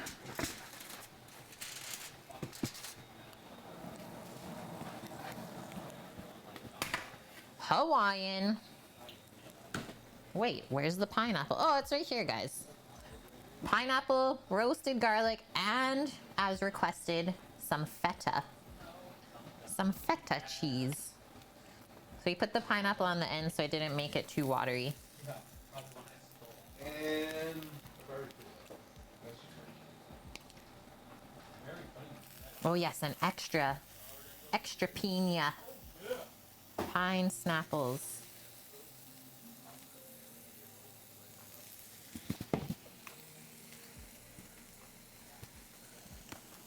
Jet's Pizza?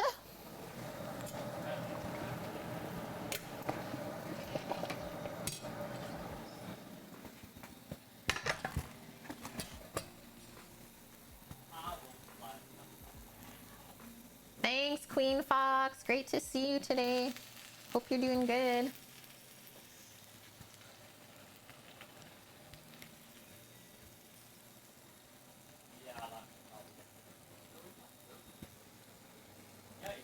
Yeah, this tomato sauce recipe is just perfection. You don't have to add anything to it. We put it on the tray for. We didn't take the pans. Yeah, because we only had 2 pans. Yeah. It's up to you, but this is easy. Just don't wreck the pans.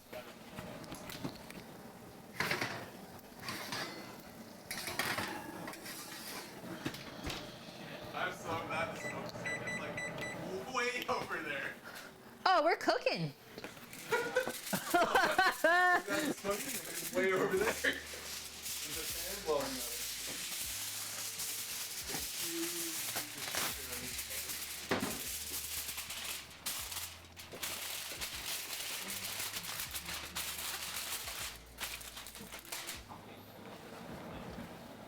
Stacks on stacks on stacks.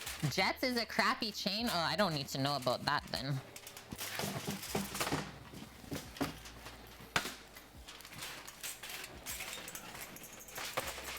One. 2. Pop them here. Get this last one.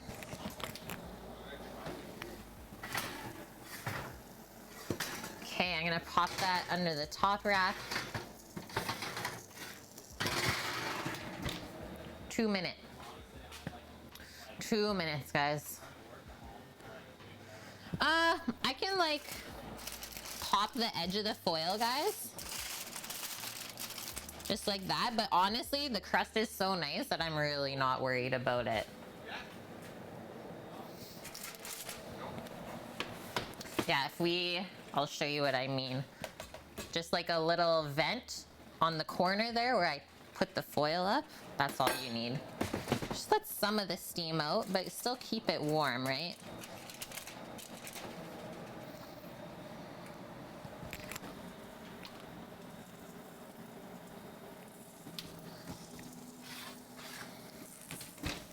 It's time.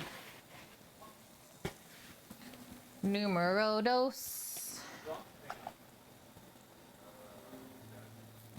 Yeah, no, that is such a good question, Willemini. These are the things we need to think about, right?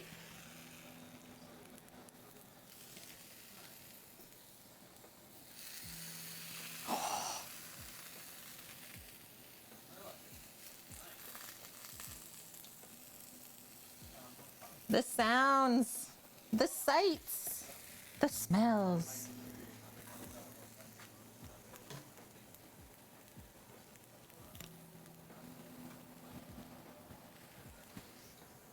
No questions are dumb, just saying. No, there are no dumb questions. We can only learn.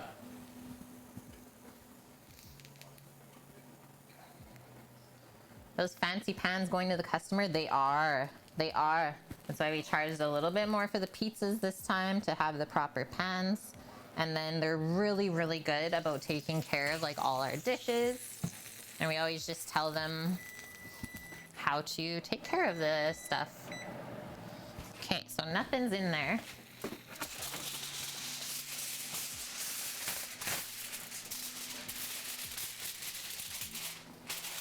You like your pineapple up on top of pineapple upside down cake. Okay, and that's the last one. So we'll keep it nice and hot, hot, hot. Just a little vent on the side. Okay, he's good. He's good. Complete. 3 pizzas. Leave in the smoky kitchen. I don't know if the pan's gonna be super hot, but I think you're okay. The pan wasn't in the oven. Just these are hot. It's gonna be Planet Fuck driving these home. I'll give you another tray. That'd be super sick. If you need help, man, I can go up with you. Zach. He's worried. Yeah, don't drop him. You just asked yourself. Yeah, watch this guy over here. I will watch. Okay, we gotta go watch the other pizza, guys. Oh, what? You have the Bodum burr grinder and it's orange? That is unreal. Okay, sauce is staying hot over here. I need a sip of water. Yeah, we'll get the pans back. Totally.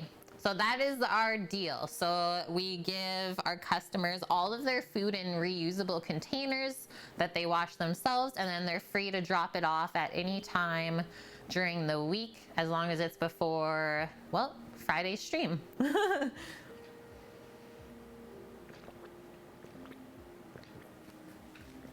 Whoa, that's crazy, Enraged Badger.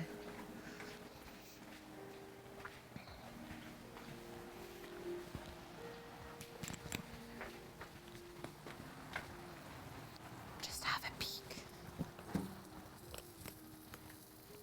Oh, we got a bit to go. It's looking great though. So that one's ours, and we get to reveal that one. And then that means we're wrapping it up. We'll take a little break for like maybe an hour, and then we have to cook 3 more pizzas for 6 p.m.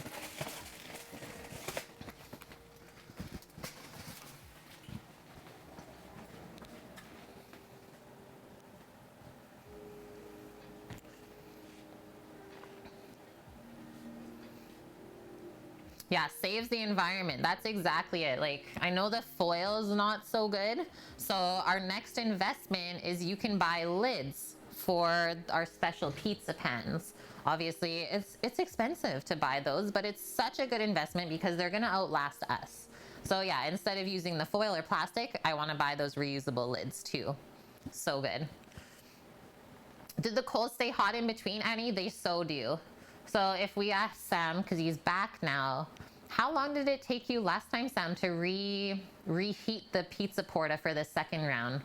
Like 30 minutes. Like 30 minutes only to get it rocking again. It's so easy. It's still like 200 degrees. I just added more charcoal to it and just got it back up. So it was at 200 Fahrenheit still, and he just added a bit more fuel, put the luft back in for a few minutes, and got it going. Yeah, once you have the egg, like, set up, it's so simple. Okay, that was our flip, so about 10 more minutes. And actually, now is when we're going to come back in here, and we are going to start pressing out our other doughs. So this one is in a not proper pan, so I'll switch it out later. I was just trying to get some oil on the top part of the dough there. It's okay. What? Oh yeah. Yes. I forgot how many pans we have now. That was not good. Really good. So I still have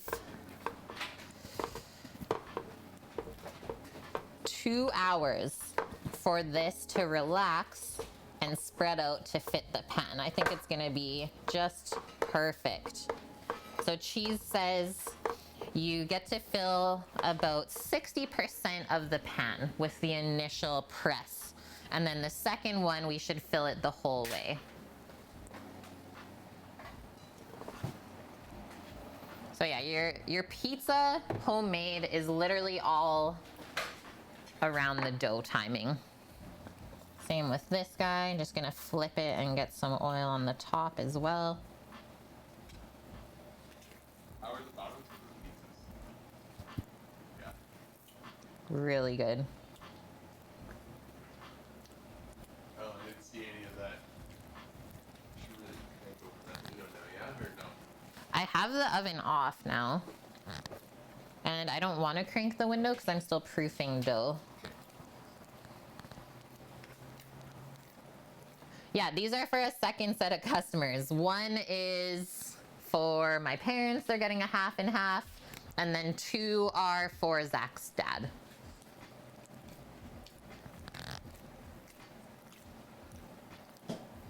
So the other 2 are for the guy that inoculates the mushrooms into the logs, if you guys want to put all the pieces together. Did we weigh out the dough yet, Torino? So the way that Cheese Pizza has his recipe set up is it's 500 grams worth of dough that we portioned into the pans initially. And that was at like noon today. It was like 3.5 hours ago. Hey, MK, good to see you. Yeah, I absolutely love pizza as well.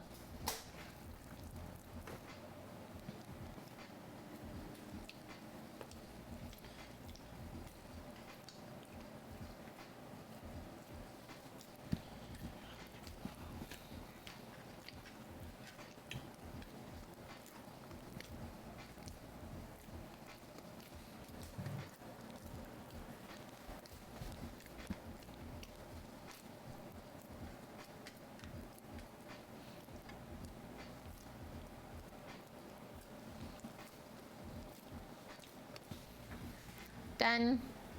Love how it just slowly shrinks back in.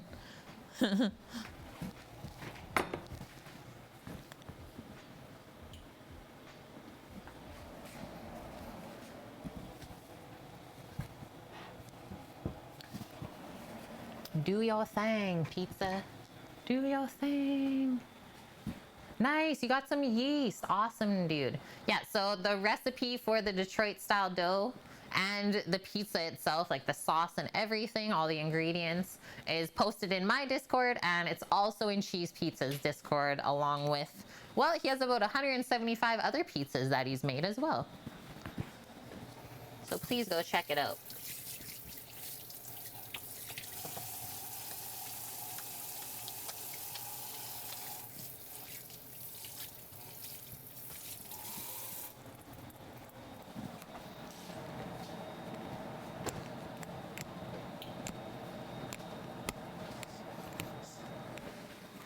Actually want to pop out here for a sec, show you guys the jungle of the garden. Like, no one's really worked on it for a week or so, I'm gonna say.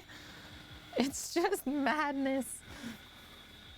That's mine, not for you. Watch the bird.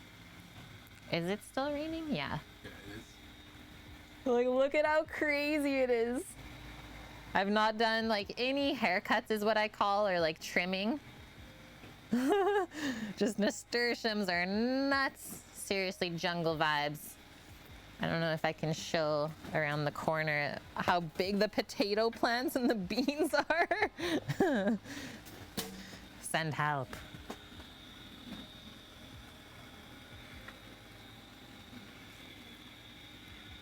Where did you have it? Like there?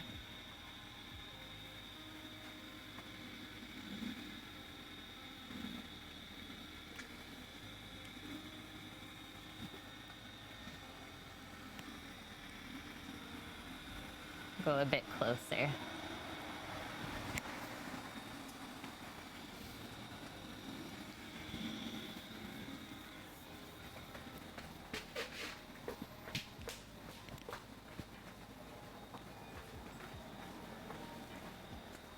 So vibrant and luxurious. Yeah, that's luxury right there. Many, many plants and vegetables. Maybe tomorrow we'll do a bit of trimming out there. Maybe tomorrow. Okay, I'm gonna say like 3 minutes on our pizza, guys. And then we get to eat. What do I want to plate this on?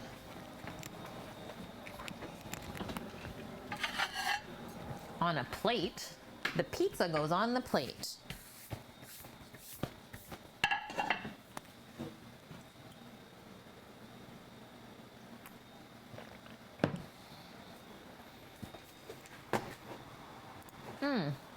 You know what else we can do?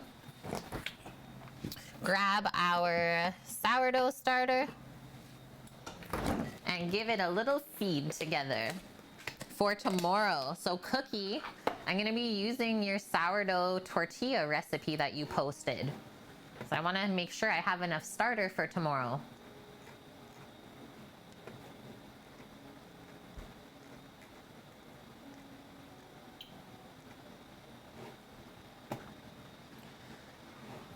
Add 100 grams of this starter.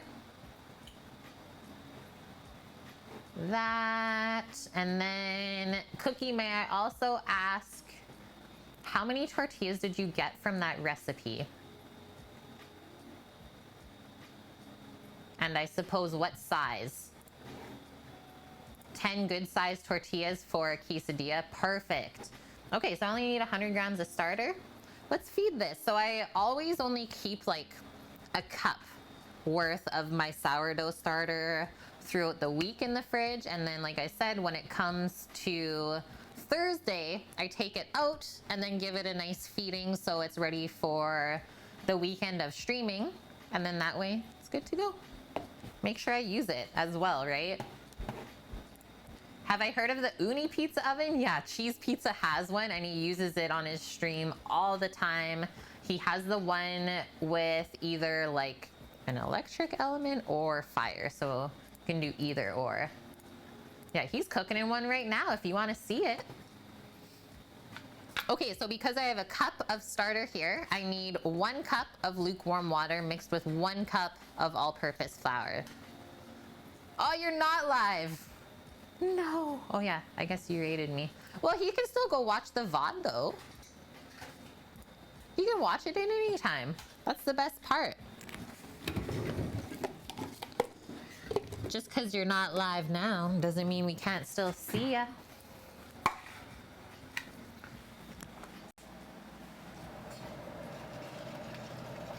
There we go. Cooking a bit of the liquid out of this sauce.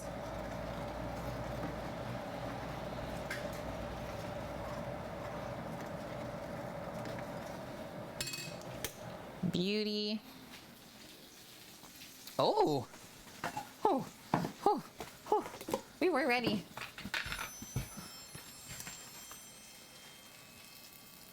I'll put that under the broiler for a sec. I gotta put it under the broiler for a sec.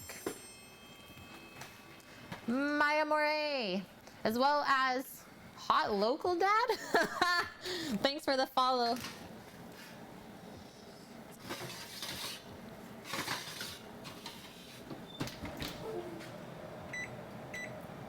Get that oven back onto the 500. Should still be there anyways. Boom. Oh no. Hello. That's it. It's shut down. Just like that. He's done. You needed it, right? No, it was perfect. Bad guy here. And you're not the bad guy, Sam. Yeah, error 404. Mrs. Tats Titan? Thanks for that follow as well. Yeah, error 404. Cannot compute.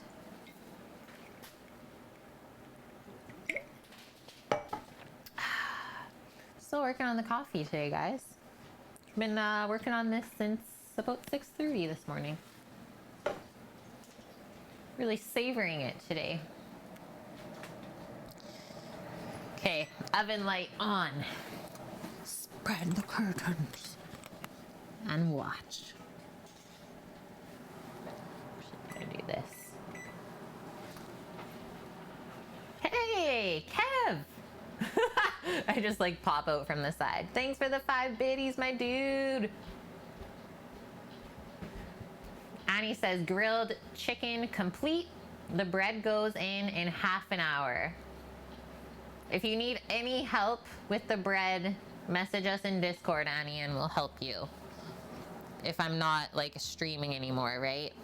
But I really think that you should go by the timings and temperatures on the recipe. Is every time I followed that for sourdough, it works. Now there's a reason that the oven's that hot, because like we said, it needs all that steam. The steam buildup makes the bread rise. Oh, the ronies are starting to curl. Yeah, rest at least an hour.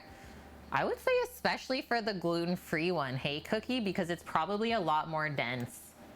It's gonna be way more dense than the glutinous one. Yeah, you got this. You got this.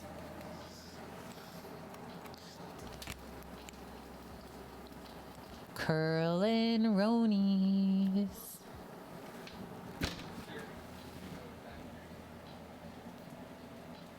Since it's based on a German blog, and Germans love to experiment and perfect their recipes. Boom! You can do it.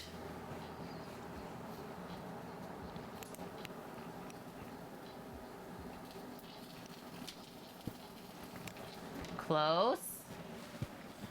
We're getting close. I'm gonna pop the sauce over to the side. And then actually, we're going to get this onto a cutting board.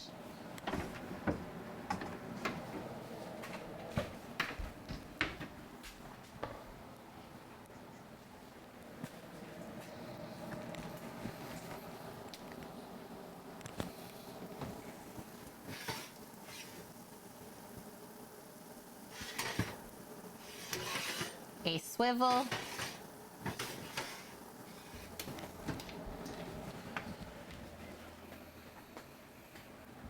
You let your sourdough loaves rest for 4 hours, but you don't have to do it that long necessarily. It keeps cooking while it's cooling. If you cut into it too early, yeah. I have done that because, yeah, I can't wait. Is when I first started making sourdoughs, it would take me all day because I would do the no knead. And I'd be baking them at like 10 p.m. at night. And it's like, well, I just worked on this all day and I need bread in my life. Yeah, I only did that once. And I was like, well, this wasn't worth it at all. Sam, we did that more than once.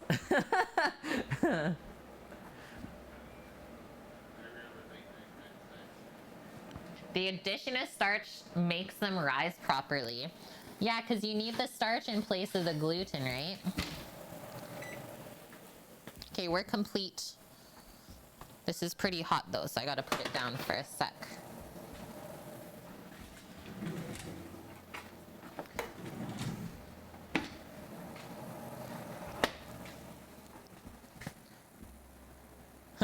Come on, camera.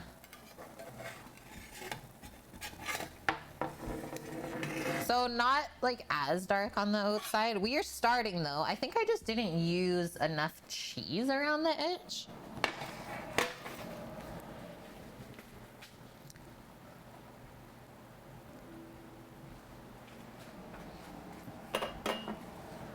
But that is looking so good.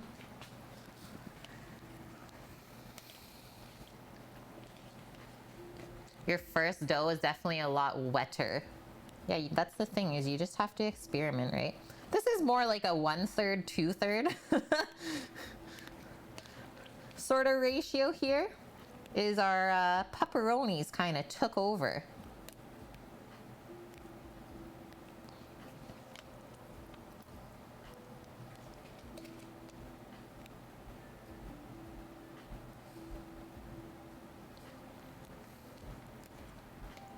I'm gonna destroy this pizza. That's what's gonna happen. Get back on there.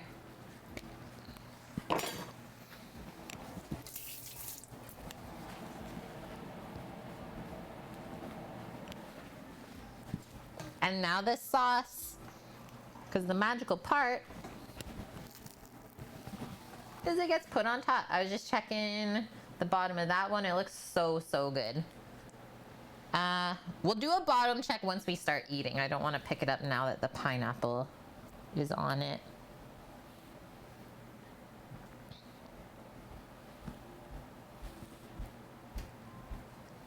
Sam, you want to take some photos while I'm doing this?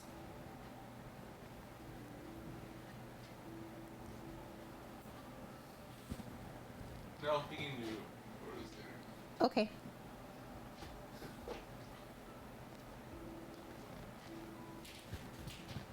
This is for us. Yeah, this is ours. We're not having turkey sandwiches later. Nope. Yeah, me too. Finally sitting down, cheese? Yeah, we're almost there too. Okay. Gotta get that pizza porta pizza cutter through this. Look at that. Just move this over a touch.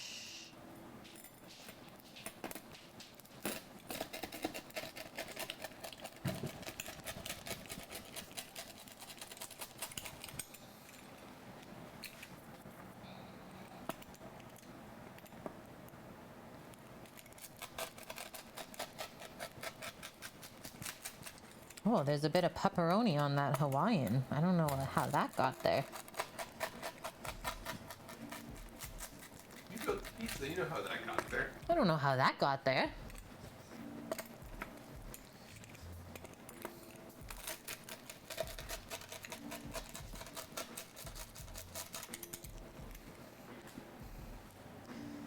The pineapple's releasing liquid. Same with the sauce a bit too, though.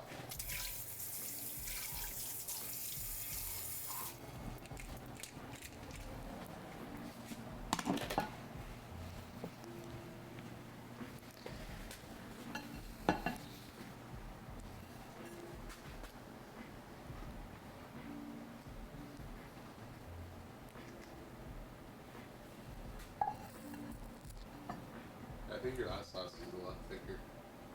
The last sauce was a lot thicker. Yeah. I cooked this one for like quite a long time today. That one. Let's do the corner piece.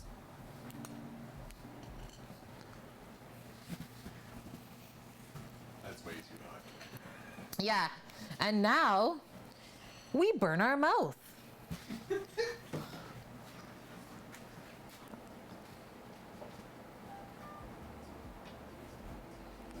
But now I'm going to try and take a photo though while it is cooling off. Yeah, and now we burn our mouth with the molten pizzas.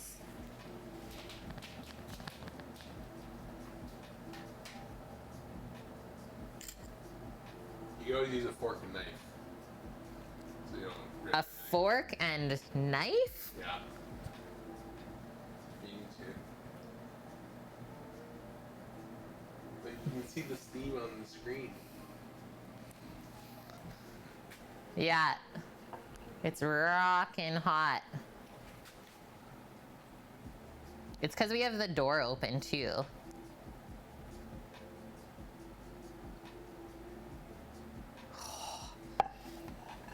Okay, I'll try the edge.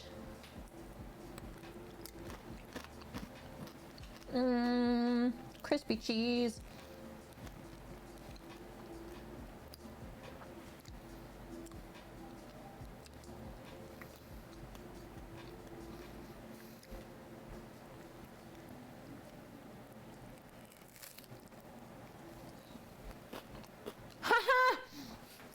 I just read it. I was like, what's happening?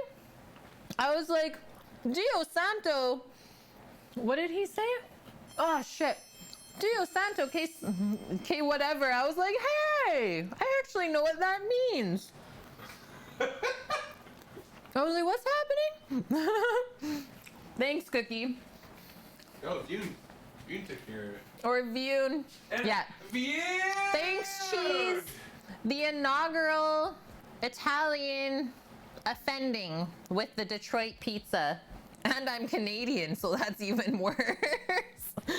And there's pineapple. Oh my God, did he have a heart attack or what? You know it's good pizza you had this time. So I know that this steam is like rocking, but it's actually perfect temperature to eat right now. It's just like, I'll get it. it's tricking ya. Okay, can I flip this safely? So there's the bottom, nice and caramelized.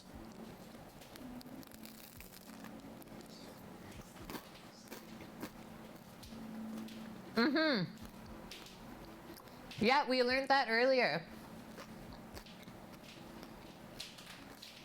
It's all the Canadians' fault for putting pineapple on pizza. Wait, it was someone from Montreal? Wait, was it Josh Elkin? Yeah, yay for us. Okay. The pepperoni. Pup and mush. Pep and mush.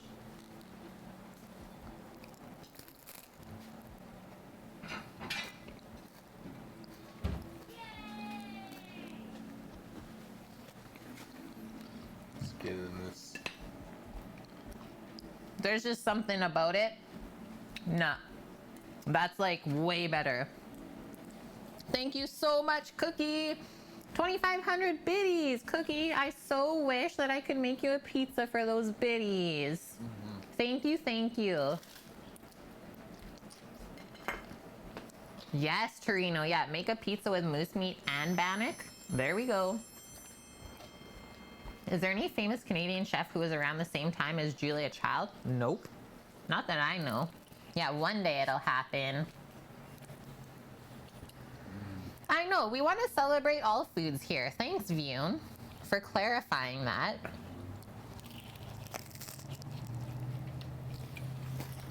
The Rogar. Can you guys hear the crunch of the crust? Okay, you can hear it. Yeah.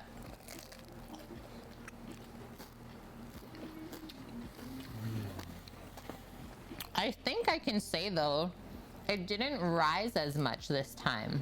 It didn't rise as much, but it tastes better and it cooked better. So I don't know what that means. Did you eat that too much last night?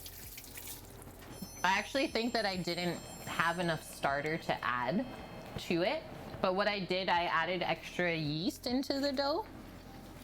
So it kind of equaled out. And how I got that was, Sam, because I only had 7 doughs out of 8, which I should have. So that's kind of how it affected it.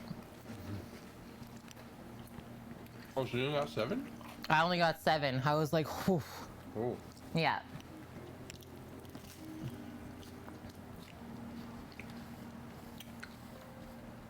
Dan, if you're watching right now, I'm not bringing you a pizza. Oh, Shadow, yeah. You were too busy drinking beers. Well, as you should on the weekend, though. How long did we ferment the dough? It went into the fridge, what, 6 p.m. last night. Or 6:30 p.m. It bench rested from 4 to 6:30. And then from 6:30 to 10 a.m., it was in the fridge.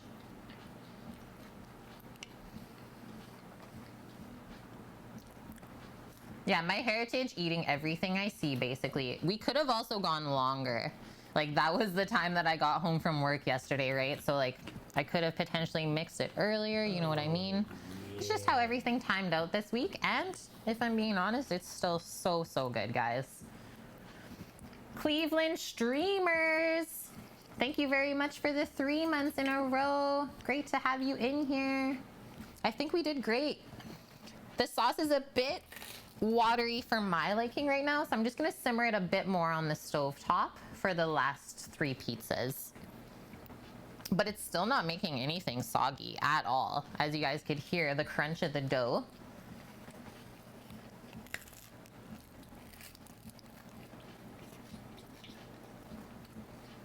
I love the roasted garlic on the pineapple one. And the grilled pineapple.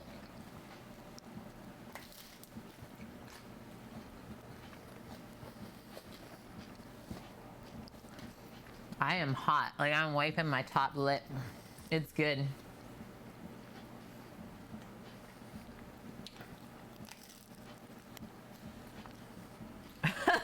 View, I showed the dough to my wife earlier when you were still stretching in the pan. She hit me on the head and asked me why we never had this before. See? These are the expectations you guys have to live up to now. I'm sorry. Like a tap like that. Why have we never had this? That's what wives do.